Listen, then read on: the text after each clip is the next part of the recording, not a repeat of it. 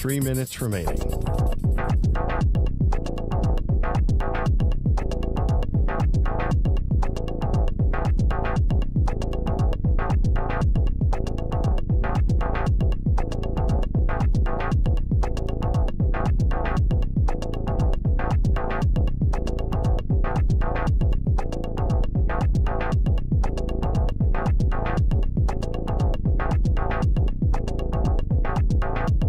Two minutes, 30 seconds remaining.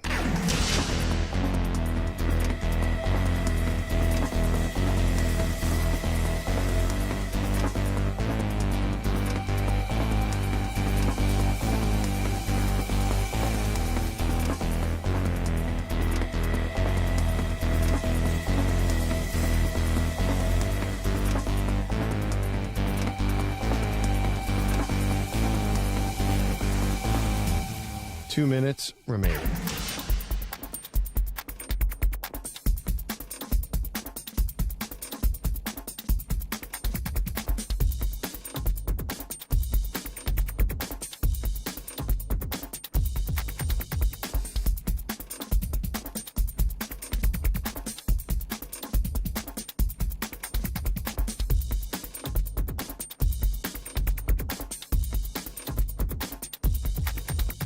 One minute, 30 seconds remaining.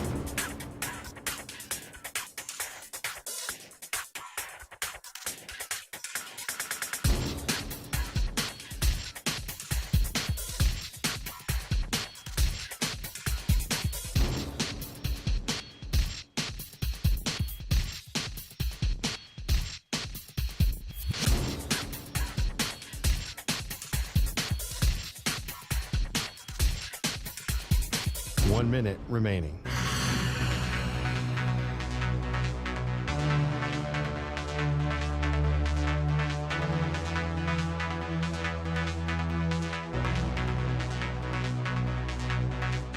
Forty-five seconds remaining.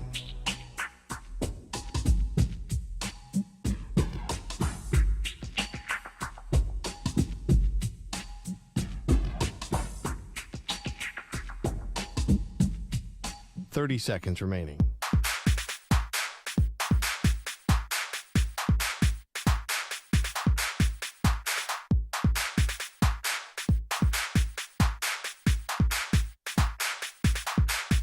Fifteen seconds.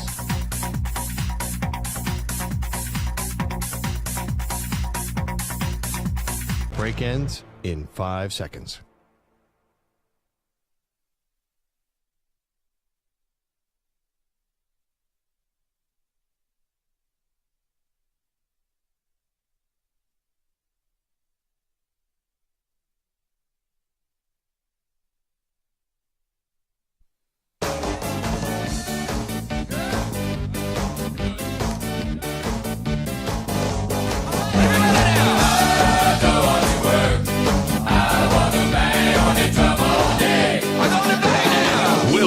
To the Hick At Nite Show. Here's Ryan Hickey. And welcome on into Hick At Nite with you on this Sunday evening. It is your host, Ryan Hickey, coming to you live from beautiful New York City. Before we go anywhere, I do want to say thank you.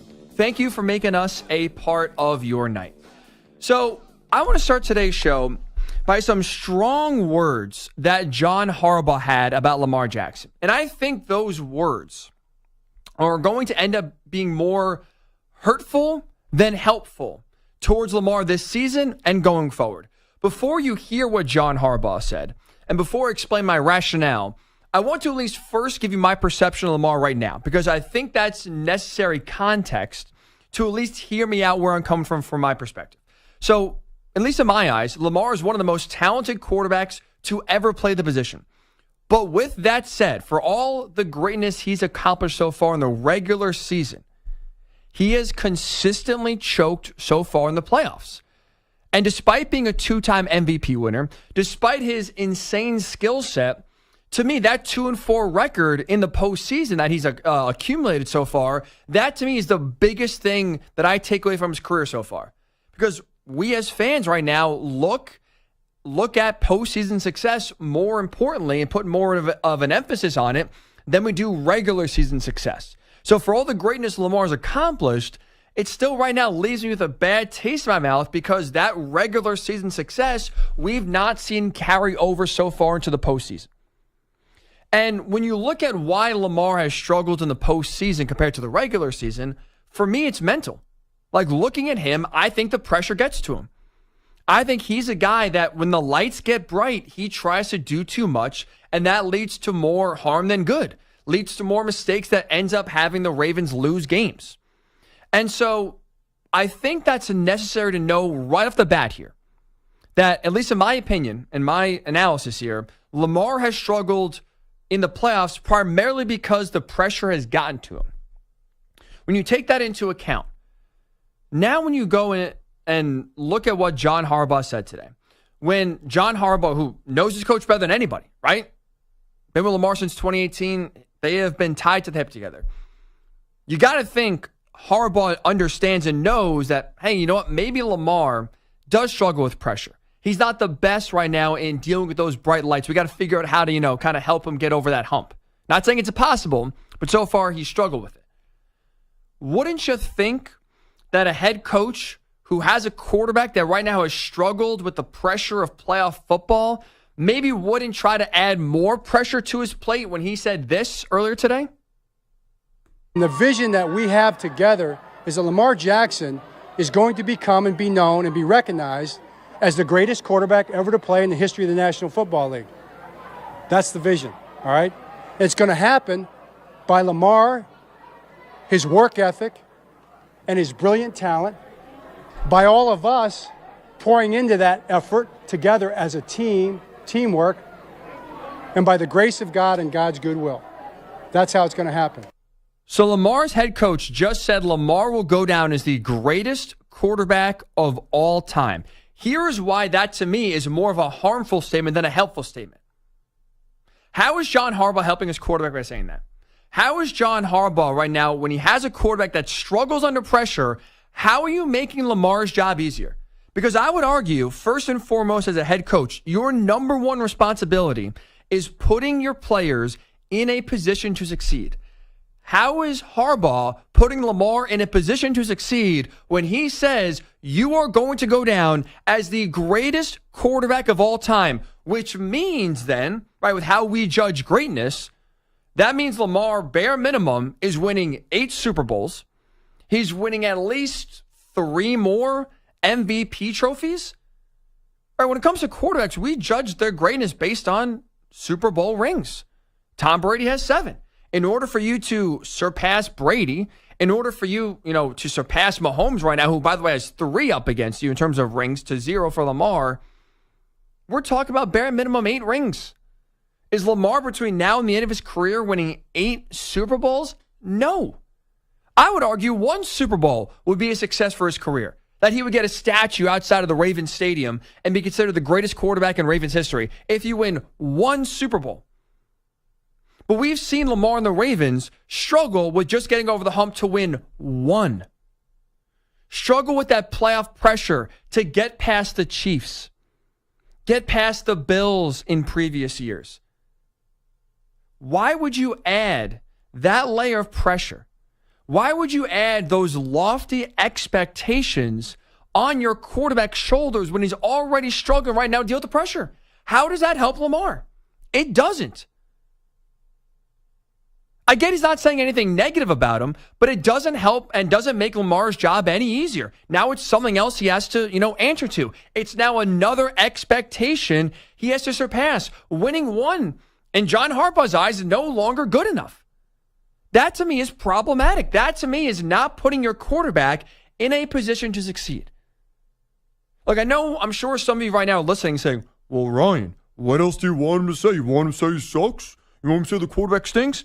Look, I get that where he was coming from ultimately was to pump up his guy, was to show support for Lamar. There are, though, plenty of better ways to show support, but also not add pressure to your quarterback. John Harbaugh today very simply could have met with the media to kick off the 2024 season and say, look, that loss in 2024 to the Chiefs in the AFC title game, it stings. We were so close at home with the chance to go to the Super Bowl. Lamar's learned from it. I learned from it. I promise you we're going to be better. If we get in that position again, I promise you we will break through and get there. Simple as that. Keep it for this season. Keep it for just getting to the Super Bowl. You can easily back Lamar and make simple proclamations, but still voice your confidence in your reigning MVP quarterback. You don't have to go out here and make this big, blustering take of Lamar's going to go down as the greatest quarterback of all time. All you're doing is putting a bigger bullseye on Lamar's back. All you're doing is giving red meat to the doubters, red meat to the critics for Lamar, where even if he wins one, even if he wins two, let's say in the next 5 or 6 years, well, it's not good enough because your head coach said you can go down as the greatest. And in order to be the greatest, you got to have the most rings, which means if you have 2, well, you still got 6 more to go to surpass Brady. All, in my opinion, John Harbaugh is doing here is making any accomplishment Lamar achieves not good enough. When if you're struggling to deal with pressure, the best thing you can do as a head coach is to relieve that pressure, alleviate it. Look, it was on me. It was on our play calling, which, by the way, going back to that AFC title game last year, another reason why I have an issue with Harbaugh's comments today was because if you want Lamar to become the greatest quarterback of all time, part of it's on Lamar, absolutely for sure. Get over that mental block, thrive in the playoffs, not shrivel. But the other part is you as a coaching staff have to put Lamar in a position to succeed. That game plan and play calling by the Ravens in that AFC title game against the Chiefs was abysmal. It was awful. The Ravens last year went into that game as the number 1 rushing team in the league. And you're telling me that it was in your best interest to run the ball in that game in a 1-score game the entire way just 16 times? You're telling me it's a bright idea to double up the number of pass attempts compared to the number of rush attempts? And you think that is the best chance for you to win, even though you got to this point by running the hell out of the football? Like, Harbaugh has to look at himself in the mirror and realize, you know what? We as a coaching staff let down Lamar in the playoffs last year. We didn't give him his best opportunity to have success in that AFC title game to break through and go to a Super Bowl. So instead of making hyperbolic statements to try to back his quarterback, how about you worry about getting an offense coordinator that is not going to forget who he is in the biggest moment? Because Ravens fans will tell you more than anybody. Offensive coordinators have been problematic in Baltimore. Need I say the name Greg Roman? Ask a Ravens fan about their thoughts on Greg Roman recently. Todd Monken, in that AFC title game, crapped the bed, along with Lamar. So Lamar himself has to improve on dealing with pressure. But also John Harbaugh has to improve in terms of making sure the coaching staff is putting Lamar, the offense, and the team in the best position to succeed. So instead of putting all these expectations on Lamar's plate and trying to double down on him, take accountability yourself, man. Point the finger at you and say, you know what? We have to be better. We as a coaching staff have to call better plays in that moment. We can't forget what got us there. And I didn't hear that from John Harbaugh. All I heard was unrealistic expectations. And that's why I think he ended up doing more harm than good by saying what he said today for Lamar. You're starting 2024 off not by just chasing a Super Bowl, not by trying to right last year's wrong of losing a home AFC title game when you finally could have gotten one over against the Chiefs. I know their defense was elite, but especially offensively, that was the most vulnerable and maybe the most vulnerable they'll ever be in the Mahomes era. You had a chance to dethrone the champs and missed. And instead of making this year about redemption, instead of making it about finishing the job, you have now made it this career arc of Lamar surpassing Mahomes, surpassing Brady, and becoming the greatest quarterback of all time, despite not having one single accomplishment, and that's a Super Bowl, that gets you on that track. I think, to me, John Harbaugh did more harm than good with his comments. I want to ask you this, though, at 855-212-4227. 855-212-4227. Those comments, I would say, put a lot of pressure on Lamar Jackson's shoulders. Hey, good luck, buddy. Yeah, you have to live up to being now the greatest quarterback of all time. Have fun with those expectations. But now going into 2024, coming off of Harbaugh's comments, would you say Lamar Jackson is the quarterback under the most pressure in 2024? Or is there another quarterback that's even dealing with bigger expectations and bigger pressure this upcoming season? 855-212-4227. 855-212-4227. Also tweet us, Ryan_Hickey and the number 3. And as always, we are streaming this show live on YouTube. Infinity Sports Network is our YouTube channel. Make sure you subscribe while you're there.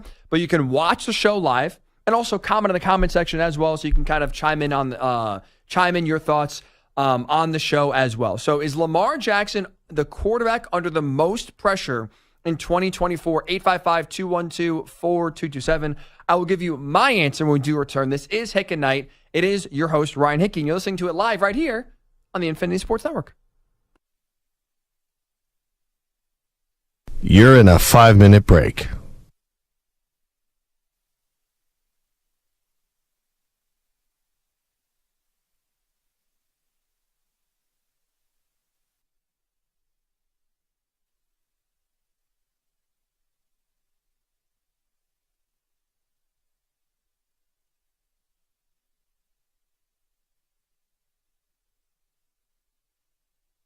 Four minutes, 30 seconds remaining.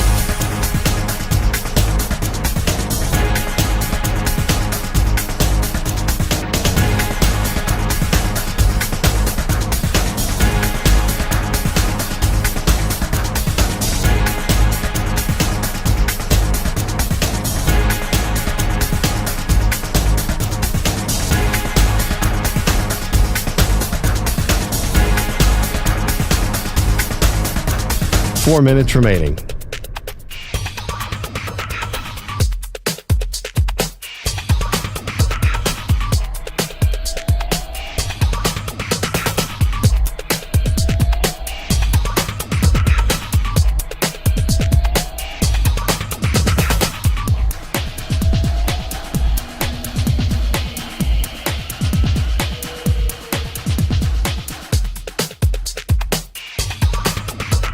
Three minutes, 30 seconds remaining.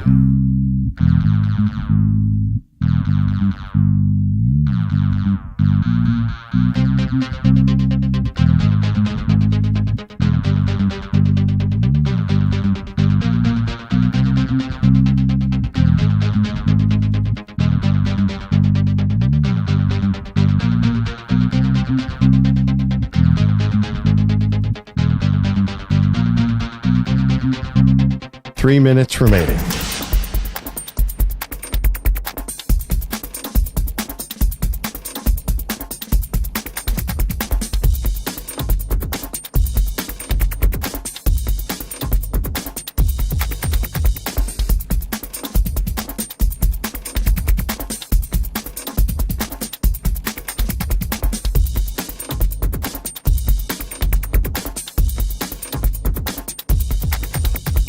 Two minutes, 30 seconds remaining.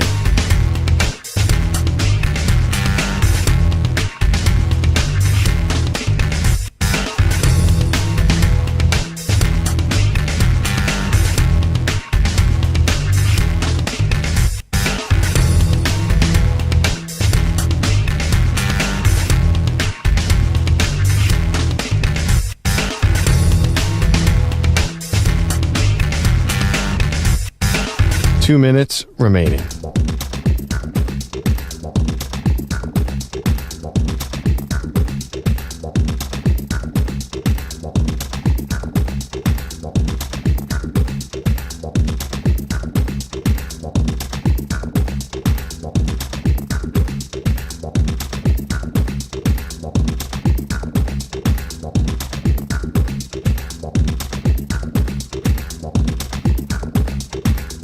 One minute, 30 seconds remaining.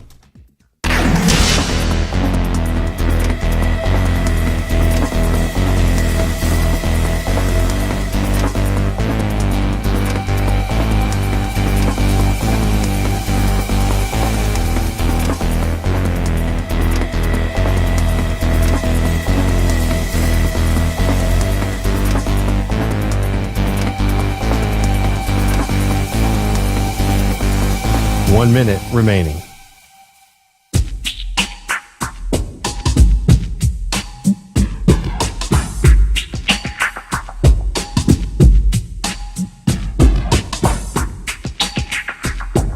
"45 seconds remaining.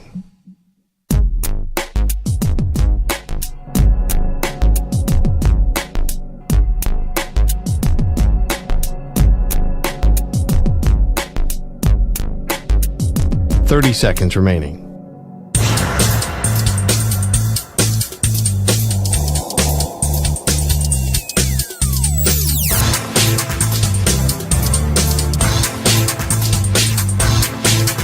"15 seconds.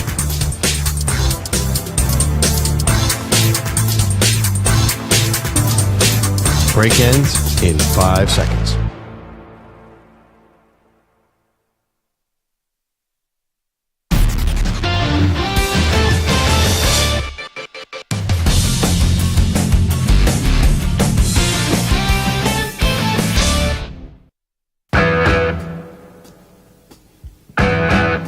It's Hick at Night with Ryan Hickey.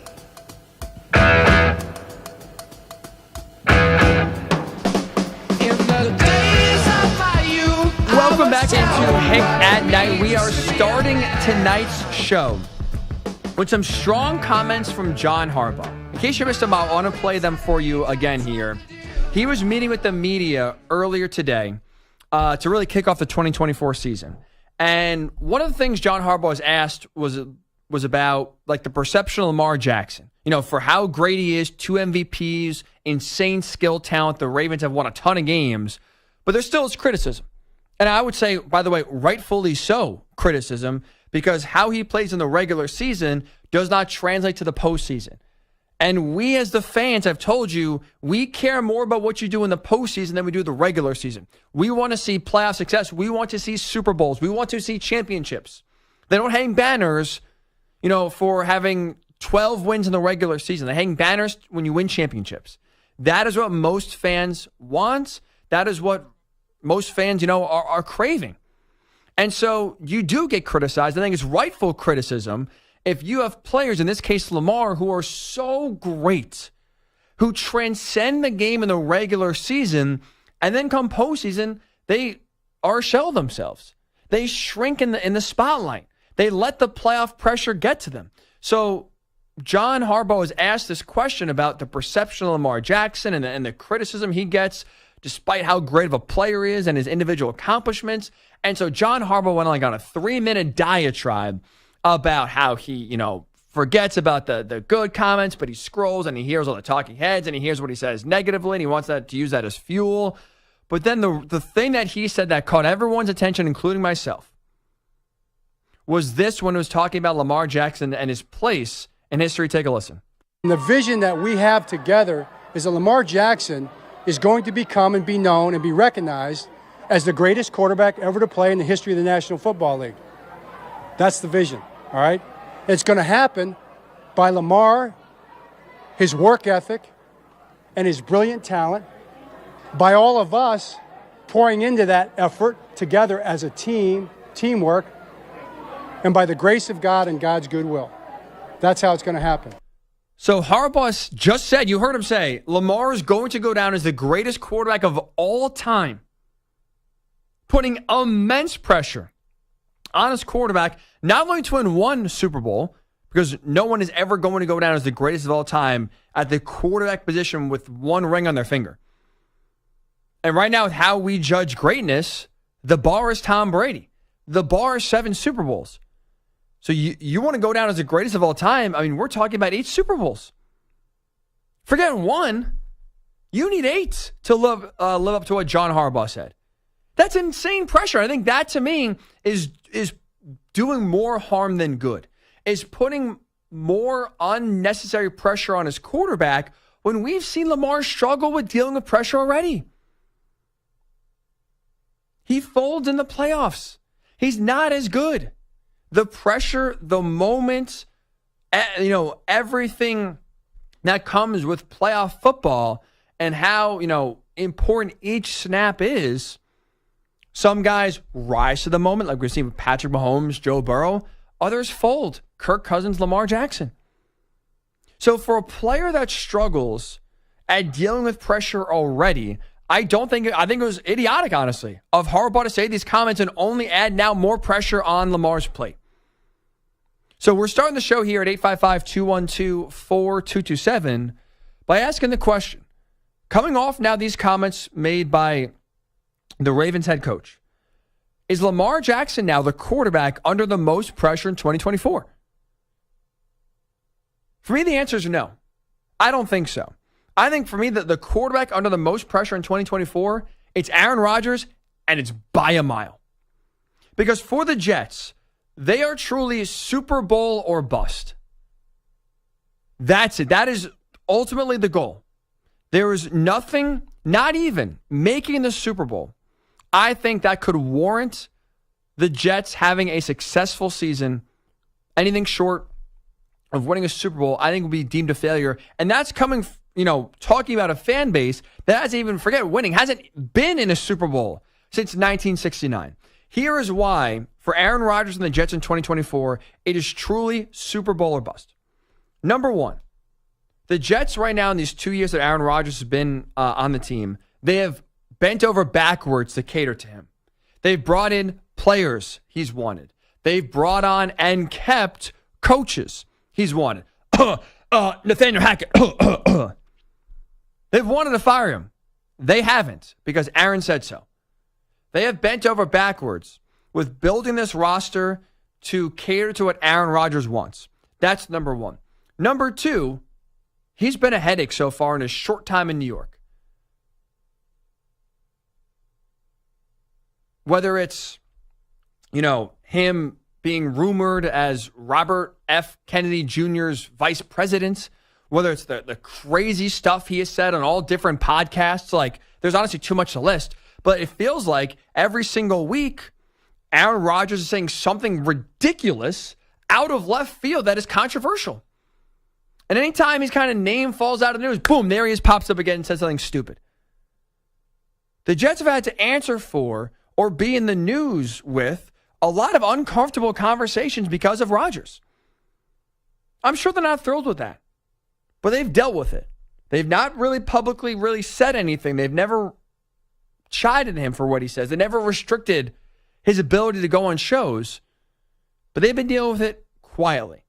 And he's been a headache so far in his little over a year here with the Jets. I think it also adds added pressure and makes this year a Super Bowl bust is the injury last year. Last offseason was the offseason of the Jets. They were everybody's darling. Go to the playoffs, win the AFC East, make a deep run in the playoffs, maybe be Super Bowl contenders. And obviously we know 4 plays into his Jets career, boom, that year is done. But now I think seeing Aaron on the field, in his crutches, having to deal with the rumors and the reports that he's going to come back if the Jets are in playoff contention. He, had this crazy surgery. Here he comes, Aaron Rodgers, to save the day late in the year. That optimism that Jets fans felt all last offseason, to get wiped away after 4 plays, to then kind of have it be brought back again with the reports that he could come back if the Jets are in it, I think that emotional roller coaster only adds and only feeds itself to where this year, now that Rodgers is back and healthy, it's, you better win, man. We didn't sign up to go to the playoffs. We didn't sign up to win a playoff game. We signed up to win a Super Bowl.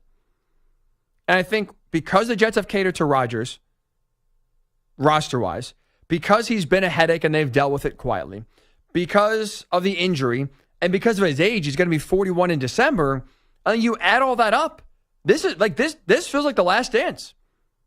They've, unlike Michael Jordan, they've not had men. This is really the first dance. So it's the first and last dance for the Jets and Aaron Rodgers here. But I can't envision at 42 next year, him playing at a high enough level to try to be a Super Bowl contender. This feels like it's truly Super Bowl or bust. This is the year Aaron Rodgers has to make good on all of his promises and all the headaches he's forced the Jets and their fans to deal with, or it's a massive failure. So while Lamar is pressured to break through and play well in the postseason, while I would say Jalen Hurts has pressure after last year's disappointment, plenty of quarterbacks have pressure on them. Deshaun Watson to finally live up to that contract for the Browns and stay healthy and play good football. Plenty of quarterbacks have pressure on them. I don't think, though, anybody has more pressure on them in 2024 than Aaron Rodgers, even with John Harbaugh's comments about Lamar. 855-212-4227. 855-212-4227. John Harbaugh said Lamar Jackson will go down as the greatest quarterback in NFL history. Does that put Lamar Jackson as the quarterback here in 2024 with the most pressure on his shoulders? Let's start today's show going down to Fort Worth. Jason is there. What's up, Jason? What's up, bud? How are we doing, man? What's on your mind? Yeah, I think the comment about what Harbaugh said was about he'll be the best ever. That's just I know I can't cuss on radio, but that's crazy as you know what. Right. I mean, Thank you he's for not very cussing. good. He's very good. And then we got like down here in Fort Worth, we have Dak. I mean, Dak is great the whole regular season. Get the playoffs, he fades away. I don't know what our problem is, but I mean, our team's not that good. But Jason, he's kind of like Lamar. I would say I think you're right. That the Cowboys are worse. Lamar's than the got team. a ton of talent. He does, but I just don't think he can put it all together when it counts. I'm not knocking the guy. I mean, the guy's got no, Jason. That's fair. Like, I'm 1,000,000% with you, and I appreciate the call. Like, that's what I've been saying. I'm not sitting here saying Lamar stinks. Guy's a 2-time MVP winner. He's the reigning MVP. He's been a great quarterback in the regular season. This is like, I'm not saying he stinks in the playoffs because he's physically not able to play the position. There are plenty of quarterbacks we have seen that are just physically not good enough to win, not good enough to take your team to a Super Bowl. Lamar's not one of those guys. He has the gifts to win a Super Bowl with the Ravens. And that's why I think we're having this discussion and why it's been frustrating and why at least I feel like I've been hard on Lamar is because you see the greatness in the regular season. You know we can achieve it. And then you come to January and it's like you see a totally different quarterback. And I think for me, it goes back to dealing with the mental pressure that comes with playoff football. When it's all or nothing, when your season, your MVP season can be ruined in the span of one game, one quarter, one drive. How do you play knowing that your season's on the line? We've seen plenty of guys thrive, but for guys like Lamar, you mentioned Dak, he's less talented than Lamar, but similar conversation in the sense of playing well in the postseason, playing well in the regular season, and struggling in the postseason. When you know someone is able to play at the highest level possible and achieve better results than they have, it's frustrating when they don't come through. And so because Lamar, I think, has struggled with the playoff pressure, I think because he does too much, that he ends up making mistakes. He has 9 total touchdowns in his 6 playoff games, but also 9 total turnovers. So he's making mistakes out there. He's putting the Ravens in bad positions. When you are struggling with the pressure to kind of deal with it mentally, I don't think having your coach come out and say he's going to be the greatest of all time is a good thing for you. I don't think it helps him. I don't think it gives him more confidence. If anything, I think now it's a burden. It's an added headache and another layer that you have to deal with if you're Lamar on top of all the crap you have to deal with already. That's why for me, I just don't think this was necessary. Arik Tibbetts tweets at Ryan_Hickey and the number 3 with a little yawning emoji at what Harbaugh said. He says the media puts out what a coach says more than the player. If a coach said something bland, you'd rip him for that. Well, why would I do that? Well, we hear coach speak 95% of the time. And I think, honestly, this would be one of those situations where coach speak would have been perfect. John Harbaugh easily could have came out today and said, you know what? That loss to the Chiefs in the AFC title game, it stung, but we learned from it. We're going to be better. It's motivated us all offseason. I have no doubts Lamar, is a Super Bowl caliber quarterback. I have no doubts he has the talent to break through and win. If we get that opportunity, I feel we'll be better prepared this year than last year. That's all you got to say. Keep it simple. Keep the message, keep the attention on 2024 only. And by doing that, you can also pump up your quarterback by not making outrageous statements. That is, or one outrageous statement, I should say, that is basically impossible for Lamar to achieve. No one actually thinks, and I don't think John Harbaugh actually thinks, Lamar is going to end up as the greatest quarterback of all time. Because in order to do that, you have to win 8 Super Bowls bare minimum. And that's assuming, by the way, Mahomes won't catch Brady. At this pace, already 3 in his pocket, going for a 3-peat, going for number 4 this year. I mean, is it crazy to say, Patrick can win 8, 9 Super Bowls before his career is all said and done? Which only then bumps that number up for Lamar? Like, we're talking about 8, 9, 10 Super Bowls for a guy that doesn't even have one yet. Just focus on the here and now. And I think Harbaugh hurt his quarterback by not doing that. Let's go to Don calling from Dallas. What's up, Don? Hey, thanks for the call, guys. You guys are talking about Lamar Jackson, but it's not Patrick Mahomes. It's not Lamar Jackson. It's Dak Prescott. You talking about pressure? Yeah, Prescott. He's the one that has the most pressure right now because it's either the Cowboys want him or nobody wants him. You think right now nobody wants Dak Prescott if he goes to the free agent market? No one would sign him? If the Cowboys don't pay him and goes to the end of the year, I don't think nobody would want him to be a backup forever. Don, are you pranking me? You're joking. No, I'm dead serious. Did you see what Kirk Cousins just got from the Falcons? I understand that. You're telling me right now a team in the league would not pay Dak Prescott $60 million? What have you done for the Cowboys? What have you done? What has he done? I'll tell you, what, Don? I appreciate the call. Look, I'm not sitting here telling you Dak is the greatest quarterback of all time. That's not the case. I don't think to me, Dak is not a quarterback that can win you a Super Bowl. Here, though, the facts with Dak. He's a top 10 quarterback. 9 or 10, fringe, still a top 10 quarterback. You know how many teams don't have top 10 quarterbacks? 2/3 of the league, bare minimum. I would say right now there are, if you were to say teams that would trade their quarterbacks for nobody, 4 or 5 teams, maybe we're talking about, that feel great about their guy. Otherwise, everyone's trading in. So 95% of the NFL has quarterback questions, if not concerns. And so you're telling me right now that a top 10 quarterback reaches the free agent market and nobody in their right mind would give him a contract, would make him the starter, not Seattle? You're telling me Dak's not better than Geno Smith? Not the Saints? You're telling me Dak is not better than Derek Carr? Kirk Cousins is a worse version of Dak Prescott. He just got, $140 million? And he got $140 million, and now they're already talking about moving on from him. But the Falcons had no problem giving him that money. There will be multiple teams. I promise you this, Don. If the Cowboys don't sign him before week 1 and Dak reaches free agency next year, there will be multiple teams. It will be a bidding war to bring Dak to their team. We've never seen a talented quarterback like Dak reach the free agent market.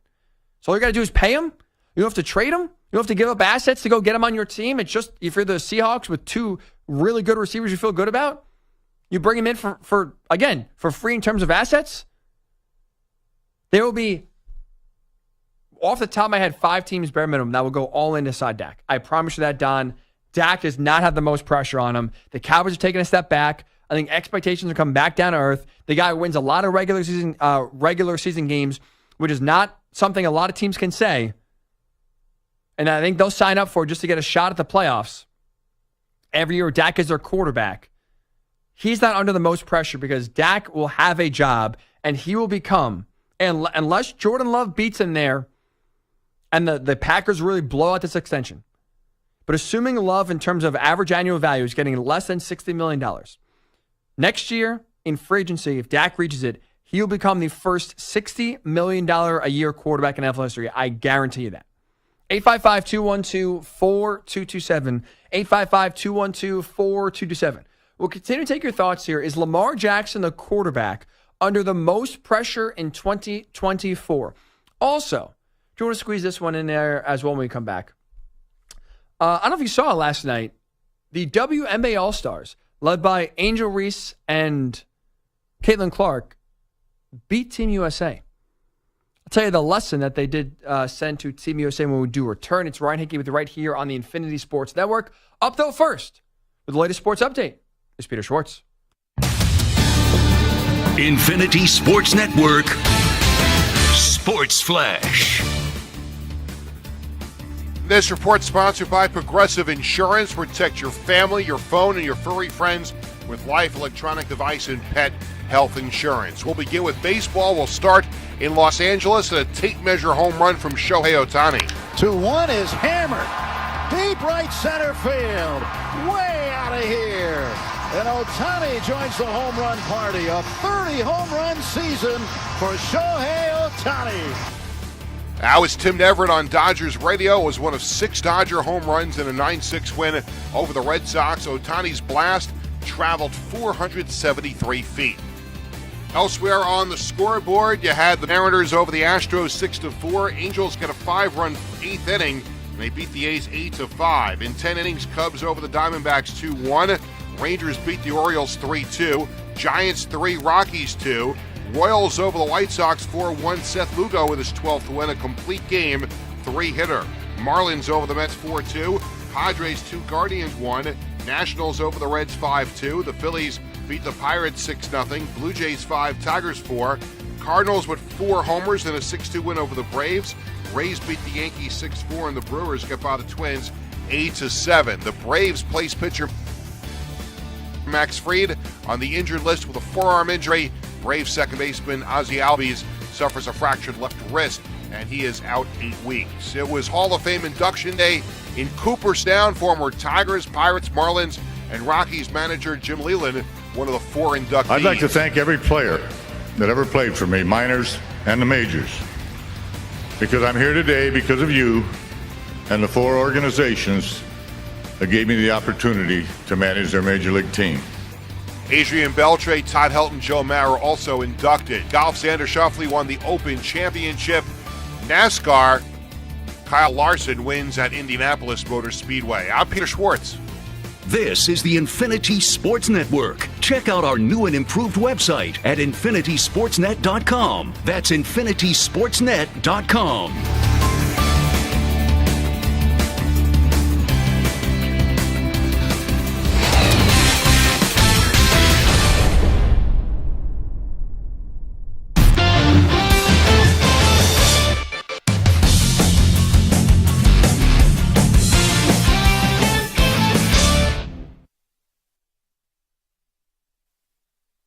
You're in a 5-minute break.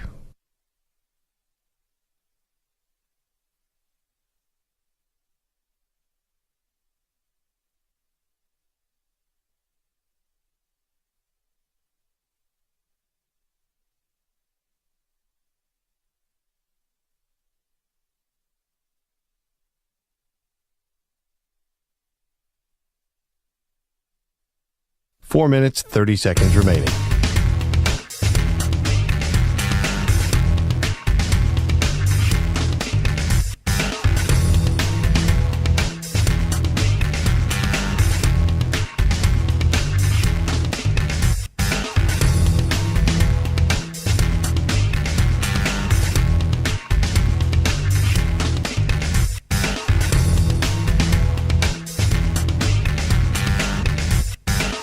Four minutes remaining.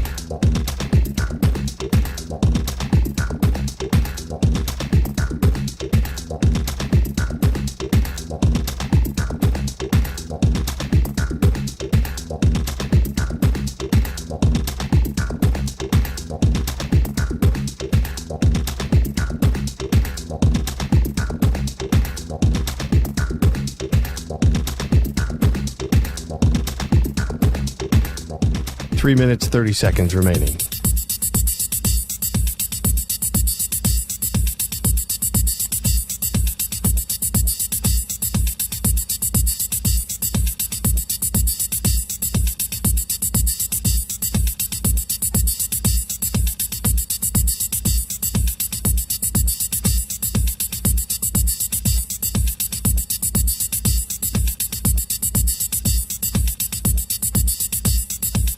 Three minutes remaining.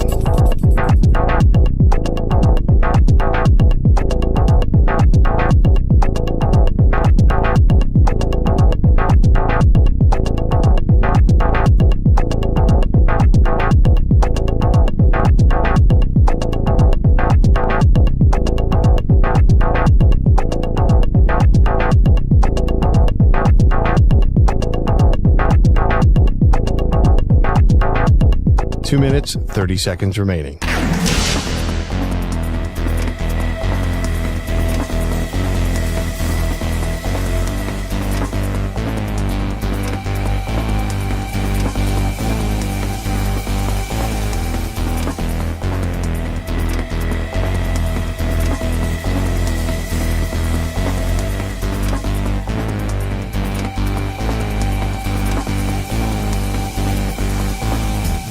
Two minutes remaining.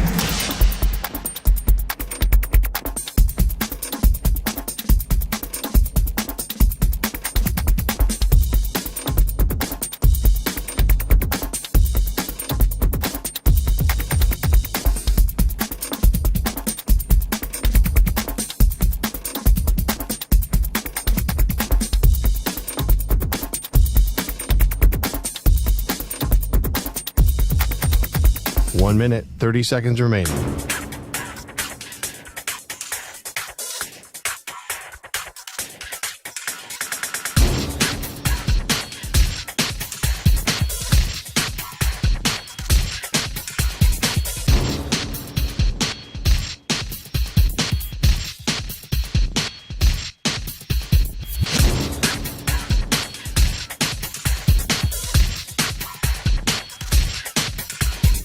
One minute remaining.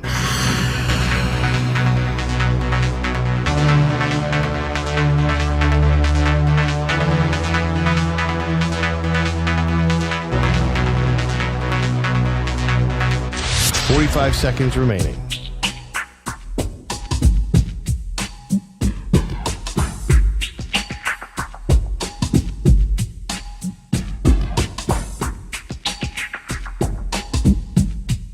Thirty seconds remaining.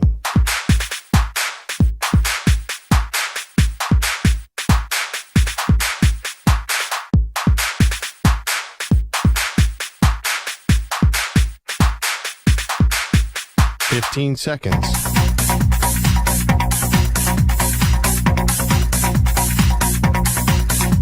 Break ends in 5 seconds.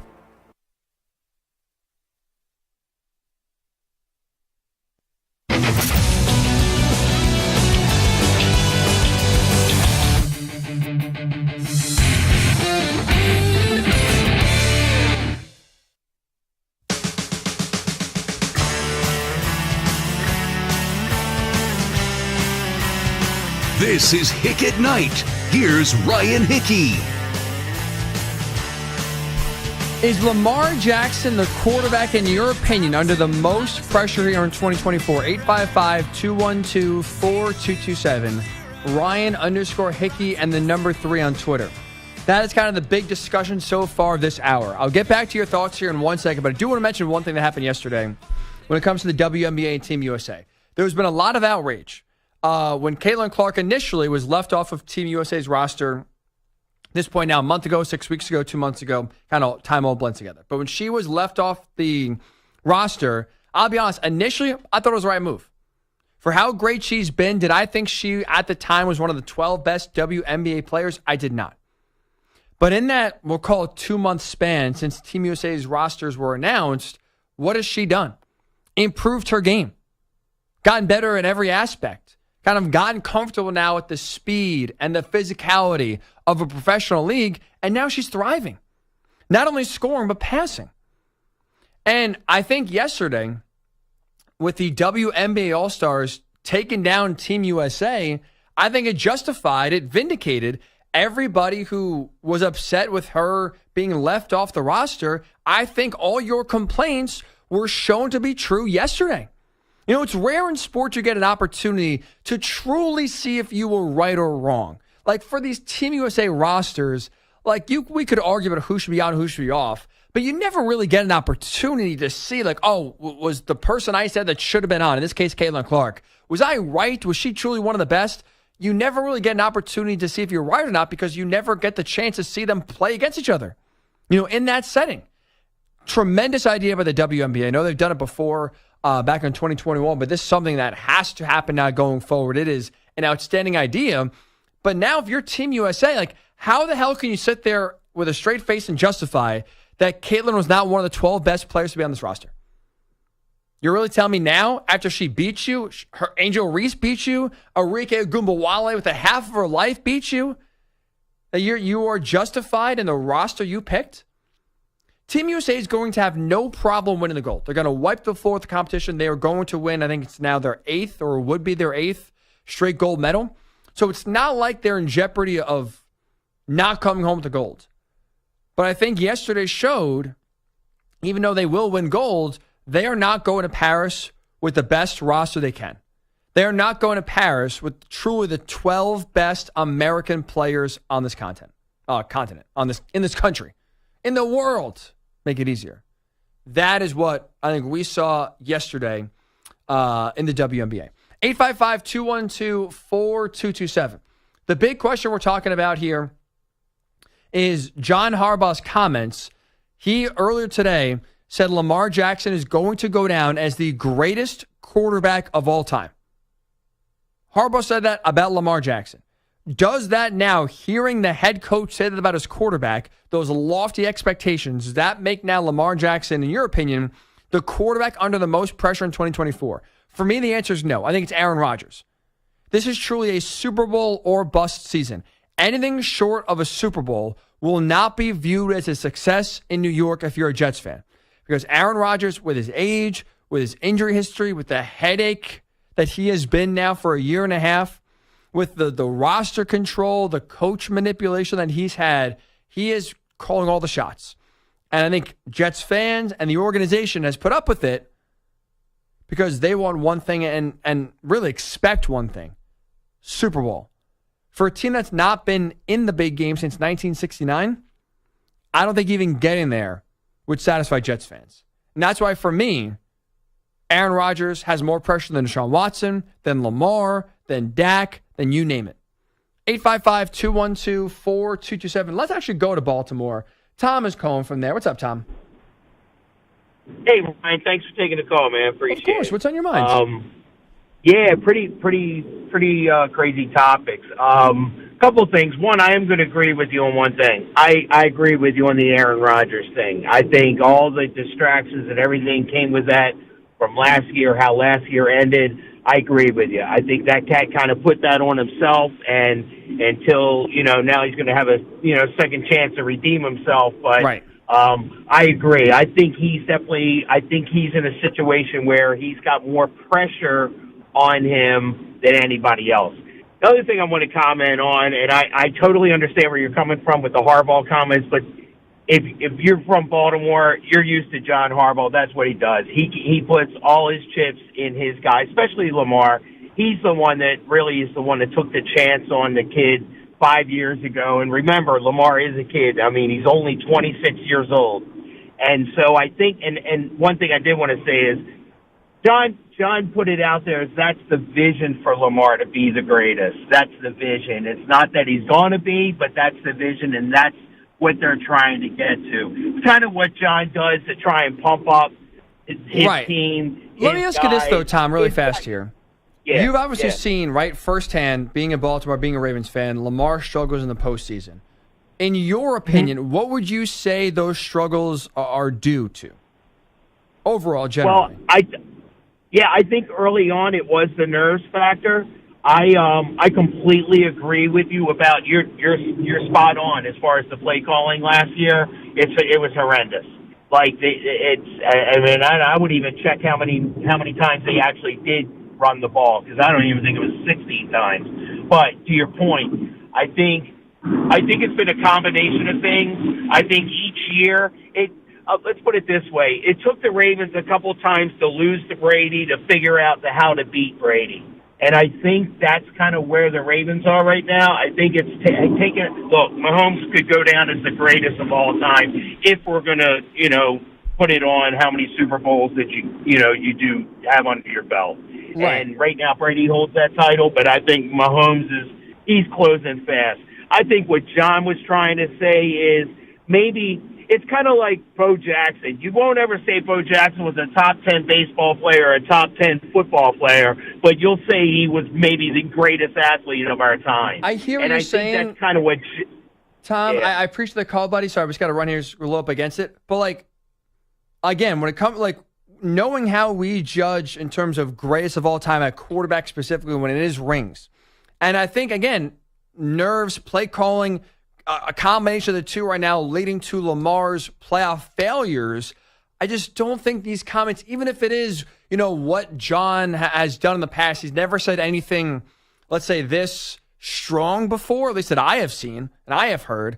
And I just think it adds undue pressure and unneeded pressure to a guy that is right now trying to figure out how to deal with the pressure. I just don't think it puts Lamar right now in the best situation going forward. I think it hurts his quarterback right now more than it does help him. Nick is calling from Cleveland. What's up, Nick? Hey, how you doing? Good, man. What's on your mind? So I got a couple things. Do I think Lamar Jackson has the potential to be the best quarterback of all time? I don't think he'll come even close, honestly. I think he's one of the best quarterbacks in the league, top 5 for sure. Right, I agree.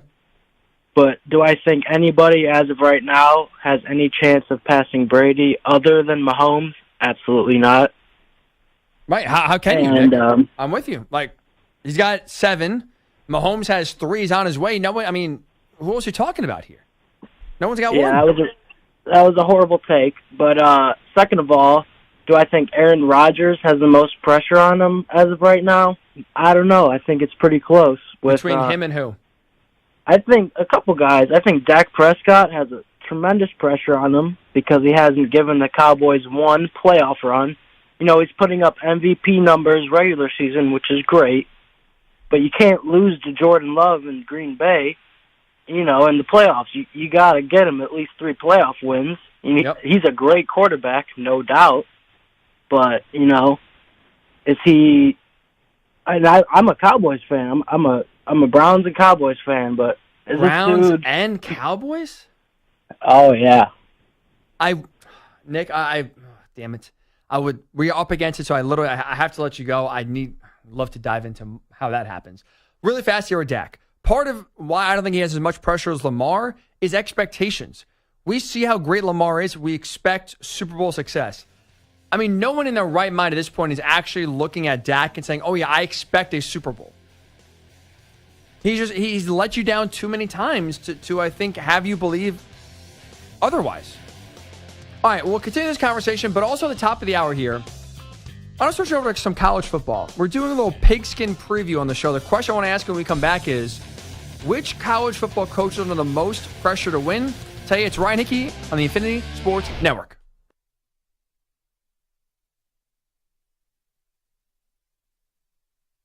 You're in a 5-minute break.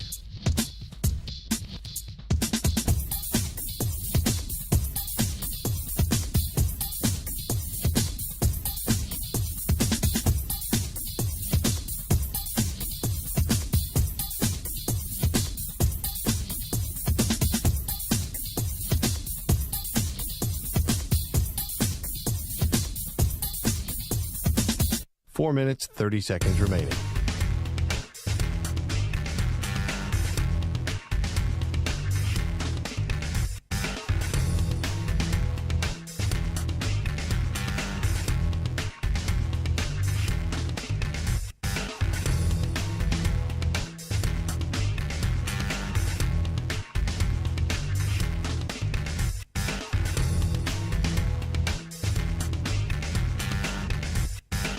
Four minutes remaining.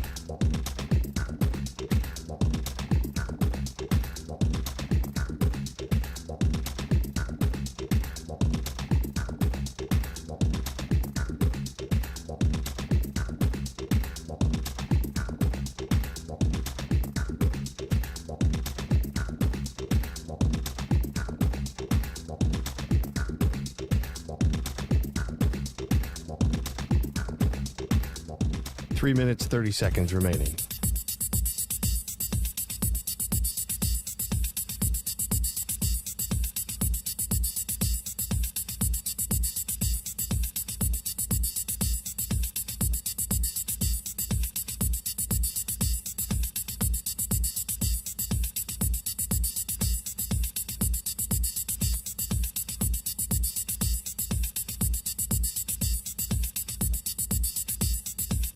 Three minutes remaining.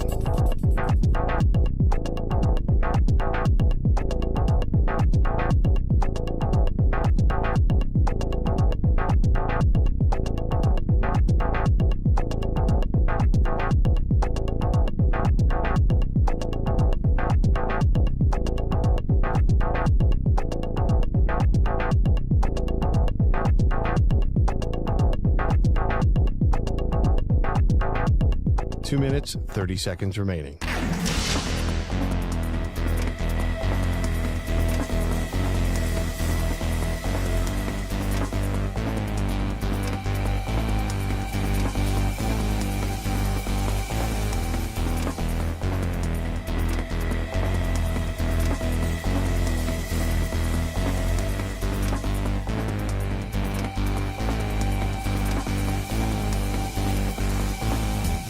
Two minutes remaining.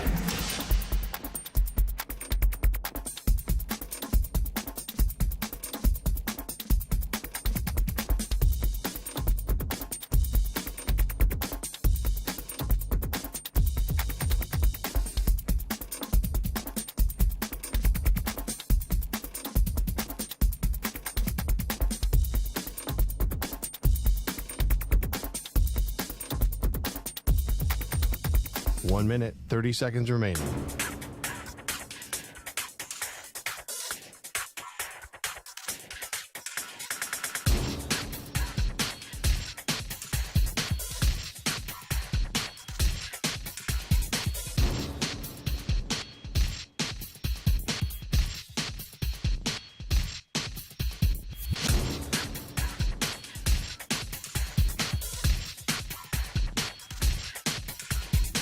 One minute remaining.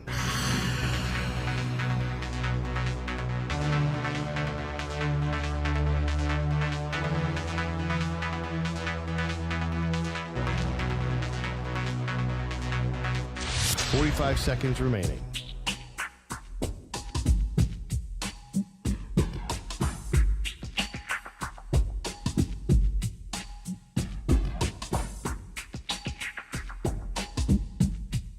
Thirty seconds remaining.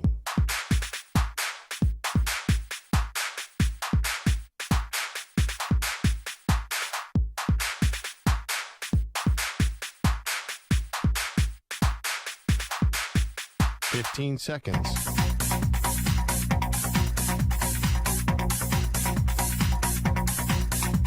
Break ends in 5 seconds.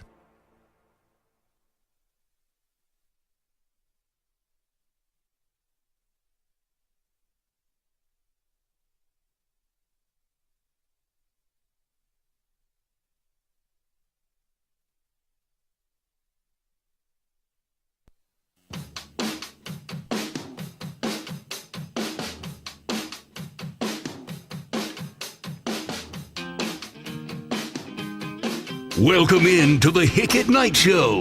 Here's Ryan Hickey. And welcome on into Hick At Nite with you on this Sunday evening. Appreciate you making us a part of it on what has been just a beautiful, beautiful Sunday. We thank you for joining us right here on the Infinity Sports Network. If you missed the first hour of the show, do not worry, do not fret. You're able to catch up on anything you missed out simply by going to the Hick At Nite podcast page, Nite spelled N-I-T-E, available wherever you do get your podcasts, and catch up on what was mostly a conversation about in hour number one about the quarterback under the most pressure in 2024. A very fun conversation. Hick At Nite podcast. Again, Nite spelled N-I-T-E. That is where you can go catch up on what you missed. This hour, I want to kind of kick off here what we've been doing starting last week, and we'll do every single show leading up to football season. A little segment creatively called, sarcastically, hopefully get my drift there, Pigskin Preview, where each week I kind of throw out a question that's applicable for both college football and the NFL to kind of discuss as we inch our way closer to help preview the 2024 season in each respective league. So I want to start here this hour with college football. And the question I want to ask you is, which college football coach has the most to prove this season? Who is under the most pressure to win? I'm not saying hot seat like, hey, if you don't win, you're getting fired here. Some of these coaches are not in danger of losing their jobs if they underperform. But there is, I think, a pressure and an expectation to win and break through, different levels of success here for different programs. And I want to break it down by conference. So we're not just going to go general, say, hey, Big 10, SEC, ACC, Big 12, now the Power 4 conferences. Which coach in each conference has the most to prove this season? We'll start in a conference that is near and dear to my heart. That's the Big 10. I think the coach that has the most to prove this year in the Big 10 is James Franklin. Here's why. I've heard from so many analysts across the country for years now. Penn State will be the biggest beneficiary when it comes to an expanded playoff. They've come close so many times. They've been outside the top 4, but they've been inside the top 12. Now with the expanded playoff, Penn State will now, be one of the teams that should be making it regularly that was shut out of the 14 playoff. That, to me, then adds up to this year. If Penn State misses the college football playoff, I think James Franklin has to go. I think he has to get fired because at this point, there are no more excuses. Not when this season specifically, you have your biggest game of the year, Ohio State, in your building. They come to Happy Valley early November. You, in an expanded Big 10, don't have this year on your schedule Oregon, Michigan, Iowa. I would say outside of Penn State and Ohio State, the 3 best teams in the Big 10, Penn State doesn't have any of them on their schedule. A schedule that really after Ohio State, I would argue the hardest game on Penn State's schedule is probably week 1 at West Virginia. It's a very manageable schedule. You're going to have an elite defense again. Even though Manny Diaz left and you bring in former Indiana head coach Tom Allen, you're going to have an elite defense. And now you bring in an offensive coordinator from Kansas and Andy Kotelnicki that should bring explosiveness that you were desperately missing last year. Everything is in place right now for Penn State to make the playoff. I'm not saying win a playoff game. I'm just saying make the playoff, be one of the 12 teams. When you're really the only difficult game you have is Ohio State and that game's at home, you should be looking at bare minimum 11-1 for the Nittany Lions this year. If we're talking about anything less than that, if we're talking about Penn State not making the playoff, I think Franklin has to go. And so because of the expanded playoff, because of the schedule, the way it breaks down, the talent on the roster, this to me truly is a playoff berth or bust for James Franklin and Penn State. That to me is why Franklin has more to prove than Ryan Day, than other coaches in the Big Ten. James Franklin, Big Ten, in my opinion, coach with the most to prove this season. We go to the SEC. I think the coach with the most to prove this season, Lane Kiffin. This is a guy that is personable, funny, always has a great offense. I love his personality. But I think in order for him to truly be respected as one of the best coaches in college football, he has to finally deliver a team that is a true title contender. And if he can't do it this year, I don't know when he ever will. This is tailor-made for Ole Miss to be knocking on the door and truly come November, be one of the teams we're talking about with a real chance to win the SEC, compete at least bare minimum, making the SEC title game, and being one of the teams on a short list to win a national title. Everything lines up for him. They have the quarterback to do so, Jackson Dart, who at least going into the season is top 6 in terms of Heisman odds. So there's a lot of people around the country that expect big numbers and big performance from Dart, who's very experienced now going to year 3 of the Lane Kiffin offense. You have on offense and defense combined for Lane, 20 out of 22 starters back on your team. You have the most experienced offensive line in the country that combined for 222 career starts. I don't know how one of those guys is not 30 years old, but they have a lot of veteran experience on that offensive line. Lane, the Portal King, has done that yet again. This time, really did a great job, I think, at addressing the 2 biggest weaknesses for Ole Miss in years past. Offensive and defensive lines. He got bigger, they got tougher, they got more physical, headlined by Walter Nolan. One of, initially committed to Texas A&M in that historic recruiting class Jimbo Fisher got 2 years ago, was the number 1 rated player in the portal. Ole Lane got him. So you got size, you got talent, you have experience, and you have this schedule that breaks your way where you should be talking about making some noise this year. Your 2 biggest games for Ole Miss this year, Georgia, Oklahoma, both at home. Bare minimum, this should be a playoff team. And if they don't get the bye, I'm not sitting here picking them to win the SEC, so they're not going to get a bye. But they should be bare minimum hosting a playoff game. Be seeded 5, 6, 7, and 8 and have that first round in your backyard.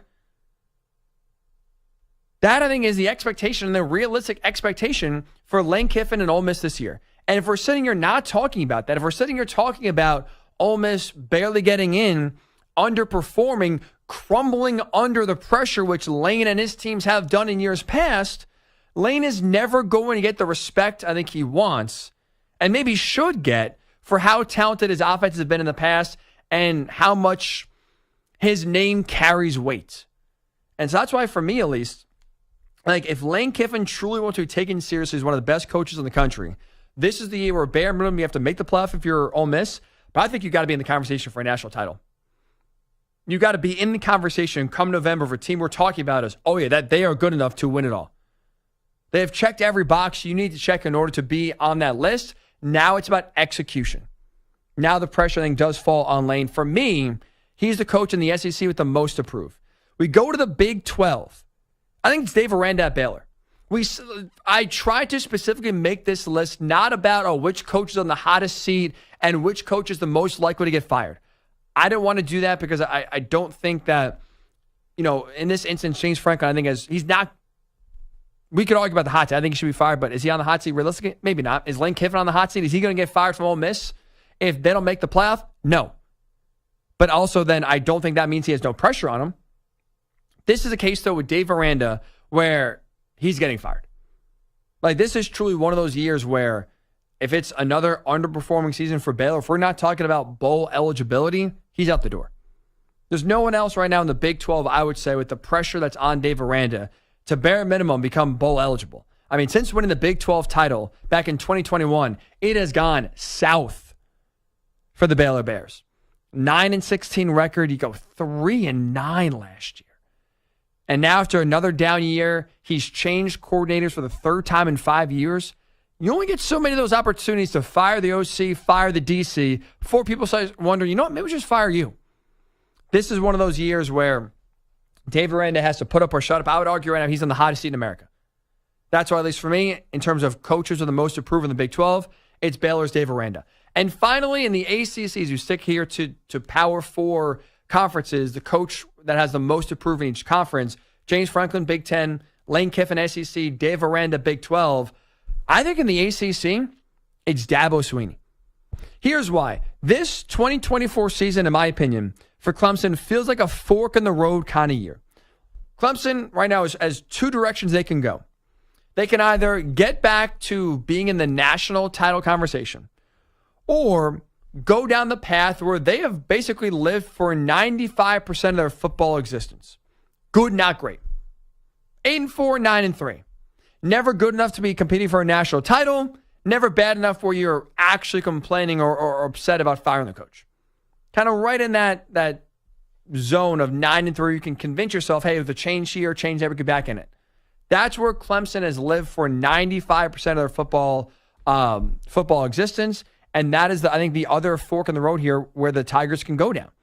This is set up when you look at the 12-team playoff, Clemson schedule, their path going forward in the ACC. This is set up for a first-round bye. They should win the ACC. Florida State, with how much they lost in the draft and graduation, I'm not a big DJU believer, so I think they'll be competitive. Are they good enough to win the ACC for the second straight year? I don't think so. Miami's not proven, to be consistent enough to be taken seriously at this point, to be talking about, ACC title contention. And so you look around the ACC, there's not many other teams you actually can truly think about when it comes to talent, explosiveness, toughness that can match and beat Clemson to win the conference. So Clemson should win the ACC. They should get a first-round bye.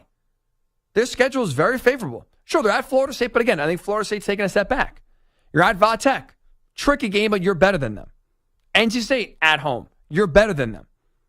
There's no one outside of Georgia. Week number 1, there's no one on Clemson's schedule that is better than the Tigers.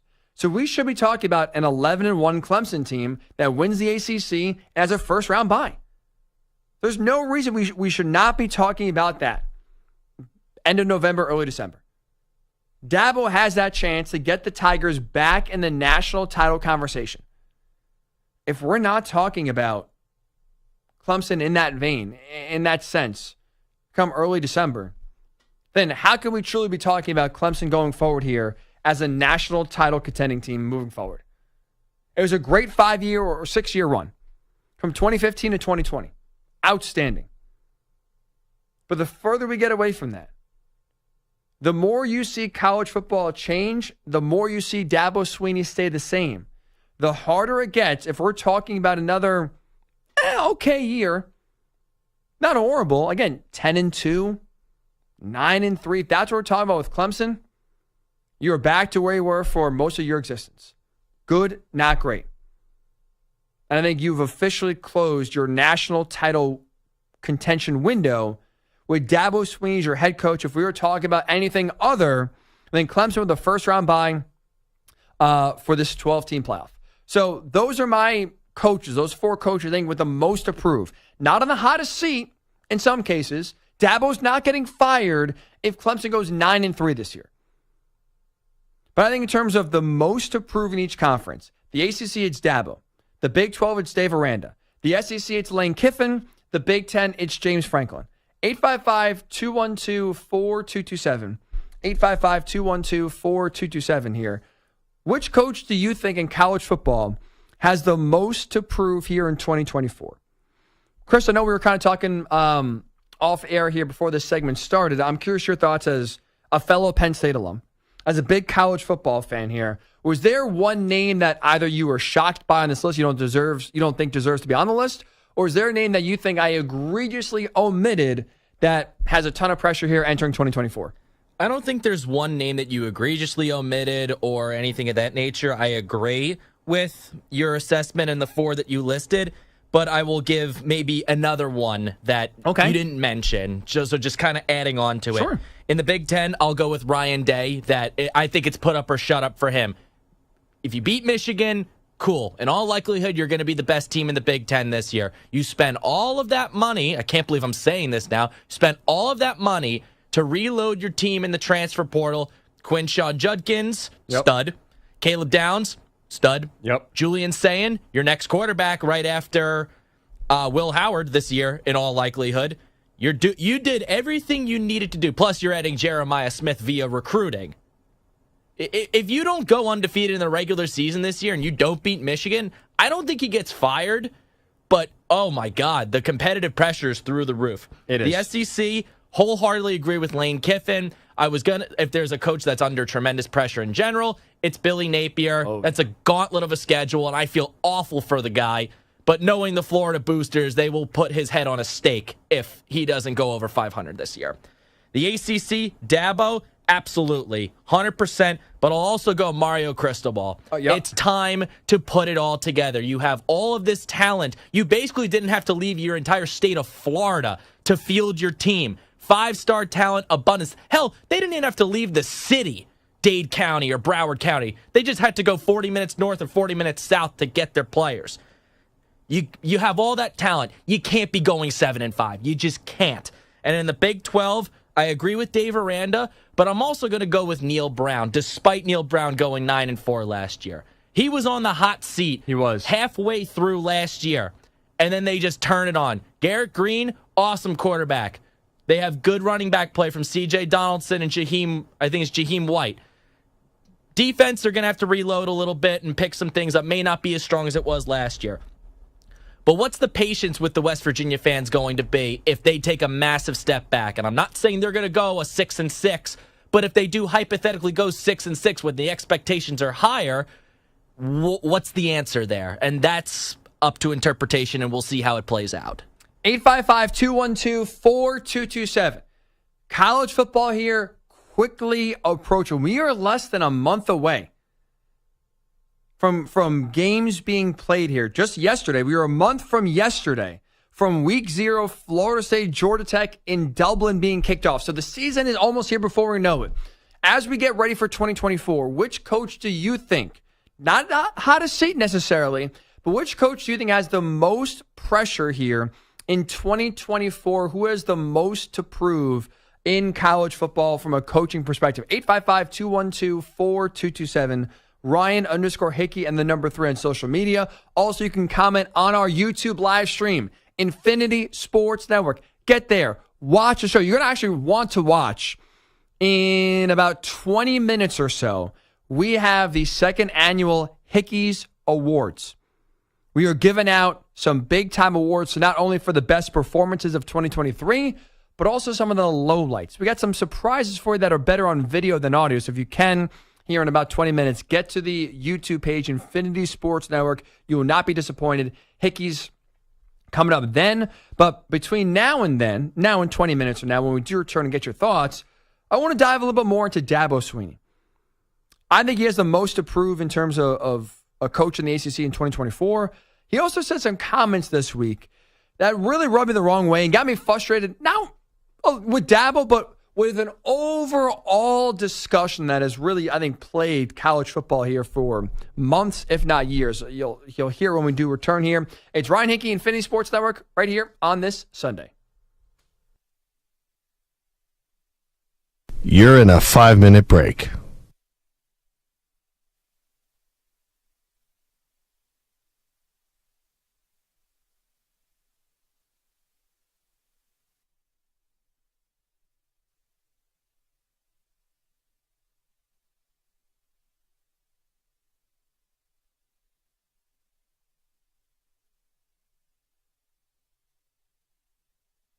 Four minutes, 30 seconds remaining.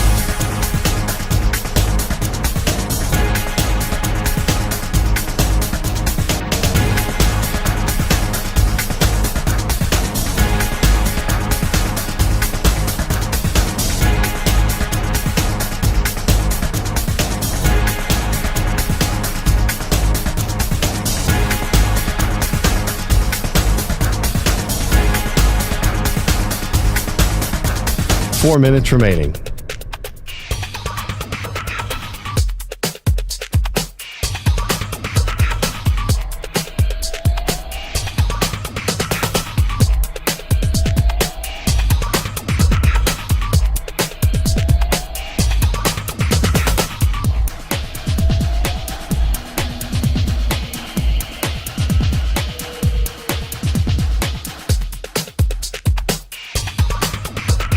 Three minutes, 30 seconds remaining.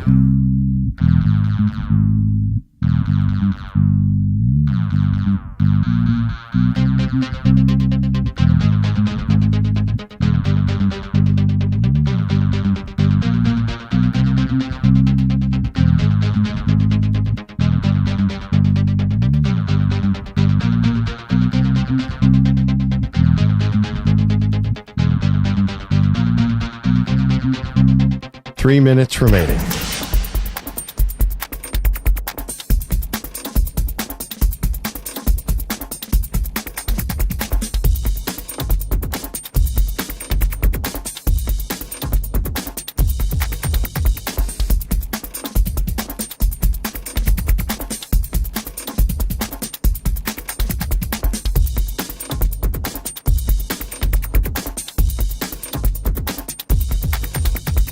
Two minutes, 30 seconds remaining.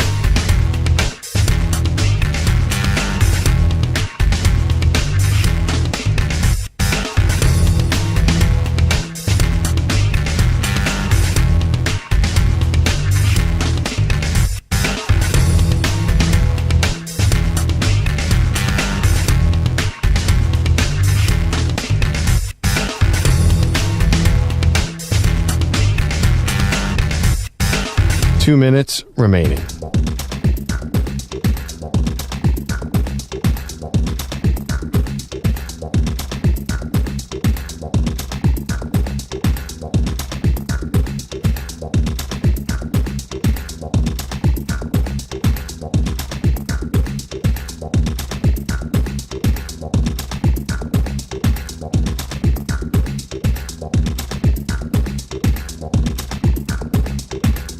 One minute, 30 seconds remaining.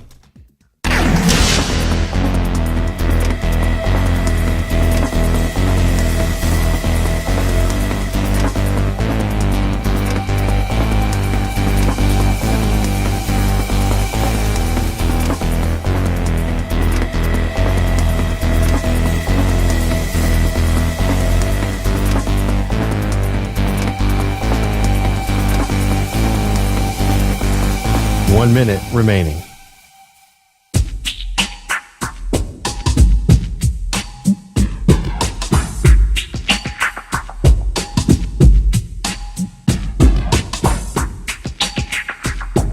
"45 seconds remaining.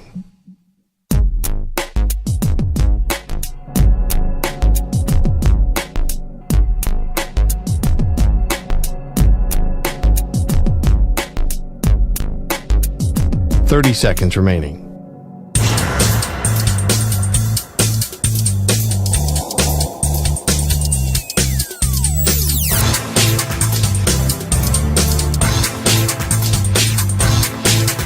"15 seconds.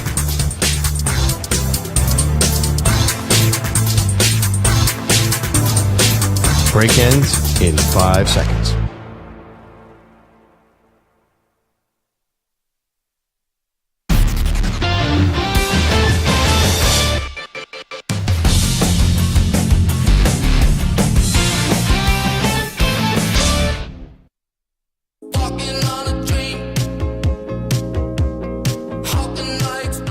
It's going to become all about the playoffs, which is fine. But I think there's probably unintended consequences for that too. Probably, as we've seen guys opting out of bowl games and things like that, you'll probably see some guys, that, if you're 4-4 and probably out of the playoffs, probably see some guys head off to Arizona and train. It's probably an unintended consequence. This is Hick at Night. Here's your host, Ryan Hickey. I try to be positive on these Sunday night shows, right? The end of the weekend, usually coming in here, usually, hopefully, fingers crossed, with a fun weekend. So, the vibes are high. The work week is starting, which always gets people down. So I always try to bring a positive energy, at least, to the show here. But guys like Dabo, and there are plenty of them out there, who continue to bash college football playoff expansion, drive me crazy. It gets me so aggravated. So with the season almost coming, and then we'll finally be able to see it play out in person instead of all these hypotheticals, this is one of the last times we'll be able to say it, and I'm kind of sick of talking about it. So I'm very excited just to see it in action finally. But Dabo, this week at his own, Clemson had their own media day on campus. So Dabo was asked about the expanded playoff. And of course, like many others, poo-pooed it.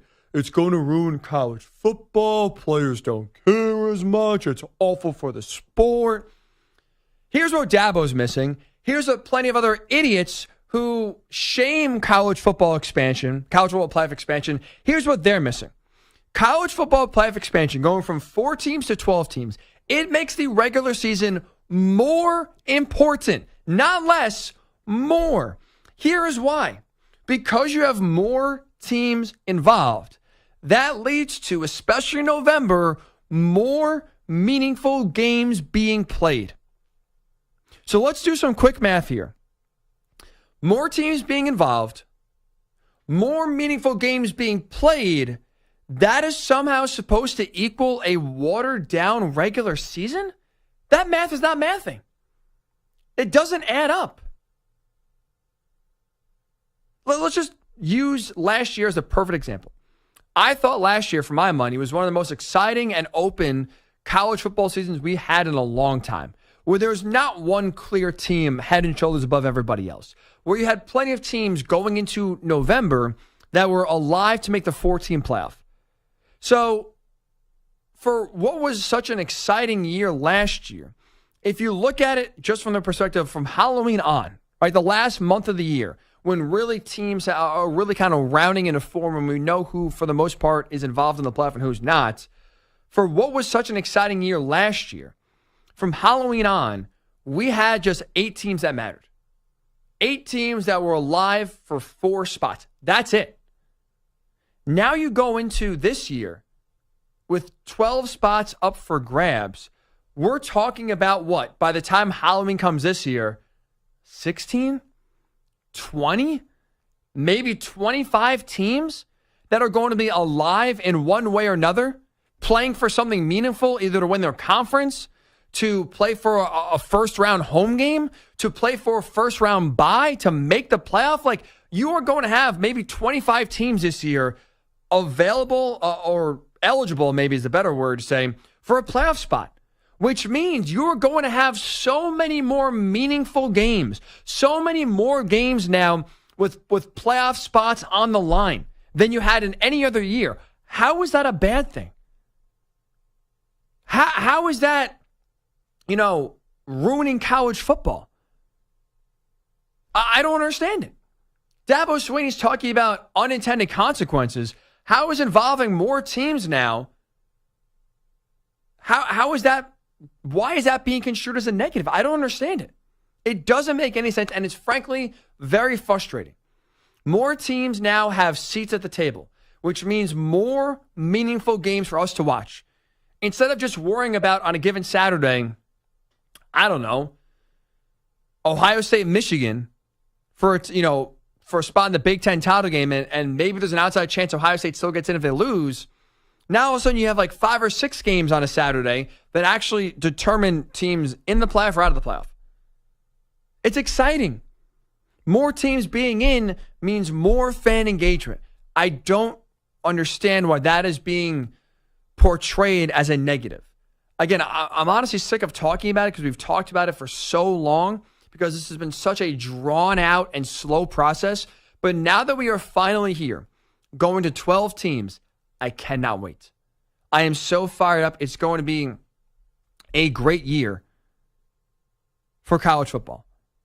More teams playing more meaningful games in November is a good thing, not a bad thing. Having teams eliminated after losing just one game in the regular season is not good. It's not good whatsoever. 855-212-4227, 855-212-4227 here. I do want to kind of take a break early because I'm very excited when we do return.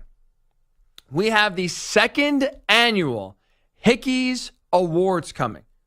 That's right. We got right now, I have the envelopes here. Winners inside. We are giving out awards. Best team, most disappointing moment, the best coach, the worst coach, the best moment from 2023, the best athlete, the best uniform, highlighting the best and worst. The most bizarre moment, by the way, is included here as well. So we are highlighting from the 2023-2024 sports calendar the best and the worst that we saw from this past year. So don't go anywhere. It is coming up next. Again, if you are not driving, you are in a spot where you can maybe play on your phone, look at your phone, I would highly suggest going to our YouTube page to watch this next segment specifically. Infinity Sports Network is where you can go watch the live version of the show. I think it will be, if you're listening, listen, I promise you won't be lost. You'll still be in the know. You still hopefully enjoy what is going to be a fun award show, but visually just a little bit better for this segment here on video. Again, Infinity Sports Network on our YouTube page. The Hickey's Awards will be given out after this latest sports update from Peter Schwartz. Infinity Sports Network Sports Flash. And this report is sponsored by Progressive Insurance. Protect your home and auto. Save when you bundle. Get a quote at Progressive.com. Let's lead off with baseball. The Dodgers playing home run derby Sunday night. He's 0 for 1, grounded out to 30. Swings, hits a high drive deep to left. This ball is back. This ball is gone. It's the first home run of the season for Austin Barnes. And it's 5-2. Tim Neverett on Dodgers radio. The Dodgers 6 home runs in a 9-6 win over the Red Sox. Shohei Ohtani with his 3rd homer of the season. It was measured at 473 feet. Elsewhere, Mariners over the Astros 6-4. Angels 8, A's 5. The Giants over the Rockies 3-2. Rangers 3, Orioles 2. Cubs over the Diamondbacks in 10 innings 2-1. Padres 2, Guardians 1. The Marlins over the Mets 4-2. Royals 4, White Sox 1. The Blue Jays beat the Tigers 5-4. Phillies 6, Pirates 0. Nationals over the Reds 5-2. The Cardinals beat the Braves 6-2. Rays 6, Yankees 4. Brewers 8, Twins 7. Braves placed pitcher Max Fried on the injured list with a forearm injury. Braves second baseman Ozzie Albies a fractured left wrist, and he is expected to be out 8 weeks. It was Hall of Fame induction day in Cooperstown. Former Rocky star Todd Helton, one of the 4 inductees. To all the incredible Rockies fans, Thank you for my 17 years. I know you spent your hard-earned money to come to the ballpark to cheer me on. I did my best to give it all every day. Adrian Beltre, Jim Leyland, and Joe Mauer were also inducted into the Hall. Golf, Xander Schauffele won the Open Championship. NASCAR, Kyle Larson wins at Indianapolis Motor Speedway. Tyler Reddick came in second. Ryan Blaney finished third. In the NFL, the Texans reportedly signed free agent running back Cam Akers. I'm Peter Schwartz. This is the Infinity Sports Network. Follow us on X. Our handle is INF Sports Network. That's INF Sports Network on X. This is the Infinity Sports Network. Follow us on Instagram. Our handle is Infinity Sports Network. That's Infinity Sports Network to follow us on Instagram.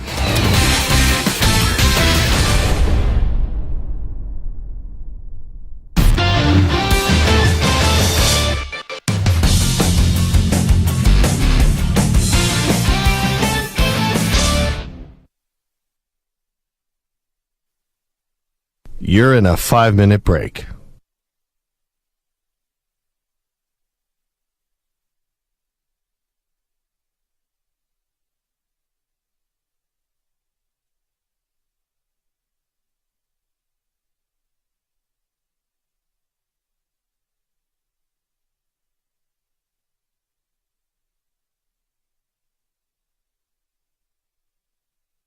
Four minutes, 30 seconds remaining.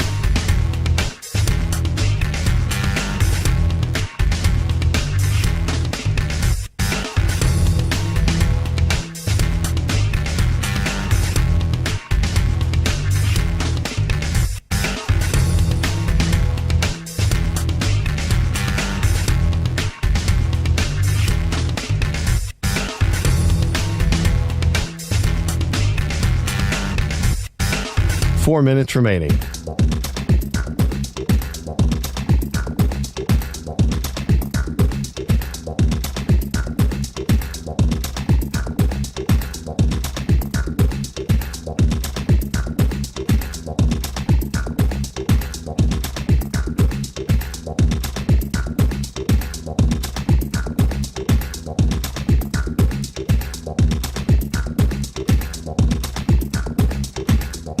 Three minutes, 30 seconds remaining.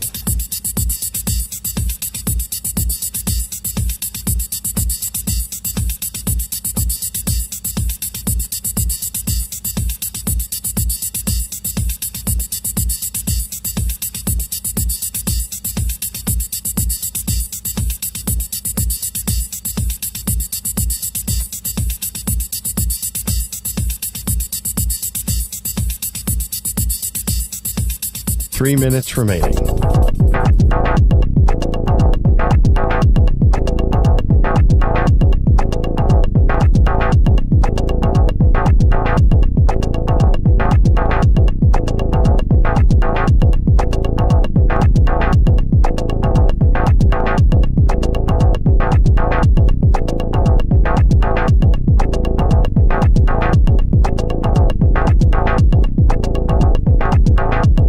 Two minutes, 30 seconds remaining.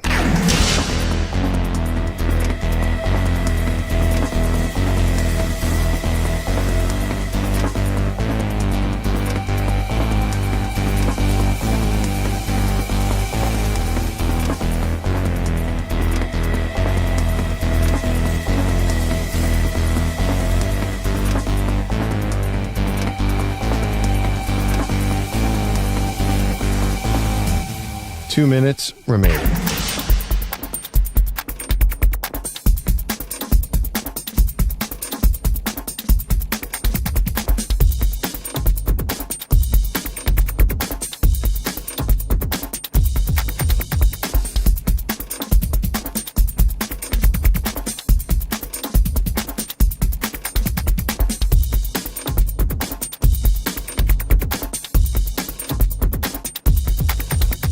One minute, 30 seconds remaining.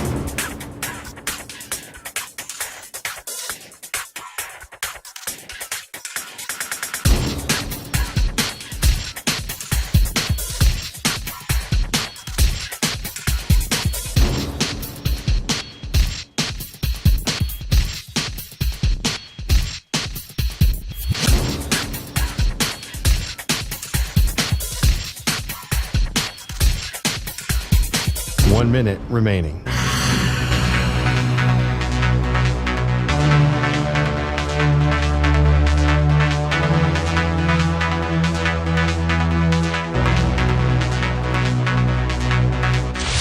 Five seconds remaining.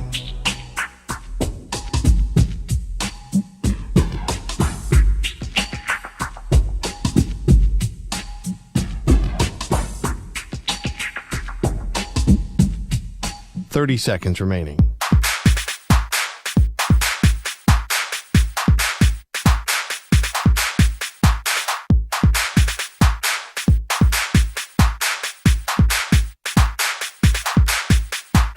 Seconds.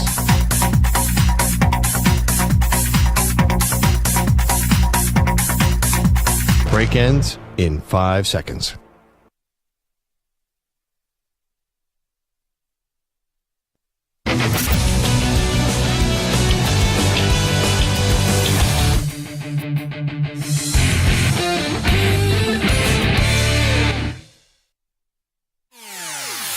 Welcome to the 2024 Hickeys, the award show that's meant to highlight the greatness and laugh at the mediocrity of the past year. Here's your host, Ryan Hickey. And welcome on in to the second annual Hickeys Awards. As you just heard right there, celebrating the greatness that we've seen in sports over the last calendar year. Celebrating the highs, both individually and collectively as a team, but also not forgetting about the lows, the embarrassing moments, the poor performances. We highlight it all. We talk about it all right here on the Hickeys Awards. Thank you for making us a part of your Sunday. Let's get this award show fired off here. All right, the first award is going to be to Best Team.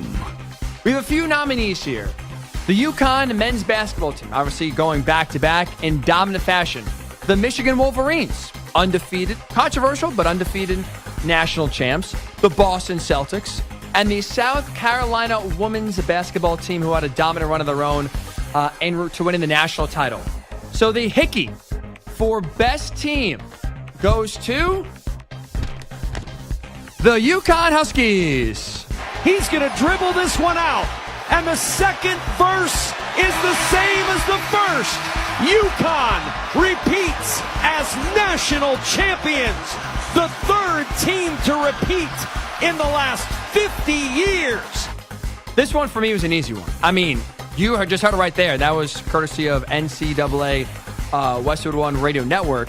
It was a dominant run and dominant stretch there by UConn. Won all 6 tournament games by double digits. They went 37-3 on the year, so it wasn't like they just got hot at the right time. They were dominant from the start all the way through the end, and it was one of the best tournament runs we've ever seen.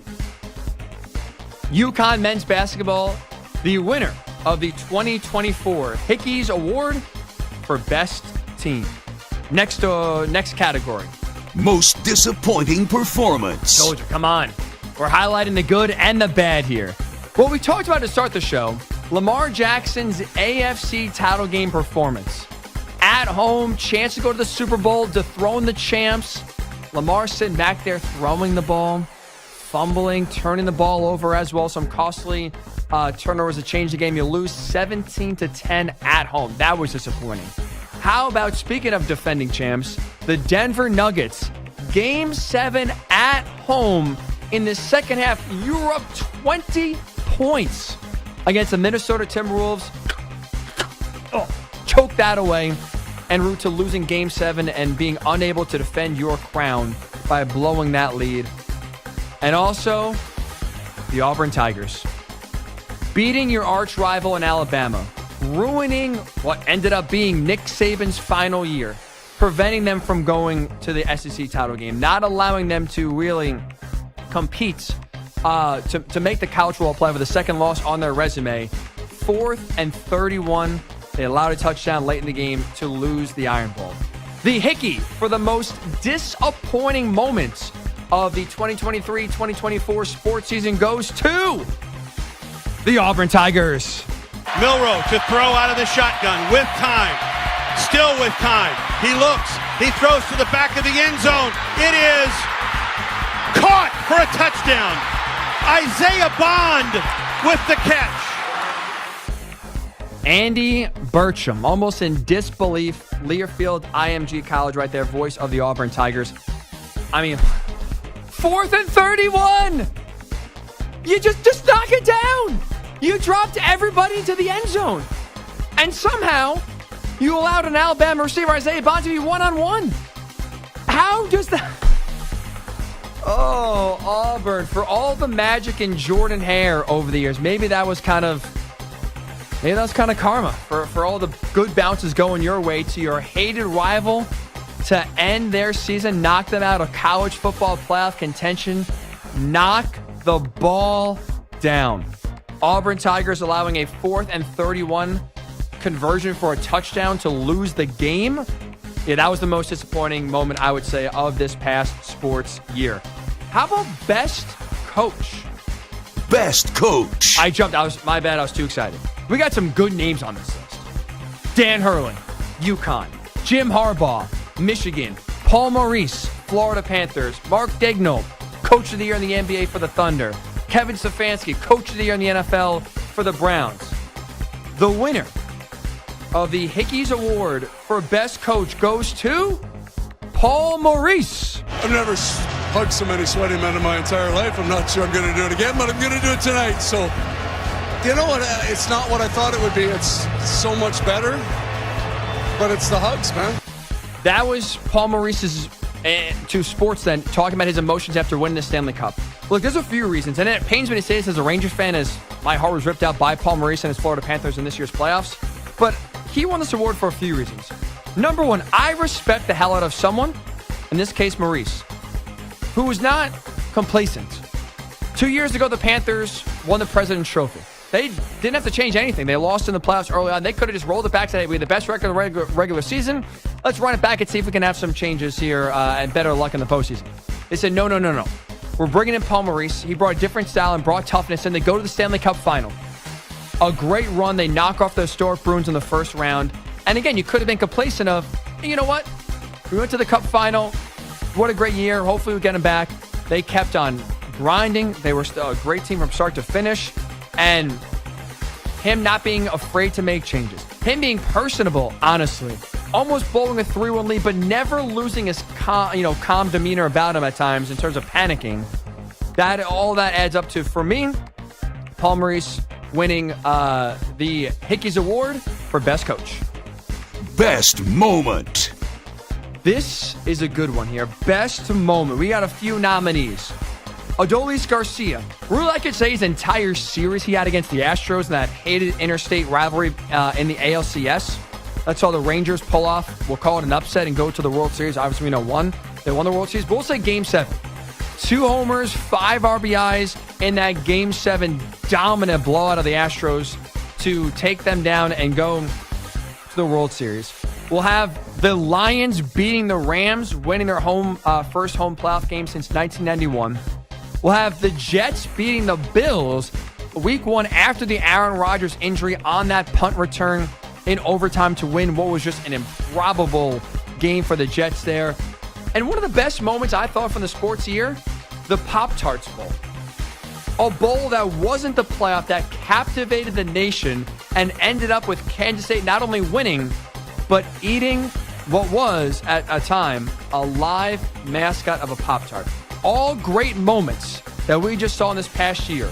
The Hickey Award, though, for best moment of the sports year goes to the Detroit Lions beating the Rams in the playoffs. There's Goff back, looking, throws. It is caught. Amon-Ra St. Brown, first down. Yes, that's going to do it. That's going to do it.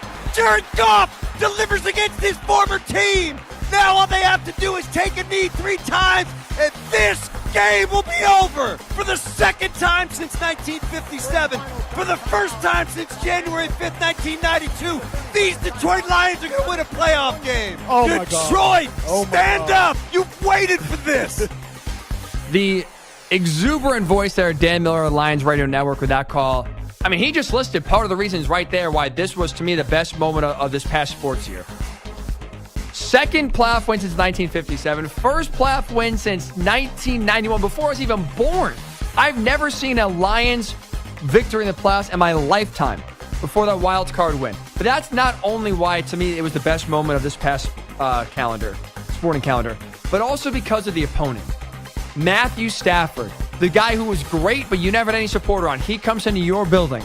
Sean McVay and the Rams, the team that dumped Jared Goff, by the way, said, you're not good enough to play for us. We're going to get an upgrade in Matthew Stafford. Worked out great for the Rams. Also worked out pretty damn well for the Lions as well. I'm sure that was a tremendous moment, even if he'll never say it publicly, for Jared Goff getting revenge on the Rams, but also for Lions fans, most of whom maybe will say, witnessed their first playoff victory in their lifetime. I thought for me that was the best moment of the 2024 sporting calendar. Best athlete. Ooh, this is a loaded field. Caitlin Clark, Patrick Mahomes, Nikola Jokic, Aaron Judge, Jaden Daniels, Scottie Scheffler, Carlos Alcaraz. I would say in terms of a category, this is by far the most stacked category we have in the Hickey's Award. So a stacked field. Only got to be one winner, though. The winner of the best athlete of 2024 is Caitlin Clark. Ophelia gets in the paint, pull up, short jumper. No. Long rebound, dug up by Gabby Marshall. Scoops a pass to Clark. Logo three. Got it. 22 is now number 1. Caitlin Clark is the NCAA's all-time scoring leader in women's basketball history.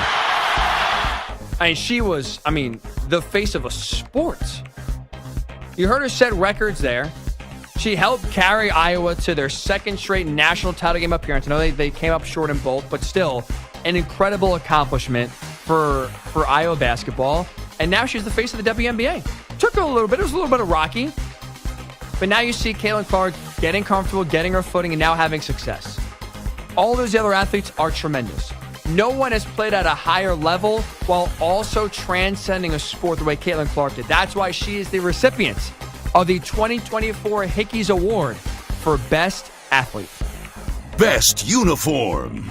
My favorite. I'm a big believer you got to look good in order to play good. And so uniforms, to me, matter a lot. We have a lot of good nominees here.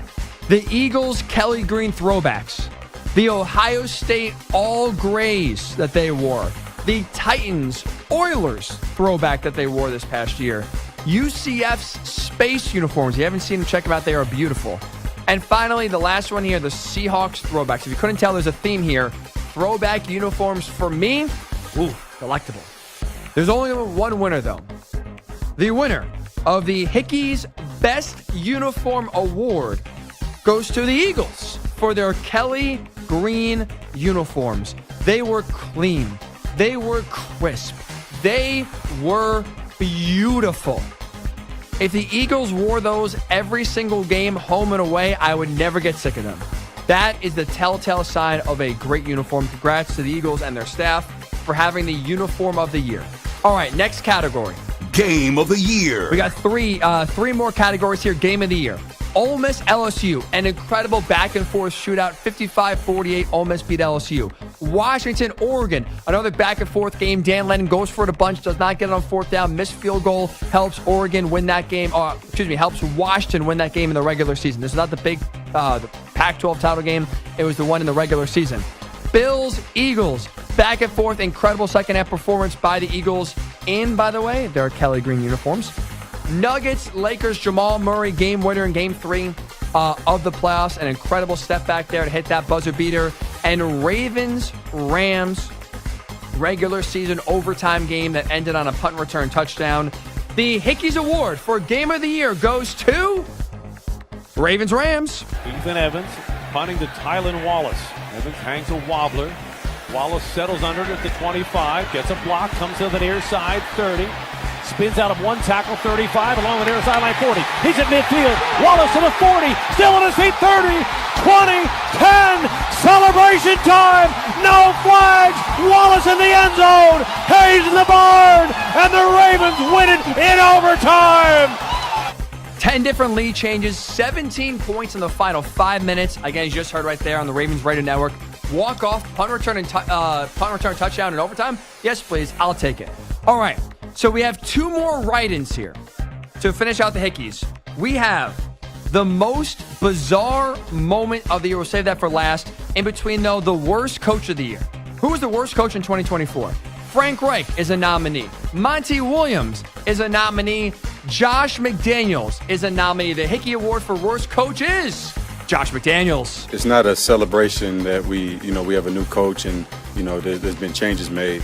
We obviously, I think it was time, one way or the other, it was time for some sort of change, just to bring a little juice in and revitalize the team a little bit. And I think it's more of a mindset that we're trying to, not force, but just have moving forward to just be as positive as possible.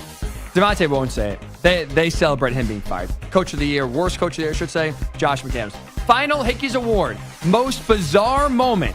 Aaron Rodgers being nominated as RFK's VP. Connor Stallions being seen on Central Michigan's sideline.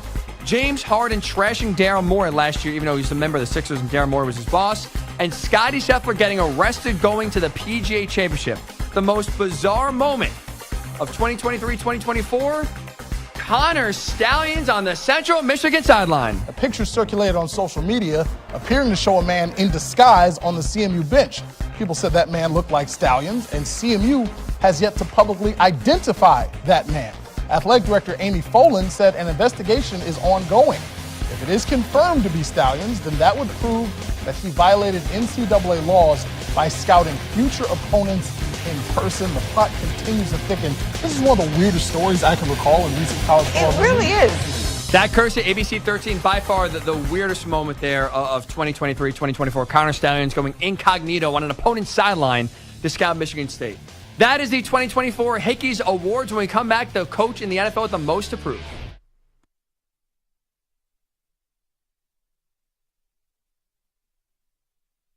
You're in a 5-minute break.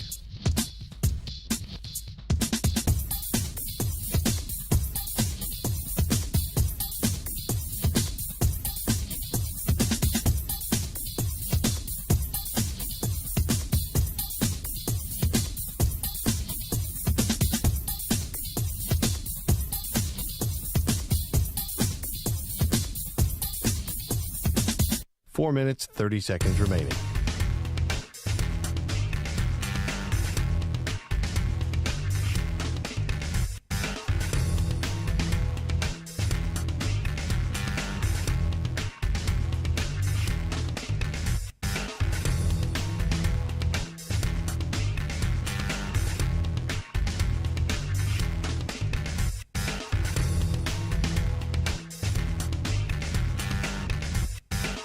Four minutes remaining.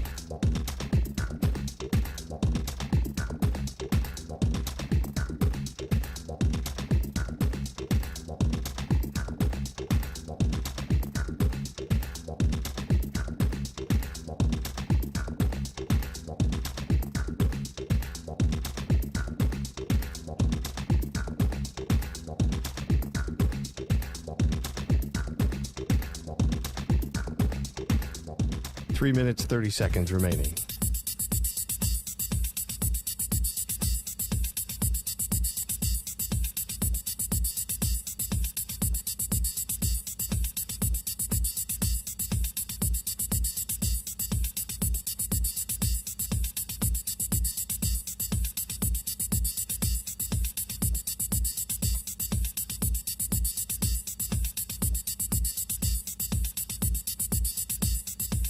Three minutes remaining.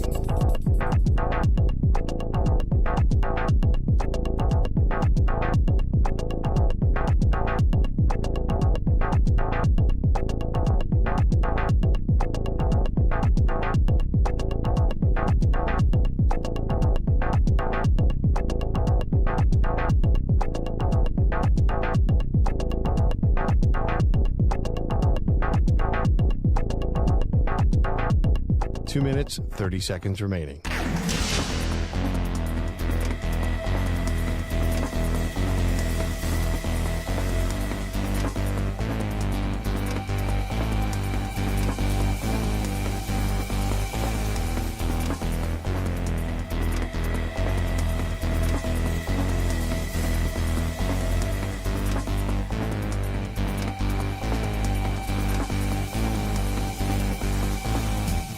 2 minutes remaining.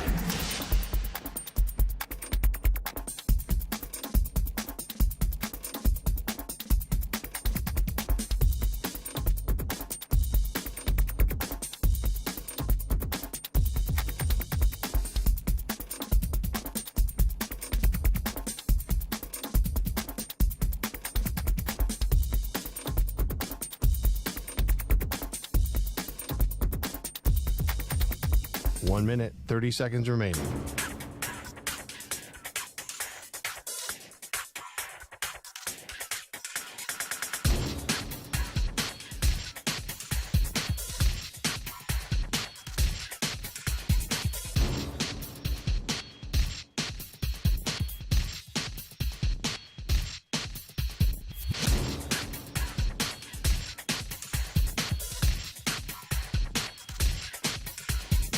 One minute remaining.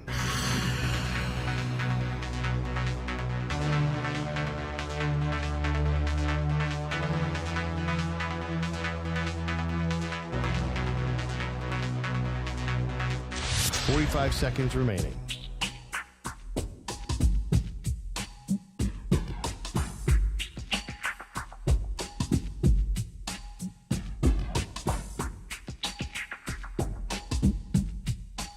Seconds remaining.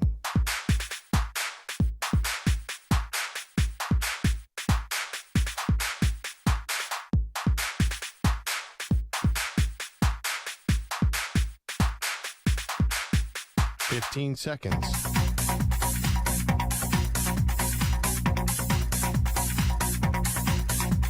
Break ends in 5 seconds.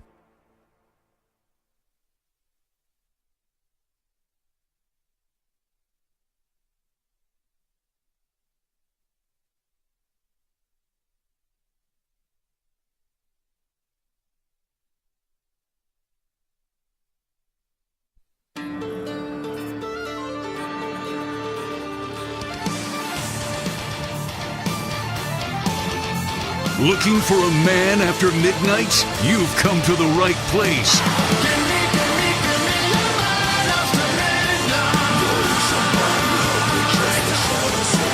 It's Hick at Night with Ryan Hickey.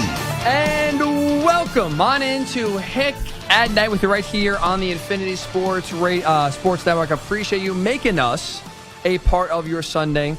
If you missed any part of the show, especially the last 20 minutes, I highly suggest you find a way to get either to the Hick at Night podcast feed, night spelled N-I-T-E, or in a few hours or so, my personal YouTube page, Ryan Hickey is a channel where you can subscribe. A lot of videos from this show get posted on that YouTube channel as well, to check out the 2024 Hickey's Awards. We gave out awards for the best coach, the worst coach, the best moment of 2023, 2024, the worst moment of this past year in sports. A bunch of awards, 10 awards given out.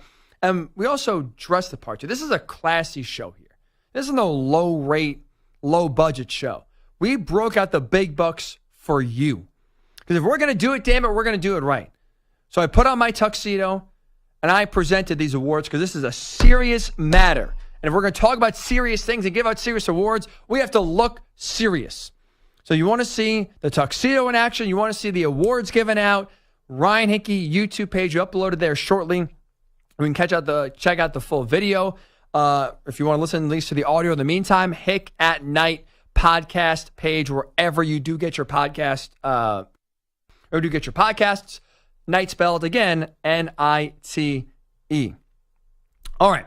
So we're doing our Pigskin Preview here, which is our little segment that we'll do each and every Sunday to get us ready for the 2024 both college football and NFL seasons. Last hour we did, on top of the Hickeys, which coach in college football has the most to prove in 2024. We broke that down by conference: Big 10, SEC, Big 12, ACC. I want to bring that same question to the NFL and break it down by conference: AFC, NFC. Which coach is under the most pressure going into 2024? Let's start in the AFC. I thought about some names. Mike Tomlin is a name for me That's a guy I think has a lot to prove here in 2024, both with him trying to break through in the playoffs, but also with the quarterback situation he has as well. Robert Saleh with the immense pressure that's on the Jets. Doug Peterson. Now that you pay Trevor Lawrence, if we're looking at a repeat of 2023 again in 2024, where you're not getting rid of the quarterback because you just gave him over $250 million, you're getting rid of the head coach. I think Doug Peterson has some pressure on him here in 2024. Those three men, though, pale in comparison to Sean McDermott of the Buffalo Bills. He, to me, is the coach in the AFC under the most pressure in 2024. If the Bills, bare minimum, do not make the AFC Championship game this year, Sean's got to go. He has to be fired. In large part because this, to me, feels like an inflection point for the Bills. It's a fork in the road, and they can kind of go one of two ways. It's really kind of crap or get off the pot time. Like, are you going to be a Super Bowl contender for the Bills, or are you going to be a fun story in the mix but never good enough to break through? They've been in that camp, the good enough but never good enough to break through for a while now. You have a top 3, arguably top 2 quarterback in the league. You got to break through. This feels like the year, it's either you break through or you get a new head coach. Because when we talk about the Bills, and we talk about the Bills' failure in the postseason, it's the same story each and every time. Quarterback plays well. Rest of the team's not there. Josh Allen plays hero ball. Defense struggles. Josh Allen plays hero ball. Run game's not there. Josh Allen plays hero ball, turns it over because he asked me to do a ton. For the Bills, it's the same story every year. In the regular season, they have a great quarterback, a good defense, and then that equals in the playoffs to little success. And nothing's changed, and it feels like right now it's a definition of insanity. And I think the best way to break that insanity, if you are the Bills, is to hire a new head coach. Because at this point, you look at the players, you look at the roster, you look at the salary cap, the salary cap situation they are in, where they are up against the cap and they had to lose a lot of players because of poor money management in the past. The roster is what it is. And at this point, if you're Brandon Beane, the biggest upgrade you can make to this roster is not a player. It's an offensive-minded head coach. Because every single year the Bills get to the playoffs, not only does the defense not make timely stops, but the offense becomes a one-man show. Josh Allen, run the ball. Josh Allen, throw the ball. And you rarely have players in the run game or in the pass game that make his life easier.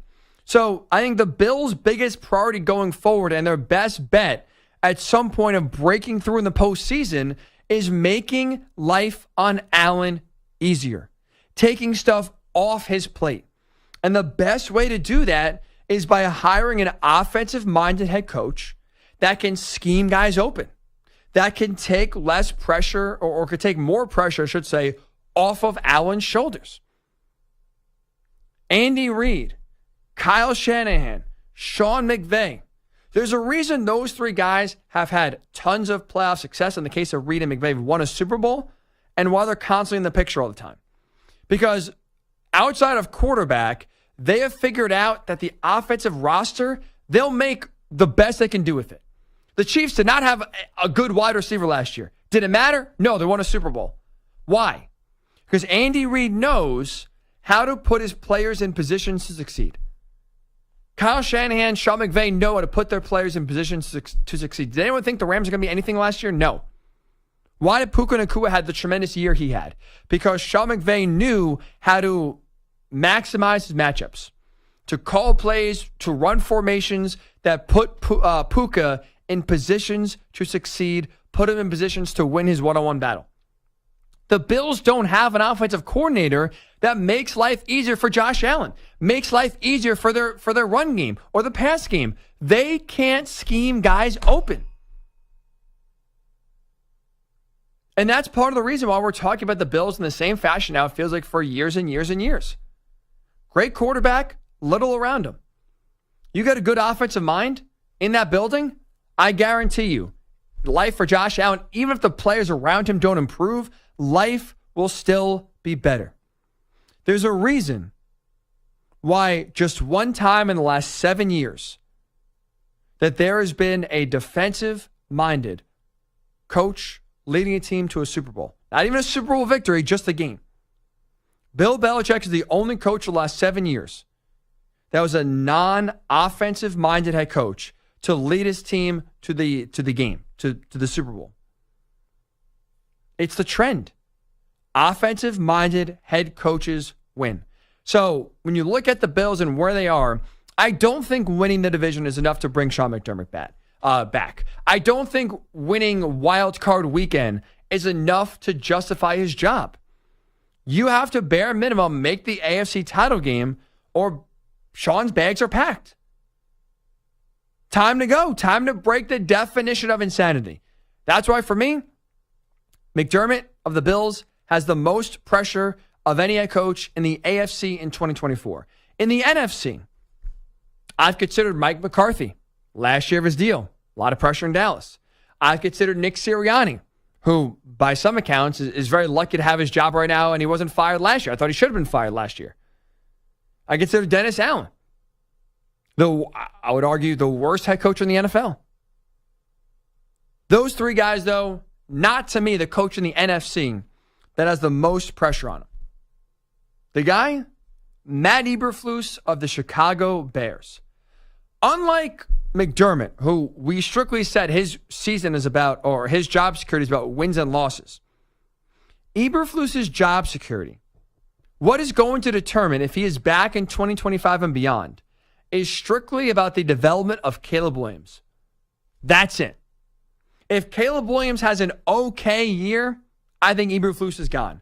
If it's a bumpy year or Caleb Williams struggles, the man that's going to get blamed for it is Matt Eberflus. Because if Caleb Williams struggles with this offense, with the talent they have at receiver and running back and offensive line, that means most likely the offensive coordinator, now Shane Waldron, didn't fit Caleb Williams. Didn't work out too well. And you don't see many defensive-minded head coaches in the NFL get the luxury of hiring and firing 3 or 4 different offensive coordinators. This is now number 2 for Matt Eberflus. You had Luke Getsy, big swing and a miss. You have Shane Waldron now, if that's another swing and a miss, I don't think Eberflus is getting a third crack at hiring an OC. This is it. Put yourself, if you think I'm being harsh here and maybe being too unfair to Matt Eberflus, put yourself in the Bears situation here for a second. Put in their shoes. Let's just pretend Shane Waldron does not jive, does not work out well with Caleb Williams here in 2024. The Bears have a generational offensive talent out of college in Caleb Williams. You have the weapons on the offensive line and receiver and running back and tight end to make this work. This is easily the best supporting cast a number 1 pick has ever had in their career. That is unassailable. Would you really, with that talent at quarterback and that talent on offense, if you were the Bears and this offense in 2024 was shaky, would you really feel confident in bringing Matt Eberflus back and having him hire a third offensive coordinator to try to get Caleb Williams on this offense right? Or would you rather fire Eberflus, fire Waldron, and bring in an offensive-minded head coach, someone who knows what the hell they're doing, someone you can trust? Because you know what this job would be if Matt Eberflus is fired? Attractive. I would argue this job is more attractive than if McDermott got fired and you have the Bills job. I would say the Bears job would be more attractive than the Bills. You would attract a lot of, I think, smart, offensive-minded guys that could work wonders in this offense. And so I think it's hard to justify bringing Matt Eberflus back in 2025 if this offense is shaky, because you could upgrade, I think, very easily. And you could even, if you want to get nuts here, I think they should, you could entertain trading for a head coach. trying to get, a proven guy that maybe his patience is running low with another team, and use your draft capital to get a proven head coach ready. I think all those options are out there for the Bears. But I think if we're talking about a shaky offense here in 2024, I don't see how Matt Eberflus is back. And so that's why, for me, he has the most pressure on him, because it's not even about wins and losses. It's not about his side of the ball, the defense, how good they look. 2024 is specifically about the development of Caleb Williams. And if your hire in Shane Waldron cannot get the most out of Williams and this offense, it is very easy for the Bears to move on, and it'll be very easy to attract candidates that know what they're doing, that can get the Bears ship right and moving forward. That's why, for me, I think he's under the most heat.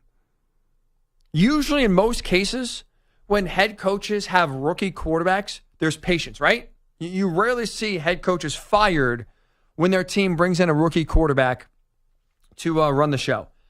I think, if anything, bringing in Caleb Williams specifically, having him in this offense, the hype around him, I think it actually shortens the leash of Eberflus. I think now it brings even a hyper focus to the job he's doing, because that, in theory, is the last piece. Right? The Bears have never had a franchise quarterback. They have offensive talent around him to support him. They have a really good defense. Really, the last missing piece right now is getting a head coach that can get the most out of this team. So right now, I think for me, the attention turns to Eberflus, because everybody will be watching Caleb Williams and his development here in 2024 very, very closely. So when we look at coaches in the NFL going into 2024 with the most pressure on them, with the most to prove, I think in the AFC, it's Sean McDermott. Anything short of an AFC title game appearance of the Bills, he's got to go. He's got to get fired. You have to bring in an offensive mind if you're the Bills to make Josh Allen's life easier. And if you're the Bears, in the NFC, Matt Eberflus, I think he's, to me, the one with the most pressure in that conference. It's all about development of your number one pick. Shakiness, up and down playing, questions. Later, Eberflus, someone else is coming in. Matt Eberflus in the NFC, Sean McDermott in the AFC. To me, the two coaches with by far the most pressure on them. I want to hear your thoughts, though. 855-212-4227. 855-212-4227. Which coach, in your opinion, has the most pressure on them as we enter 2024? 855-212-4227 is the number to call. Ryan_Hickey, and the number 3 is the handle to tweet. And Infinity Sports Network is the YouTube channel where you're streaming a video of this show live, and they have a comment section there as well. You can give your thoughts on the coach with the most pressure in 2024.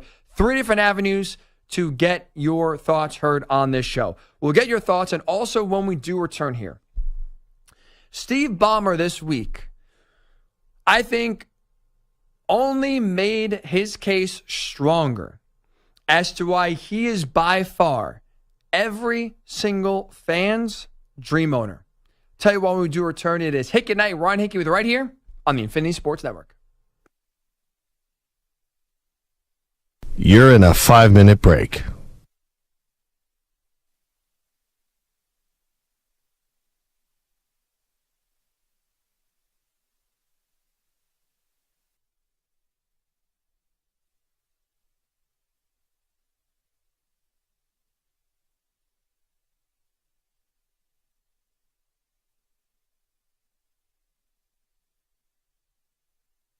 Four minutes, 30 seconds remaining.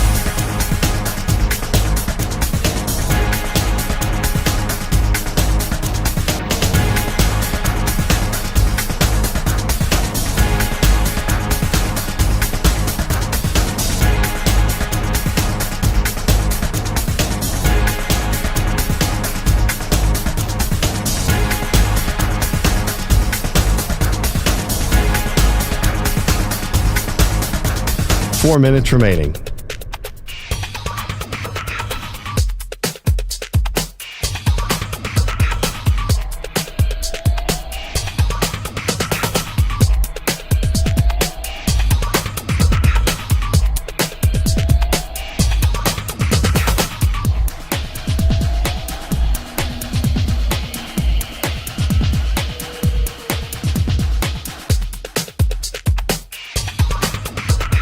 3 minutes, 30 seconds remaining.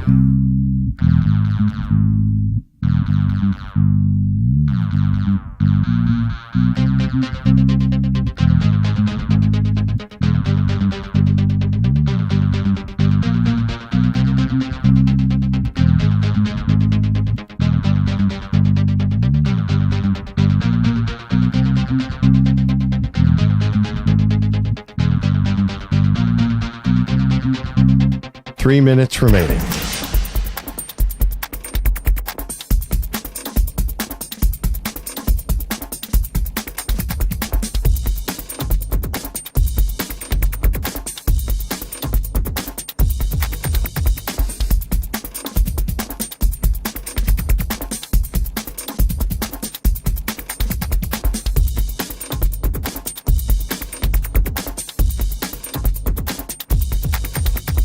Two minutes, 30 seconds remaining.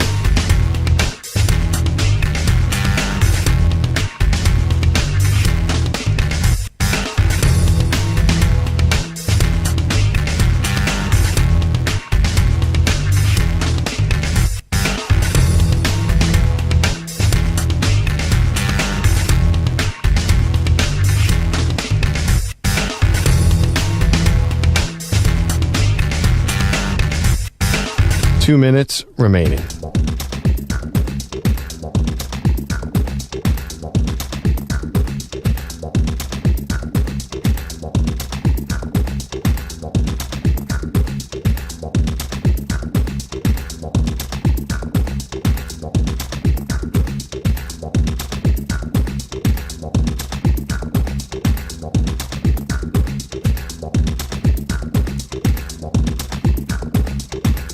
One minute, 30 seconds remaining.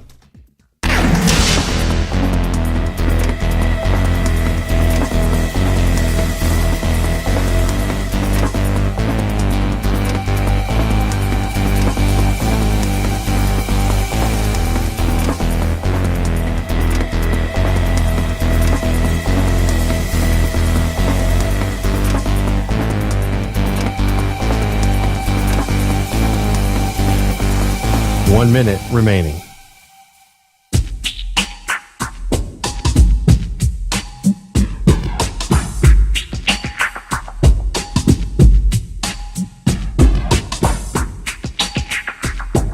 .45 seconds remaining.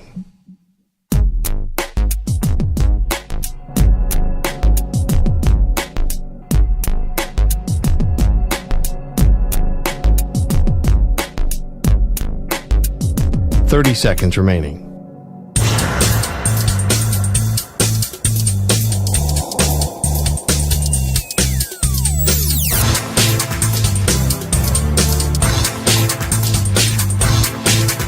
.15 seconds.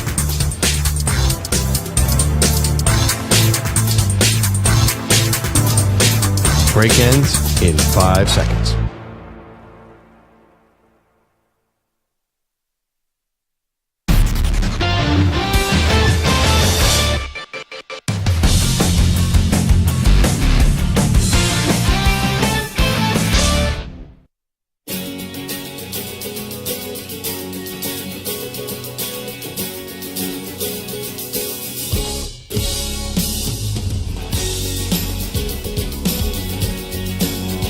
This is Hick At Nite. I just want to first say that you guys always entertain me. I'm a bartender. I always drive home at night. I love you guys. You always entertain. Here's your host, Ryan Hickey. Welcome back in Hick at Night with you right here on the Infinity Sports Network. We're also streaming this show live on YouTube. Infinity Sports Network is our YouTube channel. You can go there, subscribe, of course, while you're there. Make sure you get updates on not only this show that streams, Maggie and Perloff in the morning, Zach Gelb in the afternoon. We got you covered here on the Infinity Sports Network. So if you like watching radio shows, boy, do we have a treat for you. Infinity Sports Network is where you can watch this show streaming right now. And if you're watching the stream, you can notice the shirt I'm wearing. It is a T-shirt my cousin made for us yesterday. It says Pop-Up on it. This is my grandpa. Yesterday, we celebrated his 90th birthday. Big 9-0. Thankfully, he's in great health. Thankfully, he has all his facilities with him. It was a great day yesterday. My entire family, and this is it's sometimes tough to get everybody together. My grandpa had 10 kids, or has 10 kids. Thankfully, everyone's still alive. Has 10 kids. We have 23. He has 23 grandkids. So that's we're talking about with spouses and girlfriends and boyfriends and wives and husbands. 50 people almost that were able to make it there yesterday. It was such a great day. It was also, I will say, thankfully uneventful, because I will say it was a surprise party. He's not one for attention, so he was not going to plan his own birthday party. That's for damn sure. So we had to basically plan it for him and not tell him. And look, I know what you're thinking, 90-year-old man surprise party. I was thinking it too. Maybe not the best idea. Thankfully, all went well. There was no, scare that sent his heart into shock and have some bad things happen when you can scare an older person. So it was a great day. We all wore these shirts. My cousin Taylor, shout out to her, did a great job.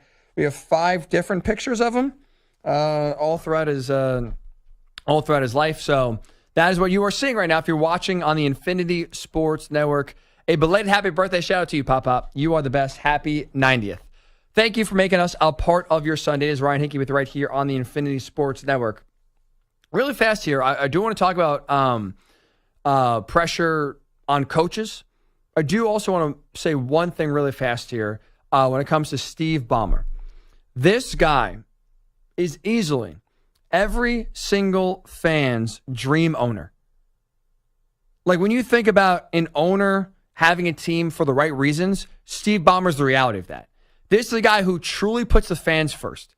He will do whatever it takes to win. Like, he is a fan, just happens to be a multi-billionaire that could spend money to help, bring success to his team.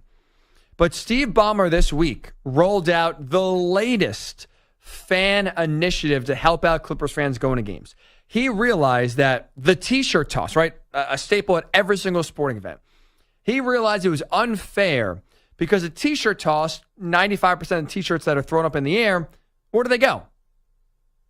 First level, right? Field level. The guns are not that strong to get to the upper deck. I mean, if you have the people working there that are throwing the t-shirts, forget it. They go 5 rows. So Steve Ballmer's like, oh, the real fans on the upper deck, they don't get t-shirts. So you know what he did as he's rolling out the new Intuit Dome for the Clippers, set to open this upcoming year? He installed t-shirt cannons in the scoreboard. So now, anytime there's a t-shirt toss at a game, now t-shirts are not getting only, shot down for the lower level, but also now fans in the upper bowl are getting t-shirts thrown their way as well. So now if you're a diehard fan, you can go home with a t-shirt. But that's not the only thing. He has the t-shirts. He has the million toilets that he put in there. So if you're a fan, you don't want to miss any action and don't want to wait on bathroom lines. We've all been there. It's awful and frustrating when you have to pay, but also you're missing some good action because the line is so damn long. Steve Ballmer basically installed, it's not 1-for-1 exactly, but basically a toilet for everybody. So there's no line. You run right in, you run right out. You miss no time. If it's a little commercial break, you'll be back in 5 minutes, no problem. He put as many toilets as possible to make sure fans are back in their seats. He has, he built the wall, which is trying to bring college basketball to the NBA. But also what I love about him, give him one last piece of credit here. He is not someone that is willing to spend bad money on big names just to sell tickets. So, for example, Paul George, right, was just a free agent. And the Clippers did not feel what Paul George is asking for and what Philly ultimately paid, 4-year max contract over $200 million. They didn't feel like Paul George was worth the money. Even though they're going to a new arena and they're trying to sell tickets, and the best way to sell tickets is to have big stars and big names. Hey, come here to watch Kawhi Leonard. Come here to watch Paul George. Come here to watch a Western Conference contending team. You could have easily paid Paul George $200 million and said, you know what? We can at least sell tickets and we can at least sell, hey, we're trying. If injuries go away, maybe we'll be a contender. He said, you know what? No, screw it. He's not worth the money, so we're not going to sign him. I would argue that hurts right there ticket sales. One less star the Clippers can market. I know Russell Westbrook has been at this point. They just traded him away. Another name that you can't market. Now it's come see Kawhi Leonard maybe sometimes. And James Harden. Ooh, okay. Good luck trying to sell tickets for that. But Steve Ballmer did not re-sign Paul George just to put his face on the marquee outside the arena, just to sell tickets. I respect that. This is a guy that is for the fans, basically a fan, running a team. He is by far, I think, every fan's dream owner. Good for you, Steve Ballmer. Continuing to make fans the priority, which not many owners do in sports. 855-212-4227. Which coach in the NFL do you think has the most pressure on them as you go into 2024? I think in the AFC, for me, it's Sean McDermott. In the NFC, it's Matt Eberflus. Let's go to Toronto. Ryan's calling from there. What's up, Ryan? Ryan, I mean, we love this show, brother. Thanks, buddy. What's on your mind? So I totally agree with McDermott. I think he should be on the top of the list for the whole NFL, not just AFC, if you ask me. Secondly, I think he should have been gone last season. If he would have made some changes, maybe Stephon Diggs would be sticking around. The other one I want to ask you about is him getting rid of Ken Dorsey. That's not Dorsey's fault for that Denver game with that too many men on the field. McDermott is a special team coach. He should know that stuff. Even that 13 seconds game against KC, and then Leslie Frazier got let go because of some health issues. To me, I'm not buying that story. And he keeps on hiring coaches internally, like Joe Brady, and then the head coach, defensive coordinator this year. I can't remember his name. You're right, and that's Ryan. That's part of it, and I 100% agree. And I appreciate the call, but I'm with him with McDermott for a few reasons. Number one, just his coaching ability in the playoffs. This is not a guy who elevates the team. He has done a great job at stabilizing the Bills and making them a consistent playoff team. They are now, winners of the AFC East 4 years in a row. They've really shown, for the most part, no signs of letting that go. So now the Bills went from a laughingstock to now a consistent playoff team, and for a while, a team that a lot of people had in their short list of Super Bowl contenders. But I think you've seen with McDermott in the postseason specifically, with some of the instances you mentioned, the 13 seconds infamously, some of his coordinator hires, some of his conservative nature moves, not being aggressive, not going for it, opting, to play it safe. When being aggressive, we've seen works out more times than not, especially in the postseason. McDermott, I don't think, has the playoff chops to get the Bills to a Super Bowl. On top of the fact that as a defensive coordinator, there have been questionable hires ever since Brian Dabo. Brian Dabo was a home run hire in terms of offensive coordinator for the Bills. Worked wonders with Josh Allen. Ken Dorsey fell flat. We'll see. Joe Brady had a nice little bump in replacing him, but was that just because, hey, it's not Ken Dorsey, so we're just going to, we feel better? Or can Joe Brady actually elevate this offense and actually take pressure off of Josh Allen? Because you know what we saw in the fourth quarter of that game against the Chiefs in the playoffs? We saw a lot of what we saw previously. The Josh Allen show. Him doing it, no one else stepping up. His coordinator hires have been questionable. His coaching philosophy in the playoffs have been questionable. I'm with you, Ryan. I would have fired Sean McDermott. I would have fired him 2 years ago after that Bengals loss. But now this year, if we're talking about anything short of an AFC title game appearance, I don't see how the Bills can justify bringing him back in 2025. Let's go down to Atlanta. Ken is calling from there. What's up, Ken? Hey, good morning, man. What's going on? Not much. Ken, what's on your mind, buddy? I had to chime in when you said McDermott. Buffalo is one of my teams. Of course, the Falcons and the Bills are two of my teams in the National Football League. Really fast, Ken. I'll let you get to your second point here. I'm just curious because we also had another caller before, Nick in Cleveland, who said he was both a Browns and a Cowboys fan. Really fast, how do you settle on two teams? Well, here's the deal. Back in the day, back in the 90s, I was a huge Bills fan back when we were going to Super Bowls, and I've kind of held on to them in hopes that we can finish the deal, but it doesn't look like it's going to happen because that window is closing. You know what I'm saying? Right. Because of McDermott and because of the Bills organization, really, to me, not putting the pieces around my quarterback, man, so he can have, multiple weapons to throw to, not building that defense up so they can get over the hump. Right, get timing stops. I'm with you.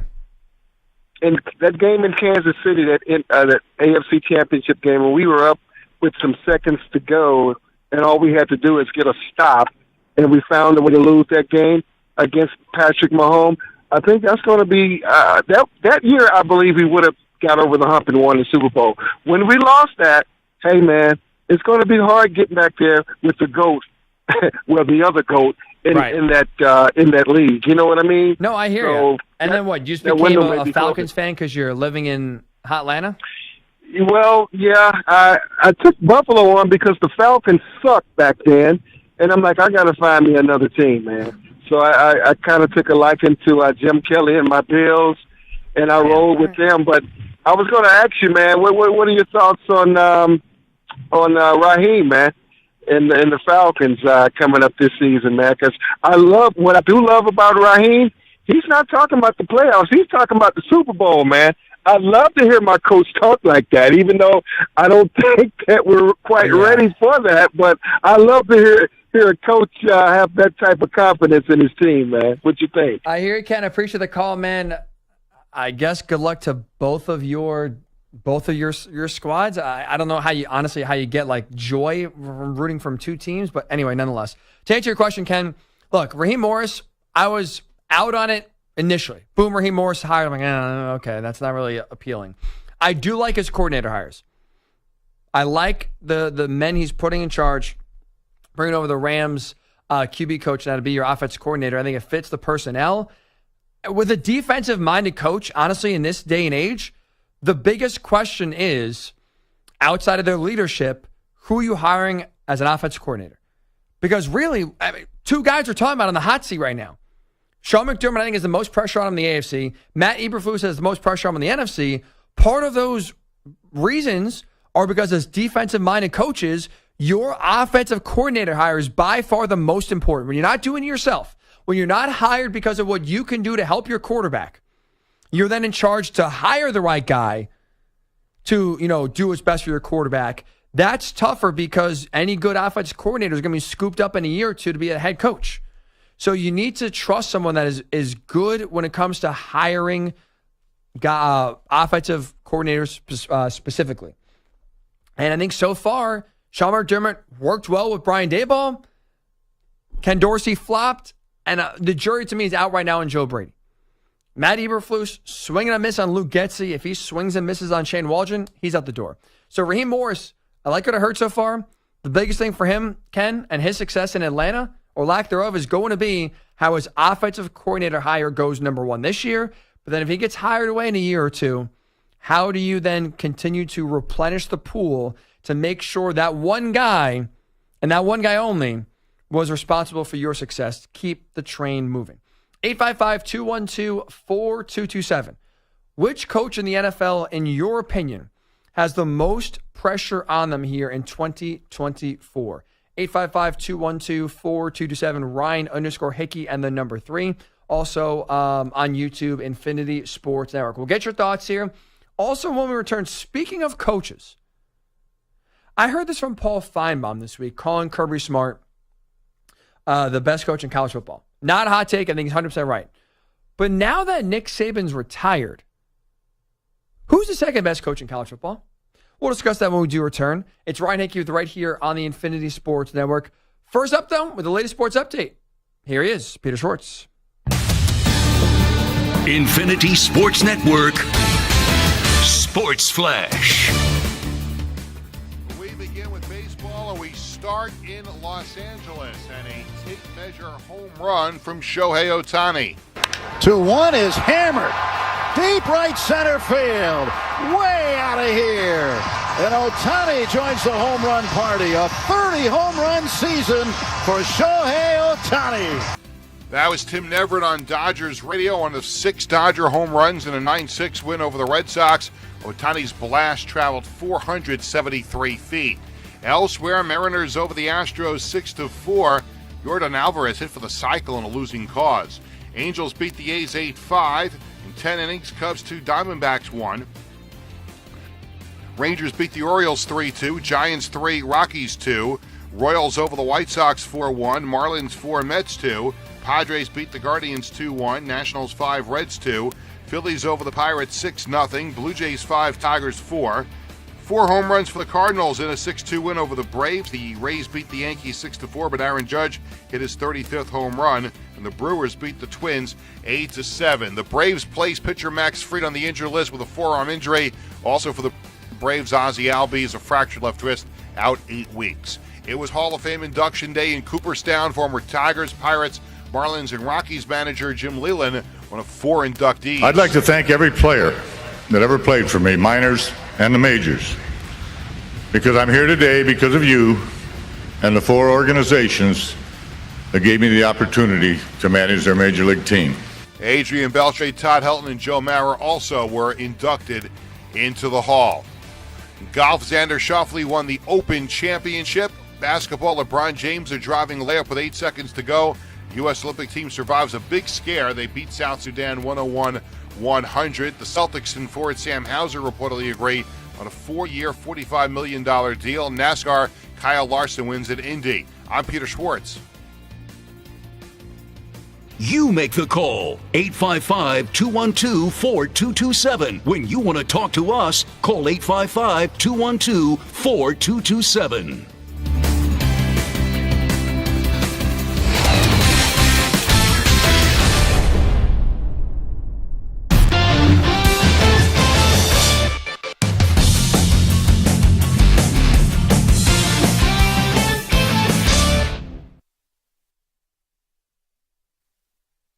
You're in a 5-minute break.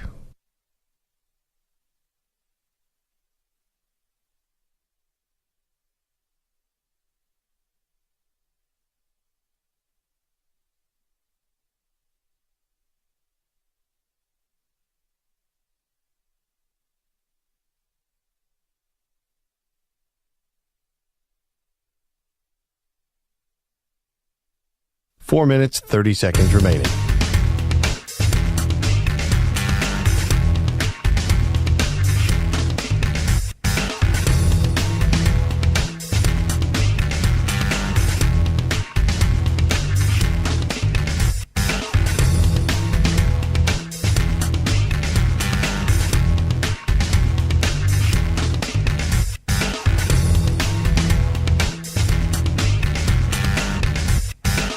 Four minutes remaining.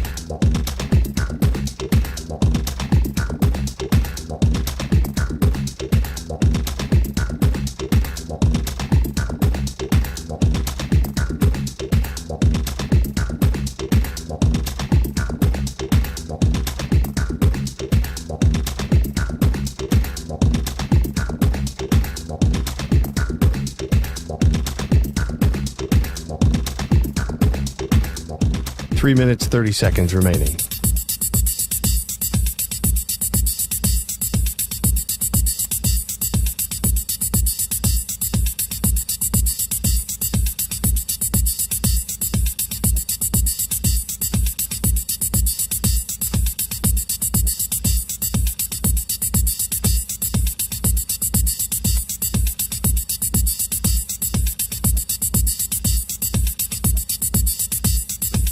Three minutes remaining.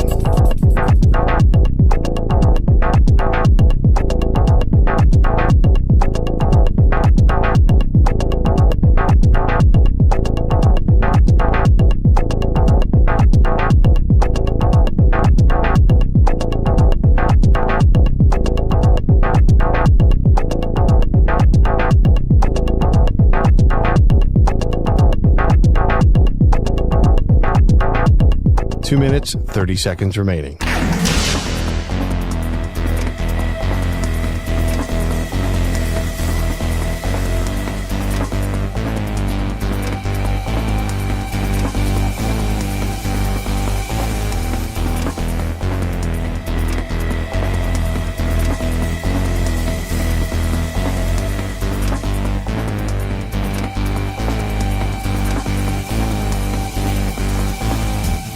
Two minutes remaining.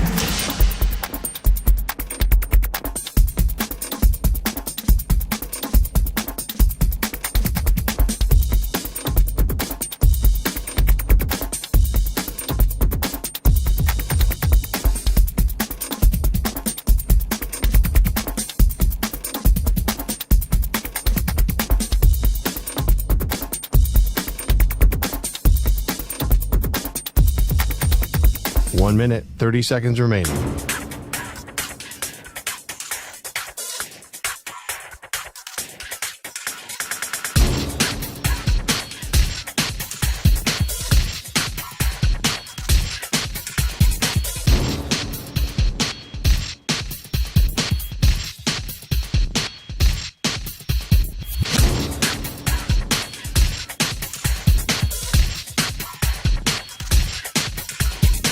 One minute remaining.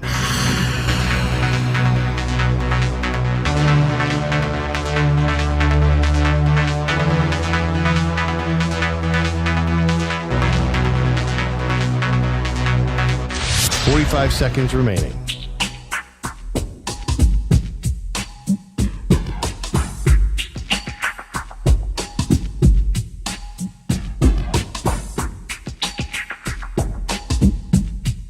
Thirty seconds remaining.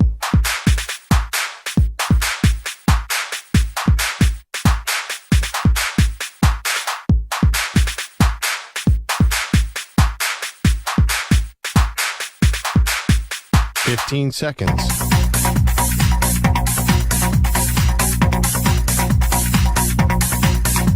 Break ends in 5 seconds.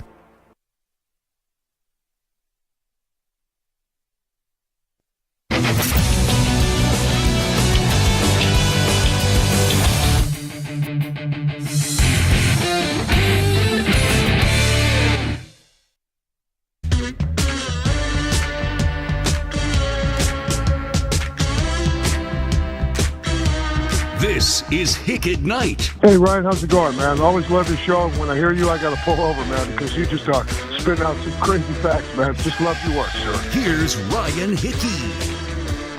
You know what this song gets me fired up to do, Chris?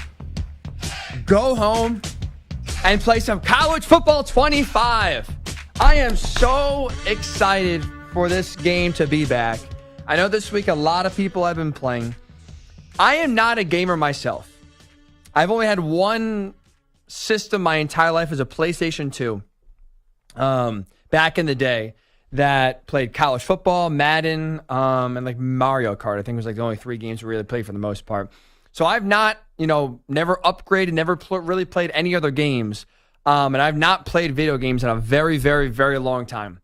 But ever since the announcement of EA College Football was coming back and being released this week, that is officially going by the wayside. This week, I have ordered myself a PlayStation 5. It arrived today. I've not set it up yet. Hopefully, at some point the next day or so, I'll be able to set it up. If my bosses are listening, work productivity, if that goes down this week, it's not a coincidence. That's all I'll say. It's not a coincidence. First order of business, Chris. I'm not worrying about creating my own player. I'm not worrying about creating a coach. I am playing this year as Penn State. I am beating Ohio State at home. We're going to the playoff, and we're winning a national title. I don't know if James Franklin's ever going to be able to do it. I'm not sure if I'm ever going to see a national title in my life. So, damn it, I'm making sure at least in the video game that I'm controlling, I'm winning. I can't wait. Are you in on the EA Sports, swing here, momentum? I am all in favor of what they have done. The videos and the pictures, everything I've seen of it is incredible. But unfortunately, I will not be getting the game because I can't remember the last time I picked up a video game controller. And with my schedule working here and just doing other things, it would just be a bad investment to burn $500 on a new gaming console plus $70 on the game. So almost $600 on a game that I would literally just want to play once. I would be content, and that would be it. That's it? You play, like, one game? I would play one game and just be very happy with it. I lost my touch for gaming and just lost my interest in gaming after they stopped making the NCAA games, and I just... Wow, so it hasn't come back, huh? That investment would just not be worth it for me, unfortunately. Thanks a lot, NCAA. You lost a customer, Chris. All right, really fast here then. You play, let's just say you hypothetically play one game. What team are you playing with? Of course it's going to be Penn State. Okay. I would just be very happy to see the Kodal Nicky playbook with those athletes. And from the videos that I've seen, the players on that Penn State team are disgusting, and hopefully it actually translates onto the field this fall. I'm with you 1,000,000%. So hopefully this time next week, I'm talking to you as a national champion. Fingers crossed. If James Franklin can't do it, I am. Taking matters in my own hands now. I cannot wait to get this game set up. It looks, like you said, the videos you see online, it looks absolutely incredible. As a reminder, this portion of the show is brought to you by Ethos Life, the easy way to get life insurance in just 10 minutes. Up to $2 million in coverage with no medical exam and just a few health questions. Get your free quote at checkethos.com. That is checkethos.com. As a disclaimer, not available in all states. So we're not talking fake video games. We talk reality here. When it comes to pressure in the NFL, I think the coach in the AFC under the gun here this year, Sean McDermott of the Bills. I think in the NFC, it's Matt Eberflus of the Bears. 855-212-4227. Which head coach, in your opinion, is under the most pressure here going into 2024? Let's go to Dylan, call from Massachusetts. What's up, Dylan? Hey, Ryan. I just wanted to say, I'm a real big fan of the show, and I appreciate you giving me company. I've been listening recently on my drives down to my dad's, and I appreciate it. Oh, nice. Thank you for making us part of that, man. I appreciate that. What's on your mind? I was on hold for 2 hours, so I've got quite a bit on your mind, on my mind, I should say, if you don't mind. Sure, let's hear it. But big thing is I'm a Patriots and Bears fan. You were talking about how people are fans of two teams. 3 different callers of multiple allegiances? This is insane. Mine's pretty simple, not like those other gentlemen. I grew up in Massachusetts, but in 2018, when the Bears were doing real great, I was 12, and I was getting real sick of the Patriots that year. I had a really good Madden franchise going with them, and I figured, well, I'm a Bears fan now, and I've stuck myself. Hold on, Dylan. So you grew up a Patriots fan? Yep, born and bred. Every single person in my family is a Pats fan. And you are how old right now? 18 now, 18. So you literally, your entire life, all you've seen is winning. And you are saying in 2018, which if they won the Super Bowl that year, right? Yeah. You got sick of them? I did. I was seeing them. It was part of it was just kind of to piss my dad off, and the other part of it was, just I liked the uniforms, and I had this really great Madden franchise, and I'm like, you know what, they're doing so good this year, and it was after they played the Patriots that year, and they almost beat us, and I'm like, this is my team now, Dad. I'm a Bears fan. And then for 6 years, they've just kind of been punching me in the kidney as hard as they can. So that's been really fun. You are the only person in history, Dylan, I think, to ever say the words, I got sick of the Patriots, or I got sick of any team. If you're an Alabama fan and you're 18 years old, I got sick of Alabama. They're winning. That is, I'm honestly, I'm speechless. I am shocked. I know. Why would you do that to yourself? And maybe it could work out now going forward with Caleb Williams, and you see the future of the Patriots not looking very bright, but my God. I still watch them both. I still love them both. It was just that year. It was out with the old in with the new for me. I thought I was going to be laughing at my family, saying, "Oh, no. guess who jumped in?" I was not the one laughing. I was actually not happy at that Super Bowl at all. But so I don't mean to go off on a huge tangent. I'm a Boston fan for everything else. I think you've just brought something to the table that I would say no audience member has probably ever heard before. So thank you for that. Thank you for sharing. I'm not even going to yell at you. That's crazy. Hey, listen, I've suffered the most for anybody. I've never screamed at my TV more than watching that disaster class, the double doink, every game with Justin Fields, Luke Getsy play calling. It's been, and I say all this to say that Eberflus, having watched pretty much every Bears game since 2018, I can tell you, he's a big part of the problem. And, his play calling is okay. And, what we'll realize, we'll see it right now, mark my words, they'll go, 9-8, maybe 10-7, and possibly a first, second round exit. But he's kind of like this huge cap on that team. He kind of reminds me a bit of Doc Rivers, actually, where he's a very good floor raiser.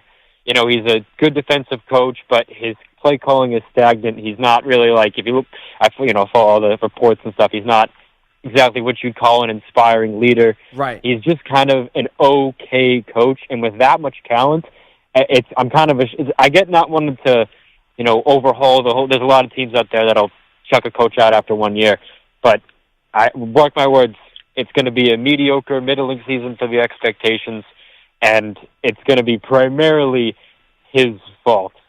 A few things. Dylan, I appreciate the call, appreciate the kind words, and thank you for that again. Incredible fun fact about your fandom. Number one, if we're talking about the Bears going 10-7 and making the playoffs, Matt Eberflus is not getting fired. I can guarantee you that. Number two, I love the Doc Rivers comp. And I think that's fair. And I mean, I know Doc has won a championship and has had more success than Matt Eberflus.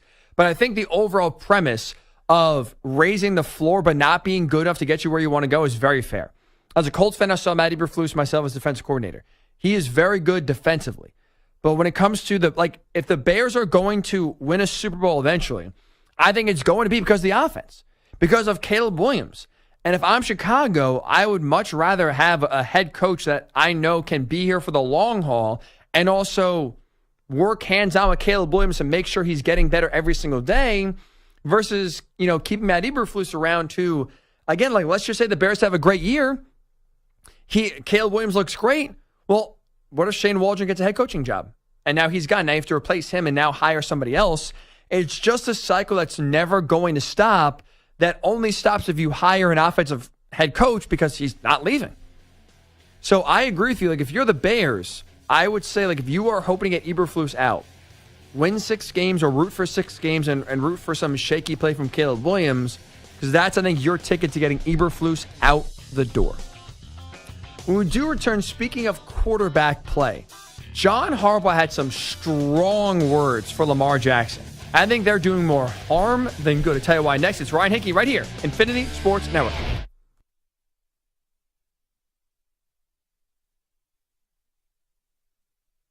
You're in a 5-minute break.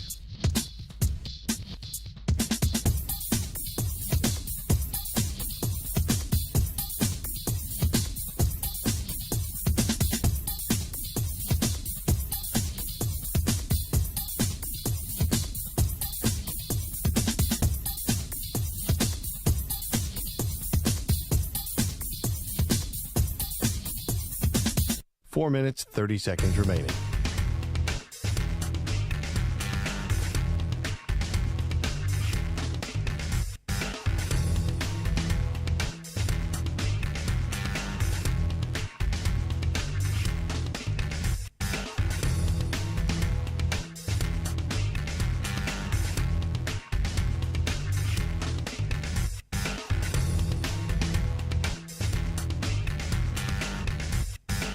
Four minutes remaining.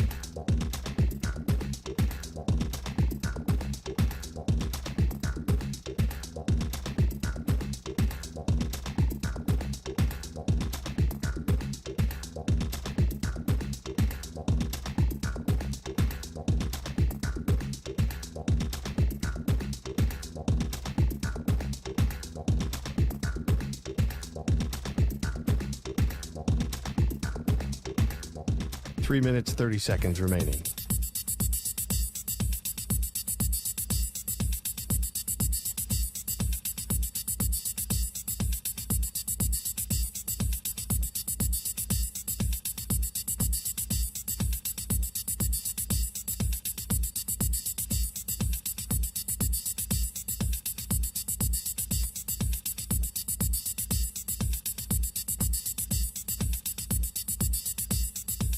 Three minutes remaining.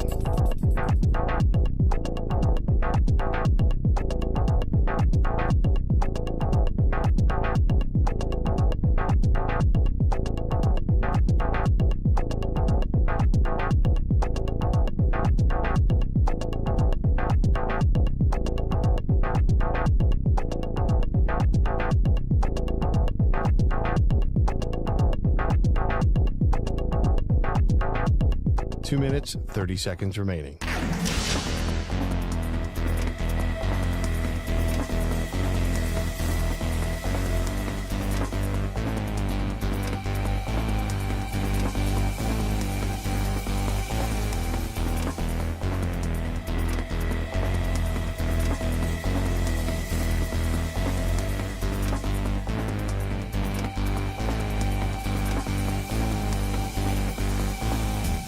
Two minutes remaining.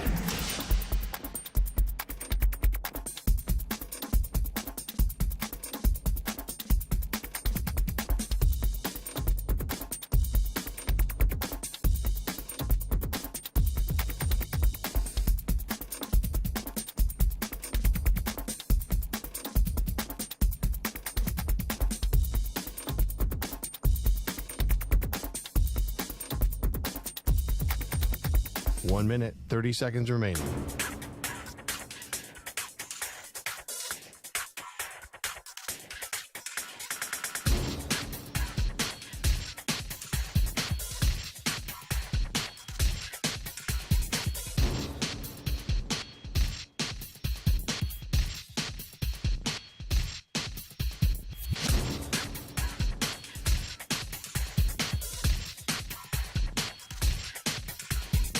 One minute remaining.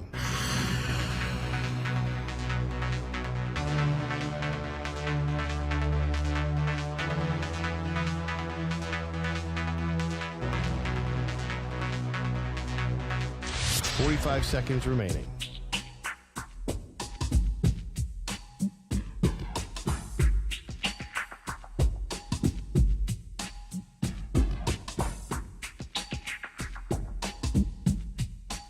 Seconds remaining.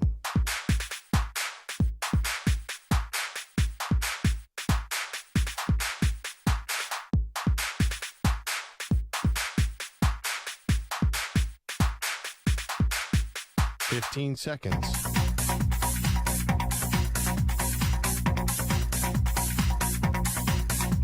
Break ends in 5 seconds.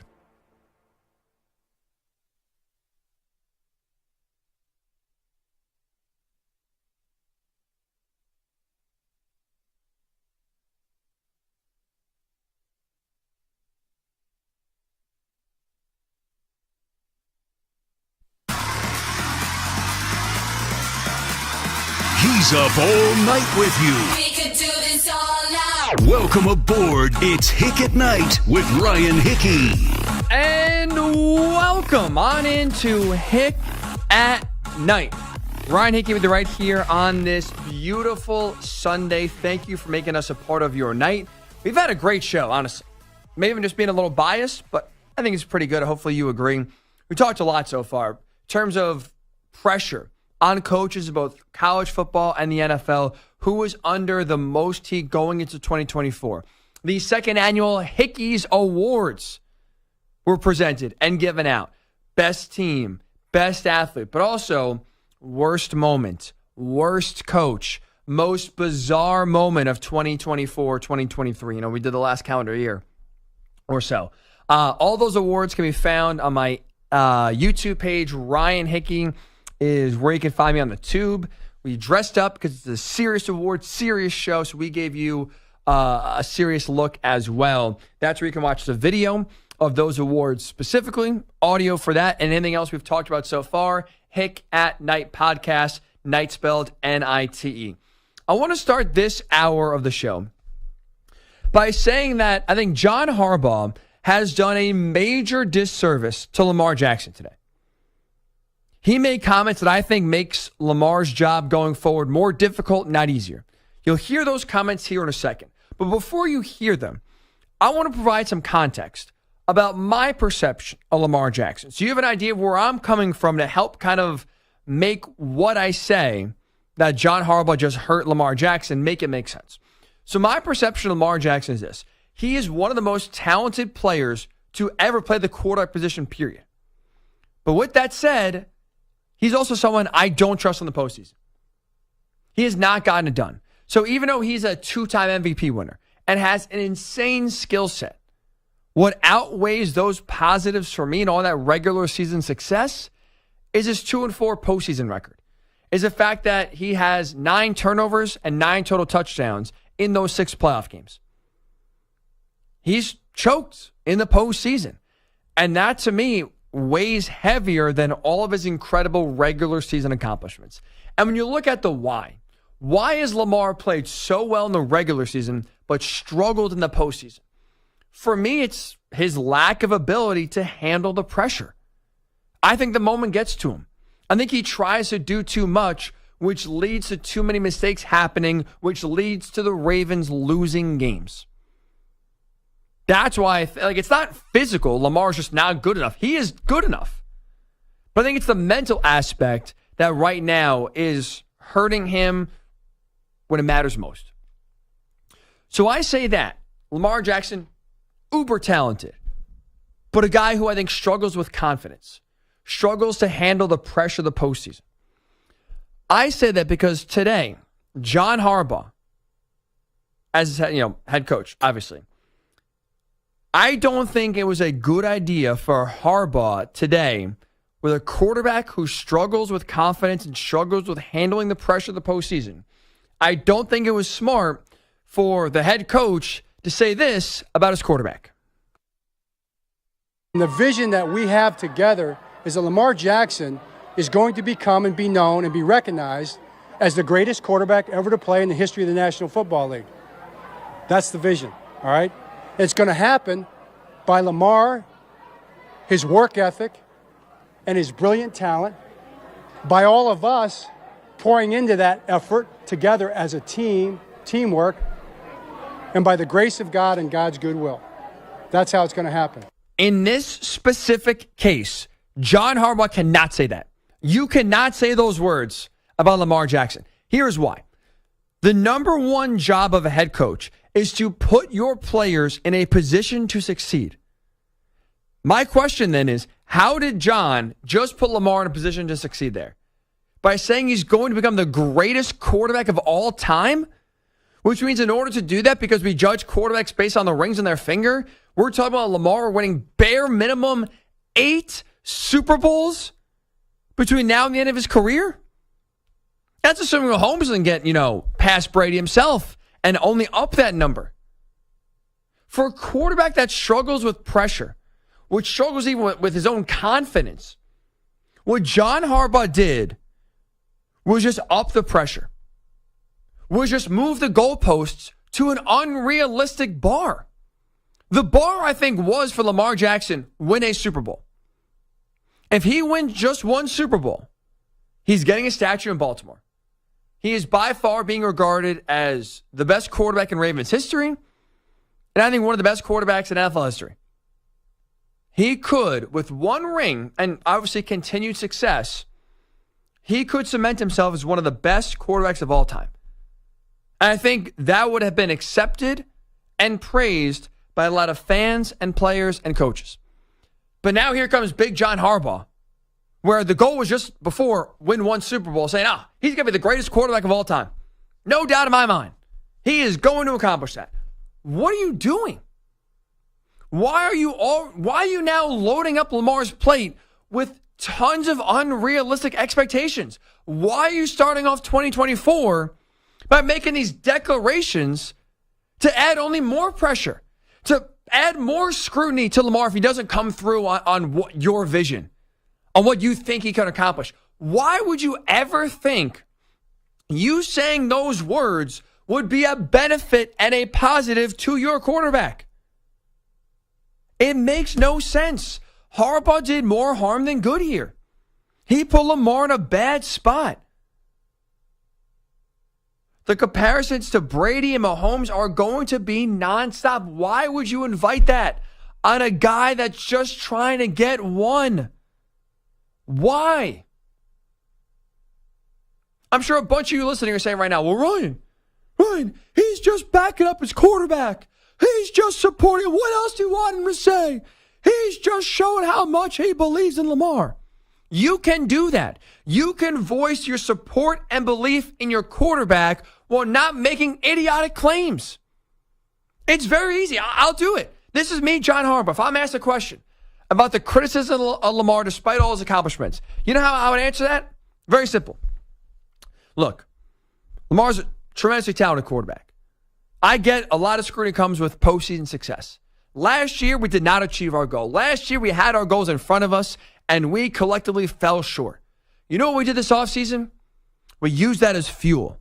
We learned from it. We got better. We will make sure now going forward, if we're in that same spot again, we will not lose that opportunity to go to the Super Bowl like we lost last year.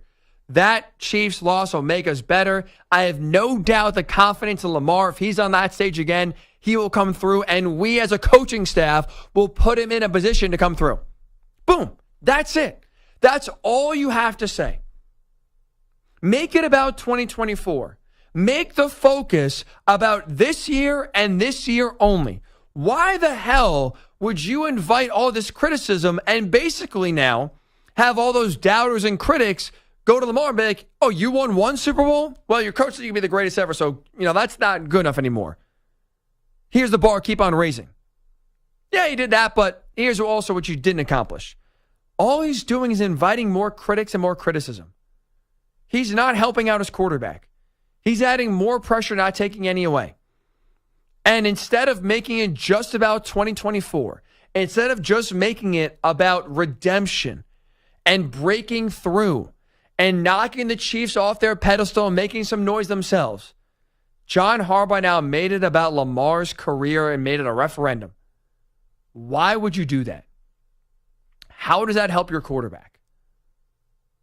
And speaking of helping your quarterback, by the way, one thing that also bothers me with these comments, look, it's one thing if this was completely on Lamar, where he himself is solely to blame for his postseason struggles. He deserves blame. Absolutely. But you know who also deserves blame for Baltimore's failures in the postseason the last few years? John Harbaugh and the coaching staff. Go back to the AFC title game in January against the Chiefs. Lamar was bad, but also equally as bad was the game plan the Ravens rolled out, was their play calling.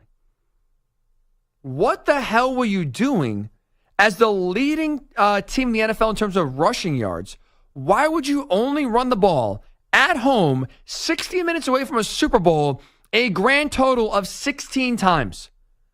In a game that was a one-score game, why would you call double the amount of pass plays than run plays when you have been the best rushing team in the league? Make that make sense. So it goes beyond just Lamar. John Harbaugh has to look at himself in the mirror and say, am I doing everything I can to make sure Lamar is the best chance to succeed and break through? And the answer to that is no. And so before you start making declarations about Lamar, worry about your coaching staff. Worry about Todd Monken not getting away from what got him to the AFC title game. Worry about Todd Monken calling a game that can give Lamar a chance to actually succeed. Because this is now starting to become a trend with the Ravens, with Lamar, where they have not had offensive coordinators that have brought a lot of creativity, that have, called the best games. Ravens fans feel a certain way about Greg Roman.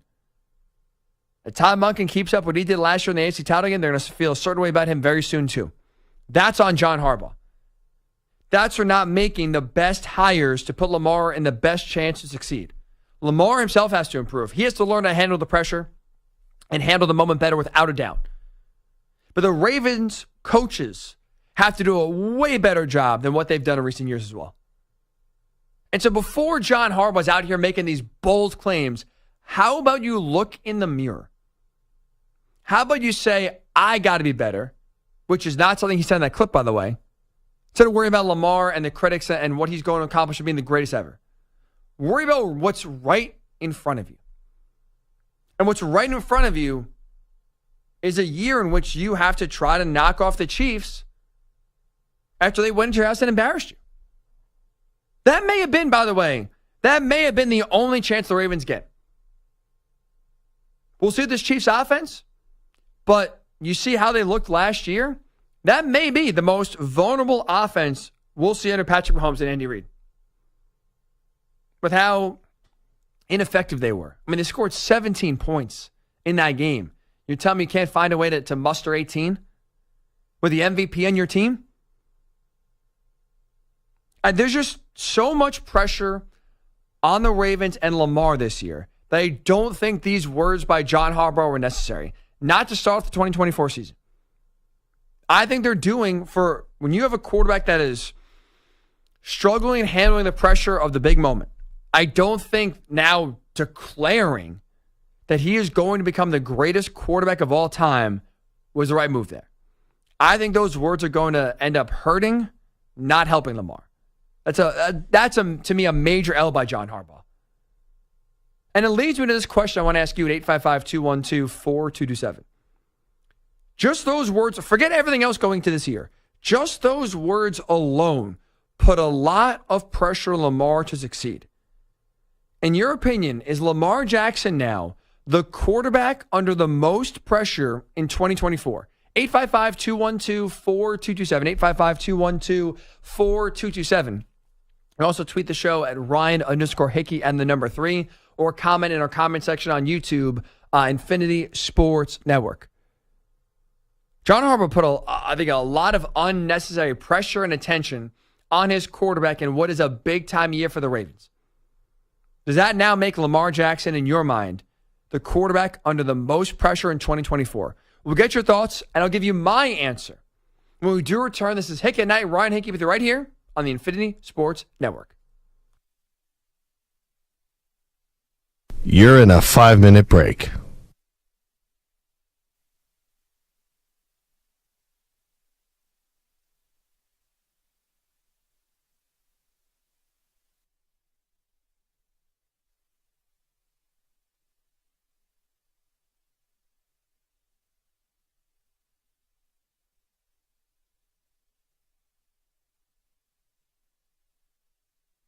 Four minutes, 30 seconds remaining.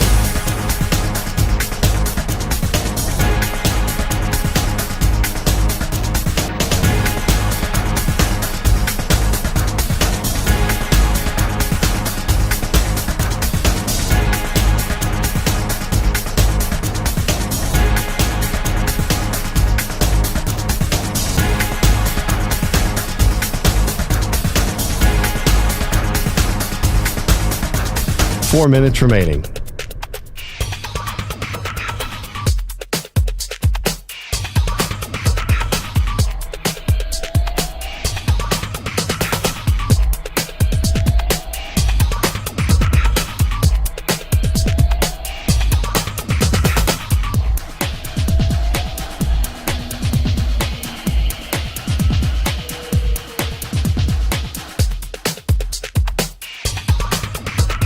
Three minutes, 30 seconds remaining.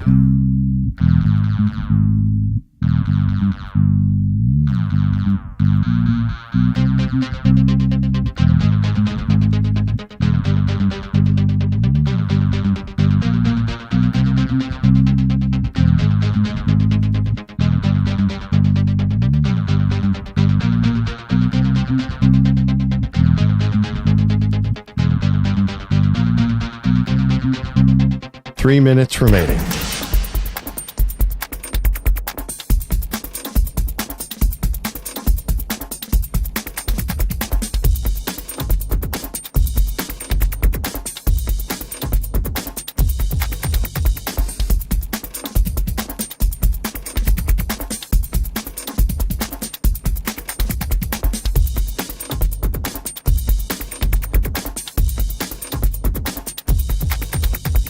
Two minutes, 30 seconds remaining.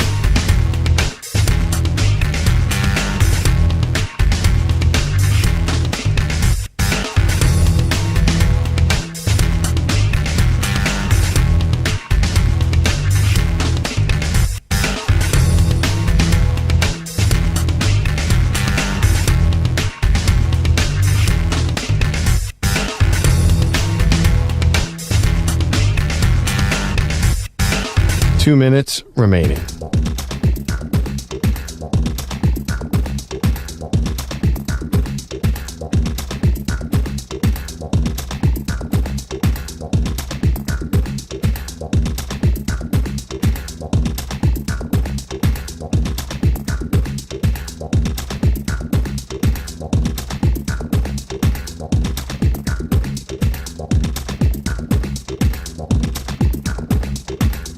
One minute, 30 seconds remaining.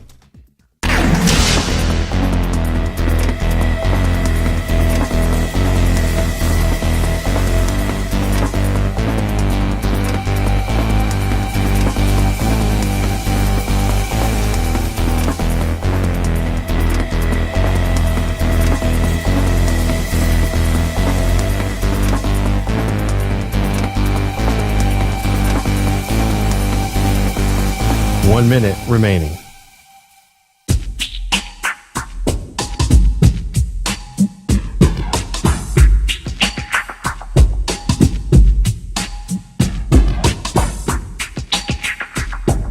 .45 seconds remaining.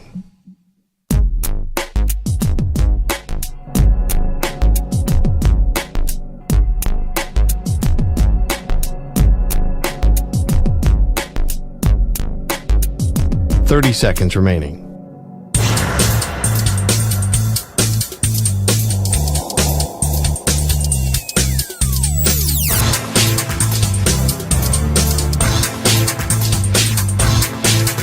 $15 seconds.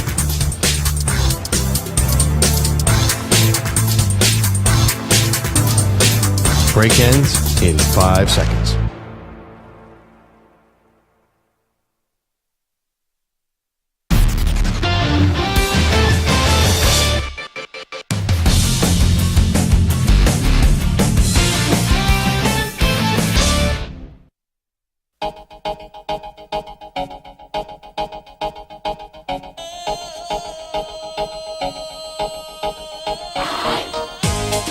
It's Hick at Night. Hey, how you doing, Ryan? I want to tell you I love your show. I listen all the time. Hey, how's it going? I appreciate you taking my call. I really love your stuff. You're nailing it again tonight like you usually do. Where he makes some good points. Sometimes. Steven is calling from our nation's capital. What's up, Steven? You are so wrong about this. Give Ryan your take at 855-212-4227. That is the number to call to discuss the quarterback under the most pressure here in 2024. There has been a strong case made by John Harbaugh for that answer to be his quarterback, Lamar Jackson. John Harbaugh today, meeting with the media to kind of kick off Ravens training camp, decided to say that he believes Lamar Jackson, when it's all said and done, will become the greatest quarterback in NFL history. So he has decided to throw Lamar right as the season's about to start in the middle and say, you are going to be the best ever. A lot of undue pressure that he just put on Lamar's plate for a guy that has struggled with dealing with pressure in his career. That is a terrible, terrible idea by John Harbaugh. To me, though, it does not have Lamar Jackson win the award, if you will, for the quarterback under the most pressure in 2024. For me, it's Aaron Rodgers, and it's by a mile. Aaron Rodgers, by far, is the quarterback under the most pressure here in 2024. Because for him, it is truly, in the Jets this year, Super Bowl or bust. Nothing, I think anything short, I should say, of putting a ring on that finger and hoisting the Lombardi Trophy would be viewed as a failure by the Jets fans. And this is the same Jets, fan base that has not seen their team win or compete in a Super Bowl since 1969. So most fans right now have not seen the Jets play in a Super Bowl. But even with that being said, why even just making a Super Bowl would still be a failure for the Jets in 2024? Because of everything right now the Jets have had to deal with all that Aaron Rodgers put them through, the only thing that makes it worth it is a Lombardi Trophy. The Jets fans and the organization, when they traded for Aaron Rodgers, they signed up for one thing, a Super Bowl. He is, a hired gun, if you will. That's it. Super Bowl or bust. And those expectations get there for a few reasons. Number one, the Jets have bent over backwards to cater to Aaron Rodgers. They brought in every player he's wanted, and they've hired and then kept every coach he's also wanted. Nathaniel Hackett, you think the Jets want to keep him? There's a report out that they tried to hire Arthur Smith to basically oversee Nathaniel Hackett, who was still going to call the plays, but get advice from Arthur. They don't trust him whatsoever, but they can't fire him because he's Aaron's buddy. He's Aaron's friend. So we got to do what Aaron wants. So the Jets have bent over backwards to cater Aaron Rodgers. They've also had to deal with all the nonsense and the BS and the distractions that Rodgers has brought their way. I mean, whether it's going on podcasts, talking about conspiracy theories, giving his thoughts on COVID for the 1,000th time. We get it, buddy. All right? We know where you stand. No one really cares anymore. Or having him be in the news as a reported running mate for Robert F. Kennedy Jr. for the presidency. All this guy has done so far has brought the team and their fans headaches. He has put them in some uncomfortable positions. And the Jets have done nothing about it so far because they don't want to piss him off, because they think that this is their best chance to win a Super Bowl in a long time. And I do think the injury last year only heightens the importance of 2024 because when you had that great offseason last year and there's so much excitement and anticipation for that 2023 Jets season, to see it disappear in the span of 4 plays to start the year, and then to see him on the sidelines, and all of a sudden hear the reports of, oh, maybe he's coming back. Oh, he got this new surgery. You know, if the Jets are in it late, he could be ready to go. That tease, that kind of like dangling the carrot in front of the Jets fans and even the organization's face of, well, I could come back. Yeah, I'm not going to rule it out. I think that only that emotional roller coaster that the Jets and the fans and the organization went through last year of excitement, way down with the injury. Oh, it's creeping up again. We're slowly going up because maybe he's coming back up. No, actually, we're going to backslide because he's not ready. But now the excitement is creeping up again because Aaron's healthy. Here we go, 2024. The injury, I think, only added to the increased expectations. And then finally, his age. The guy's going to be 41 in December. How many high caliber years of quarterback play does he have left?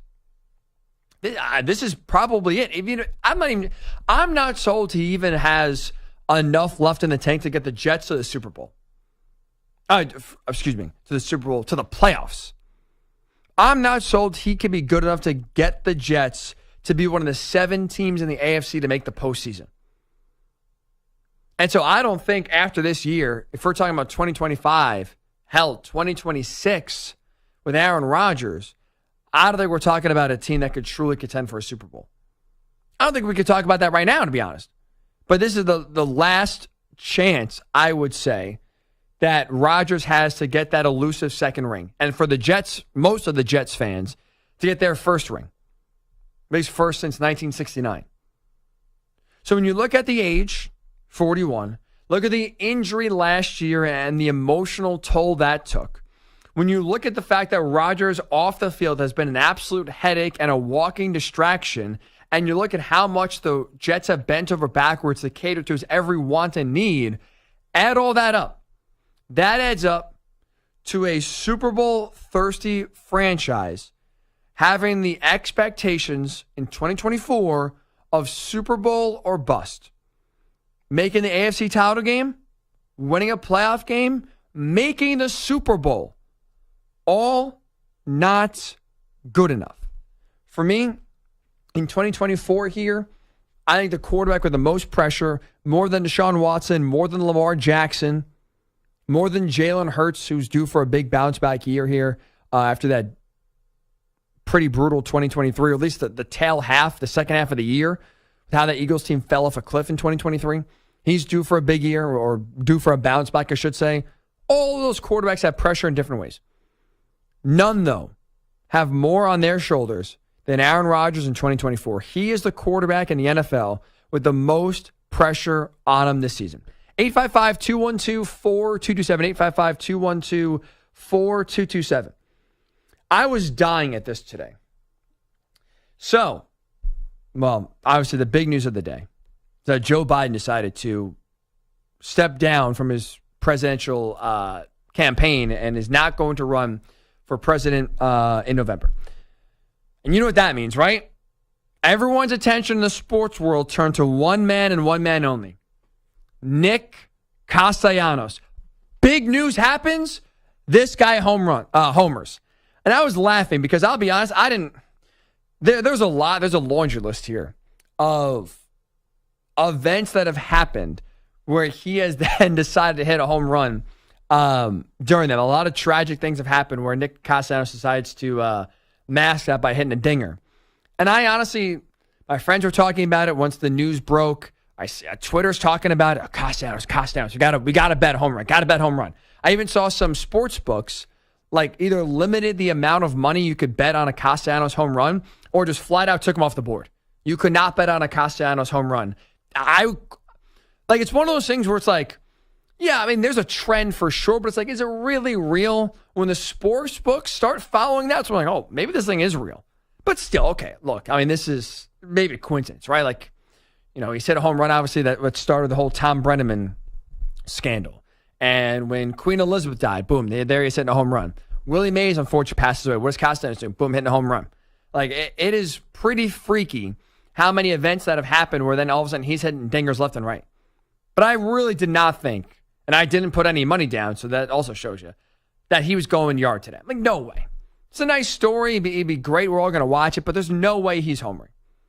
And, of course, in true Castellanos fashion, ninth inning, big news breaks. Castellanos at the plate. You already know what happens next. 1-2 pitch, swung on, and that one's hit well. Left field, going back on it is Reynolds. He's at the track, he's looking up, and that one's not coming back. Nick Castellanos, a solo shot here in the ninth, his 14th of the season, and the Phillies now lead it 6-0. I mean, this is incredible. Chris, I'm just going to read you some of the events here that have happened where this guy's home run, where he is homered. Obviously, the Tom Brenneman one is the big one that started it. Tom Brenneman says the slur, as he's basically eulogizing his own career, boom, Castellanos goes yard. That's what started it.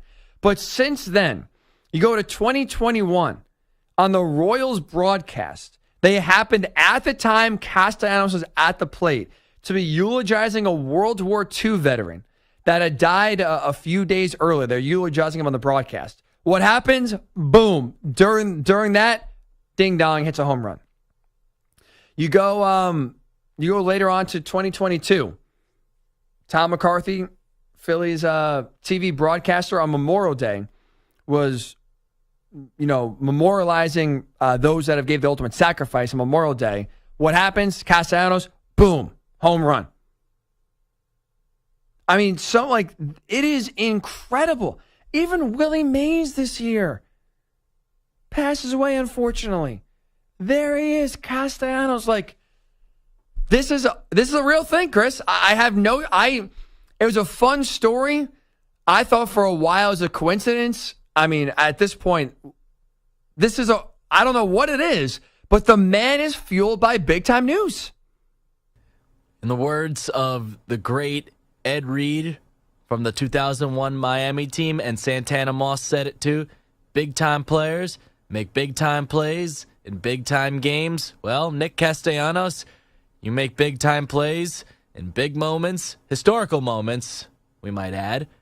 But yeah, I can't believe it. I don't want to accept the fact that it's a thing, but by God, is it a real thing? And it's no fluke or coincidence. It's getting scary at this point. I mean, even last week, now I don't know if this counts or not technically, but last Saturday when Trump was shot, before that event happened, Castellanos did go yard. I'm not sure if that counts because by the time he went yard, it doesn't. It didn't happen? Okay. It didn't happen. If it didn't happen after, you're right. It does have to happen first, and then after that, he does hit the home run. But it is, and I'm honestly shocked when you heard the Phillies radio call there on the highlight of the home run, and I was listening to or found on Twitter the TV version as well. I am truly shocked that neither Phillies broadcaster brought it up of just another big time news story, and there's Nick going yard again. It is. The guy has a knack. So if you're a Phillies fan, I guess the only downside is it's mostly negative news. So it's you're kind of rooting for something bad to happen in the world, which usually leads to him, having success. So maybe it's tough to root for bad things happening in October for Nick to come through here. But my God, this guy's the negative news fuels Castellanos. It is. That shocking. Truly, truly shocking to see him do it yet again. The man is. He can't go in the Hall of Fame for that, obviously.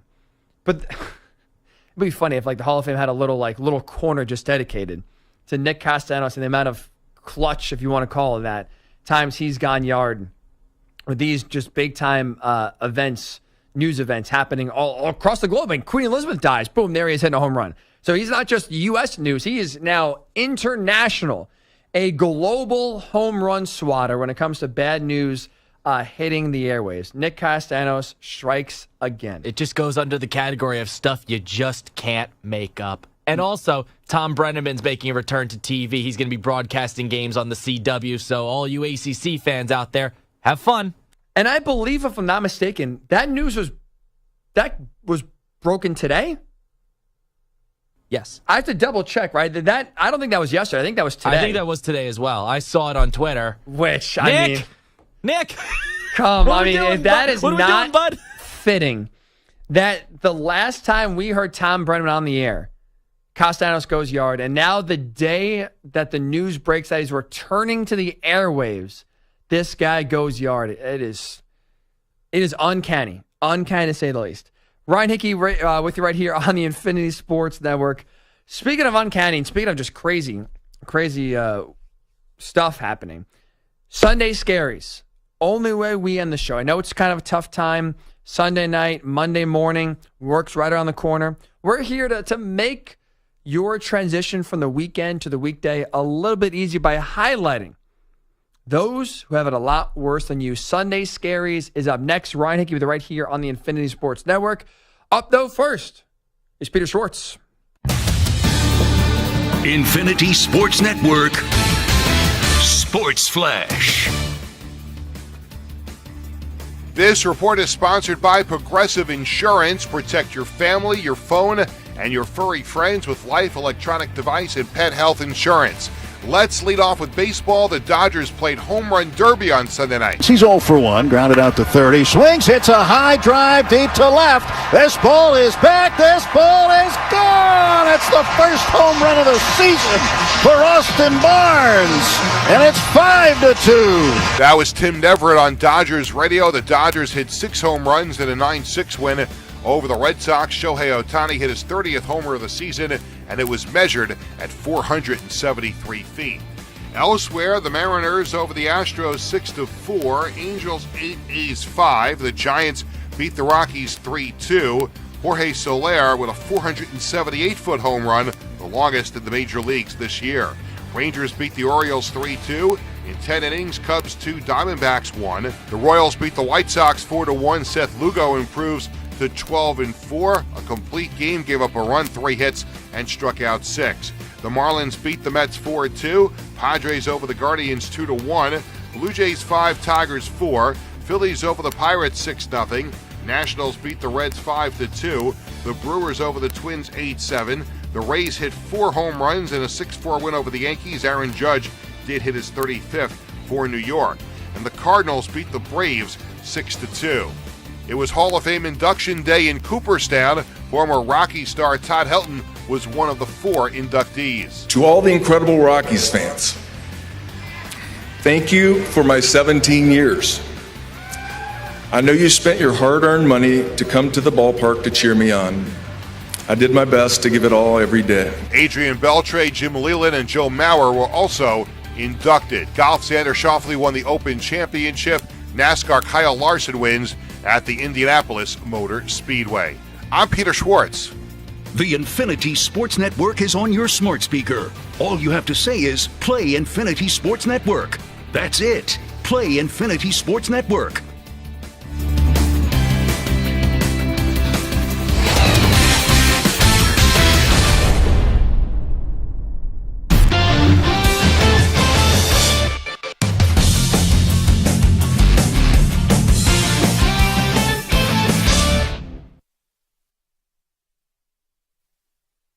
You're in a 5-minute break.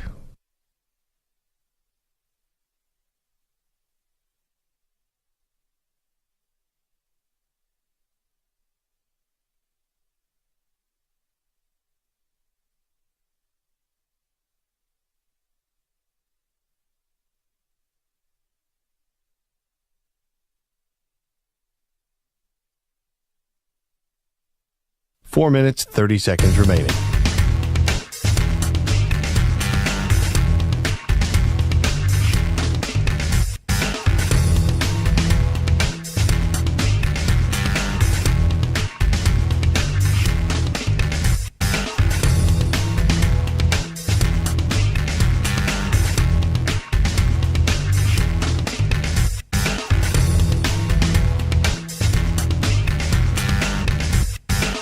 Four minutes remaining.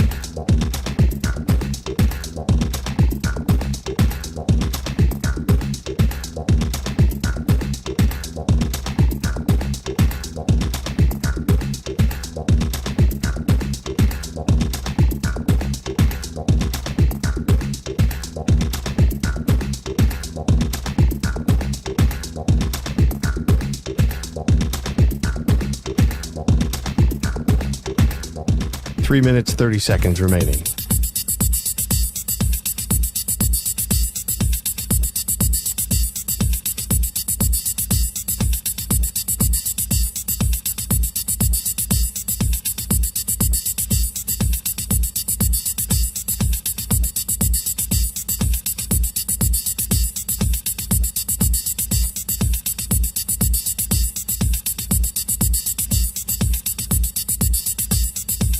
Three minutes remaining.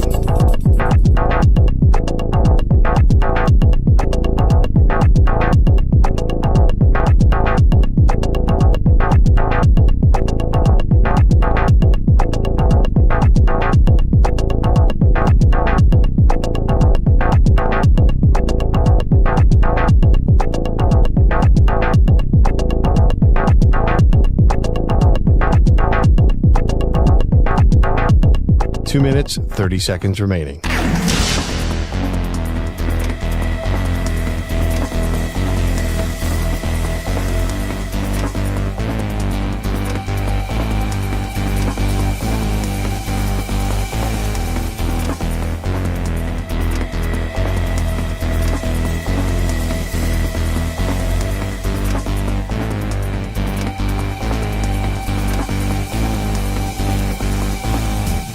Two minutes remaining.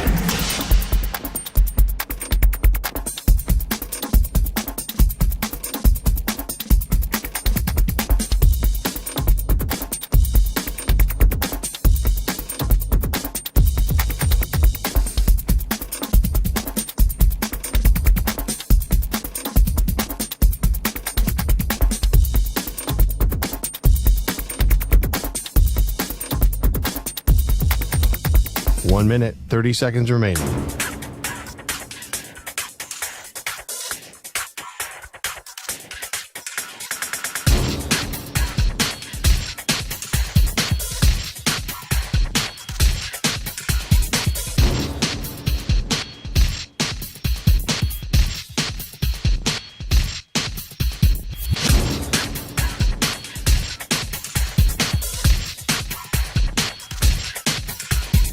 One minute remaining.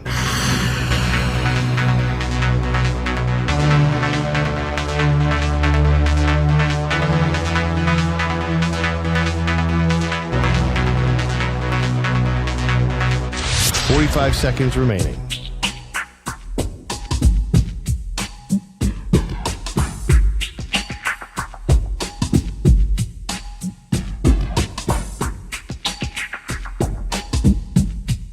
Thirty seconds remaining.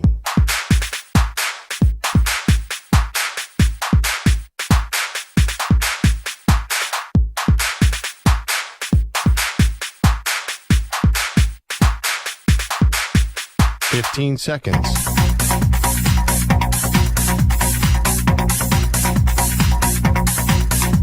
Break ends in 5 seconds.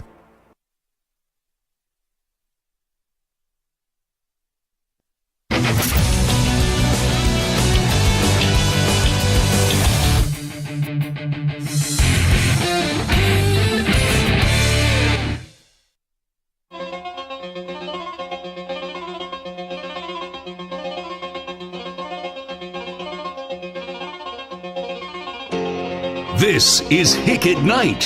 Here's your host, Ryan Hickey.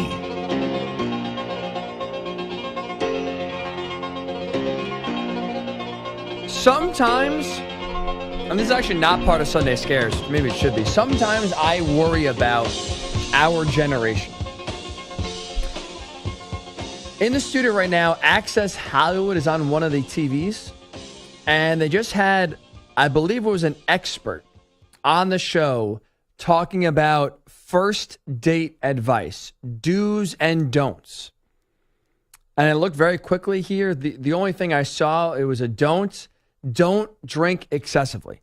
And had me thinking, how do we live in a world where we are paying, like people are getting the title of expert, and they're making money. I'm assuming they're some sort of professional so that they have, people are listening, where your job is to give advice to people on how to go on first dates, and the advice is obvious.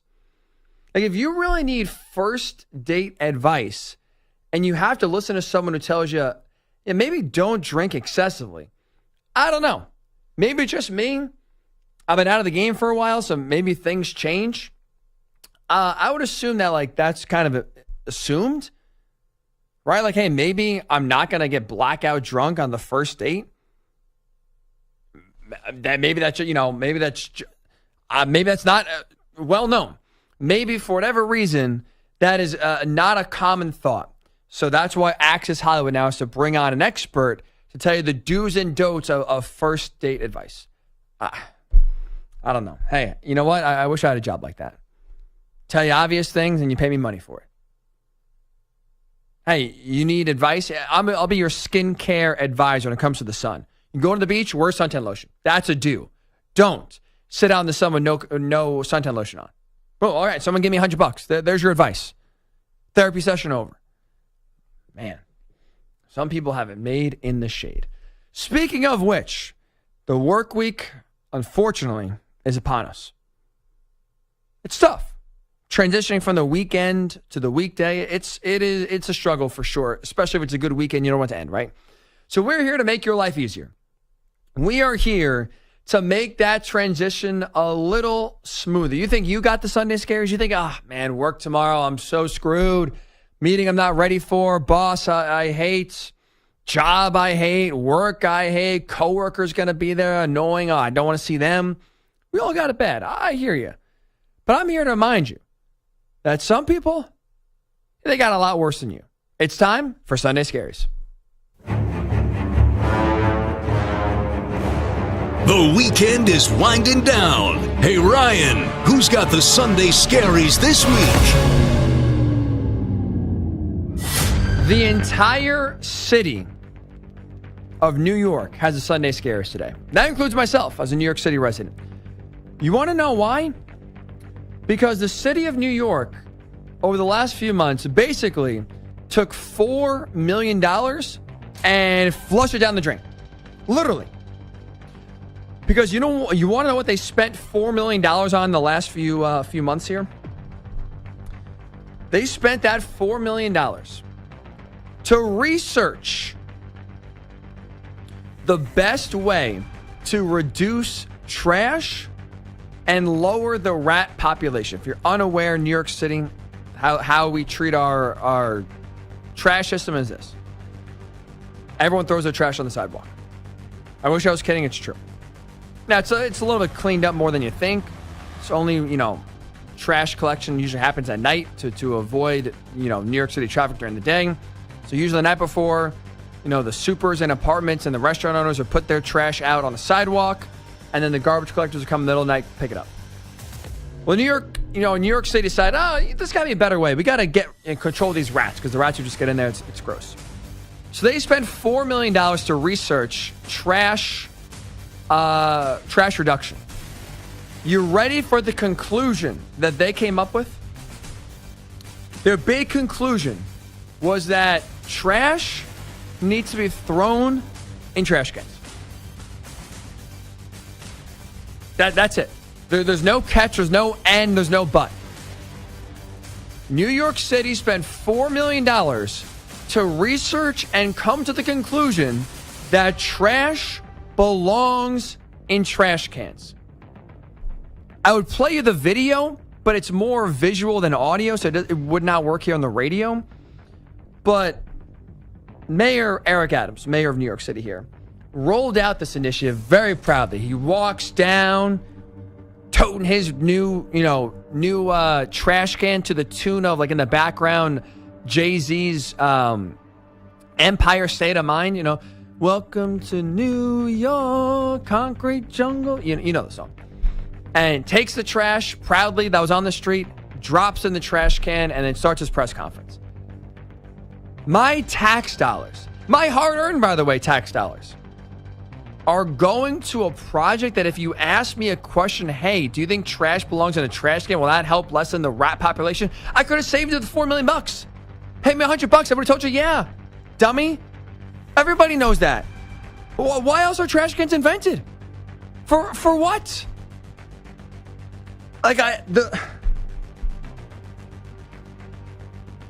I think part of it, Chris, is like the lack of self-awareness to not even like, they were so proud of this conclusion. Like, it was like almost like, you will never believe what our research turned up. It is, I wish I was kidding. But this is the state of New York City where we are spending millions of dollars to learn that trash is better off in a trash can. All I'm going to say about this is something you just said, and I'm going to play a sound for it. You big dummy.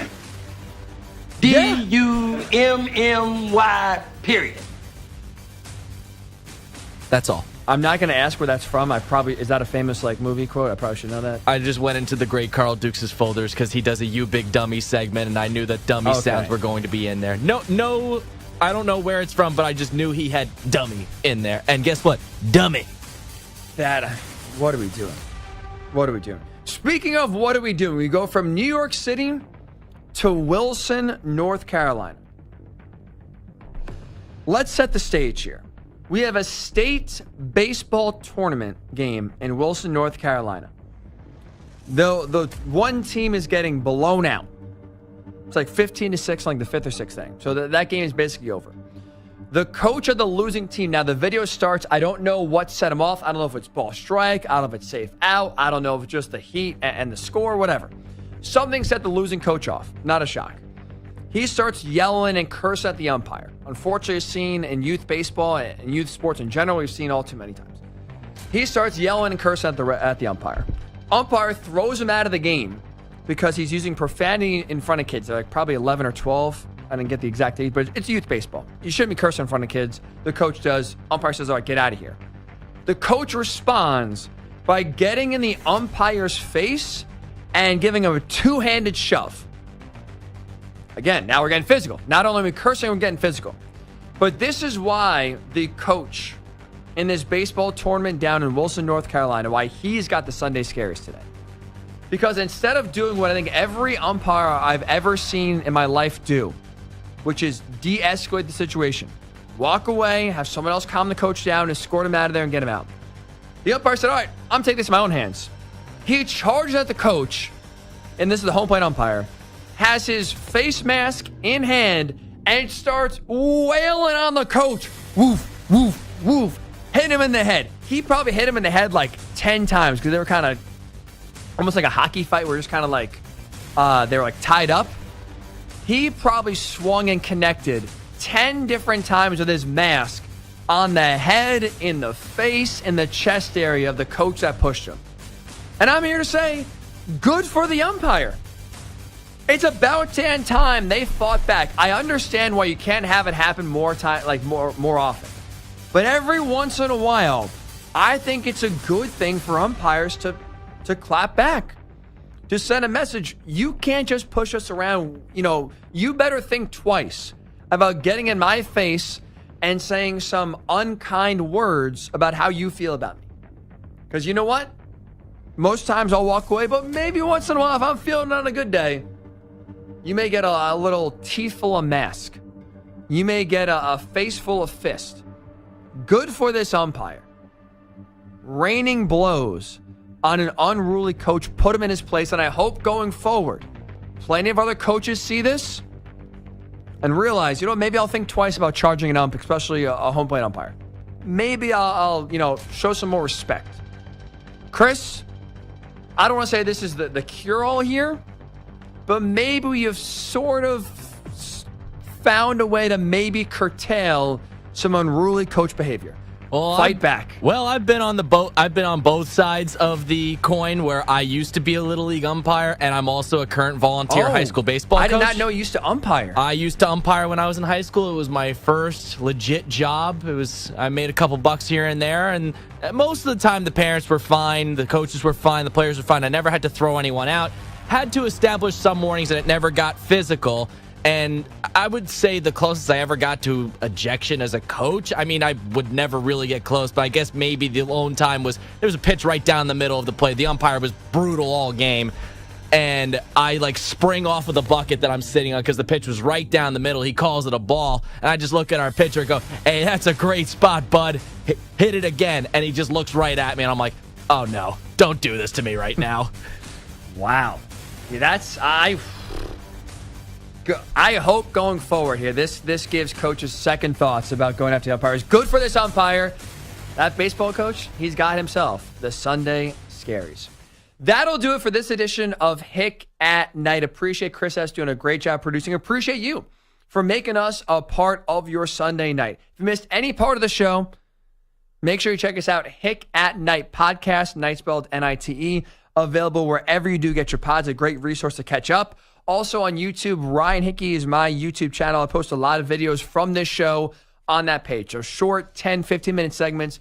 Those will be posted up there in the next few hours as well. So 2 ways, audio-wise, visual-wise, to catch up on anything you missed from tonight's show. Don't go anywhere. Amy Lawrence is up next. Have a great week. We'll talk to you next Sunday right here. It's been Hick at Night. Ryan Hickey on, of course, the Infinity Sports Network.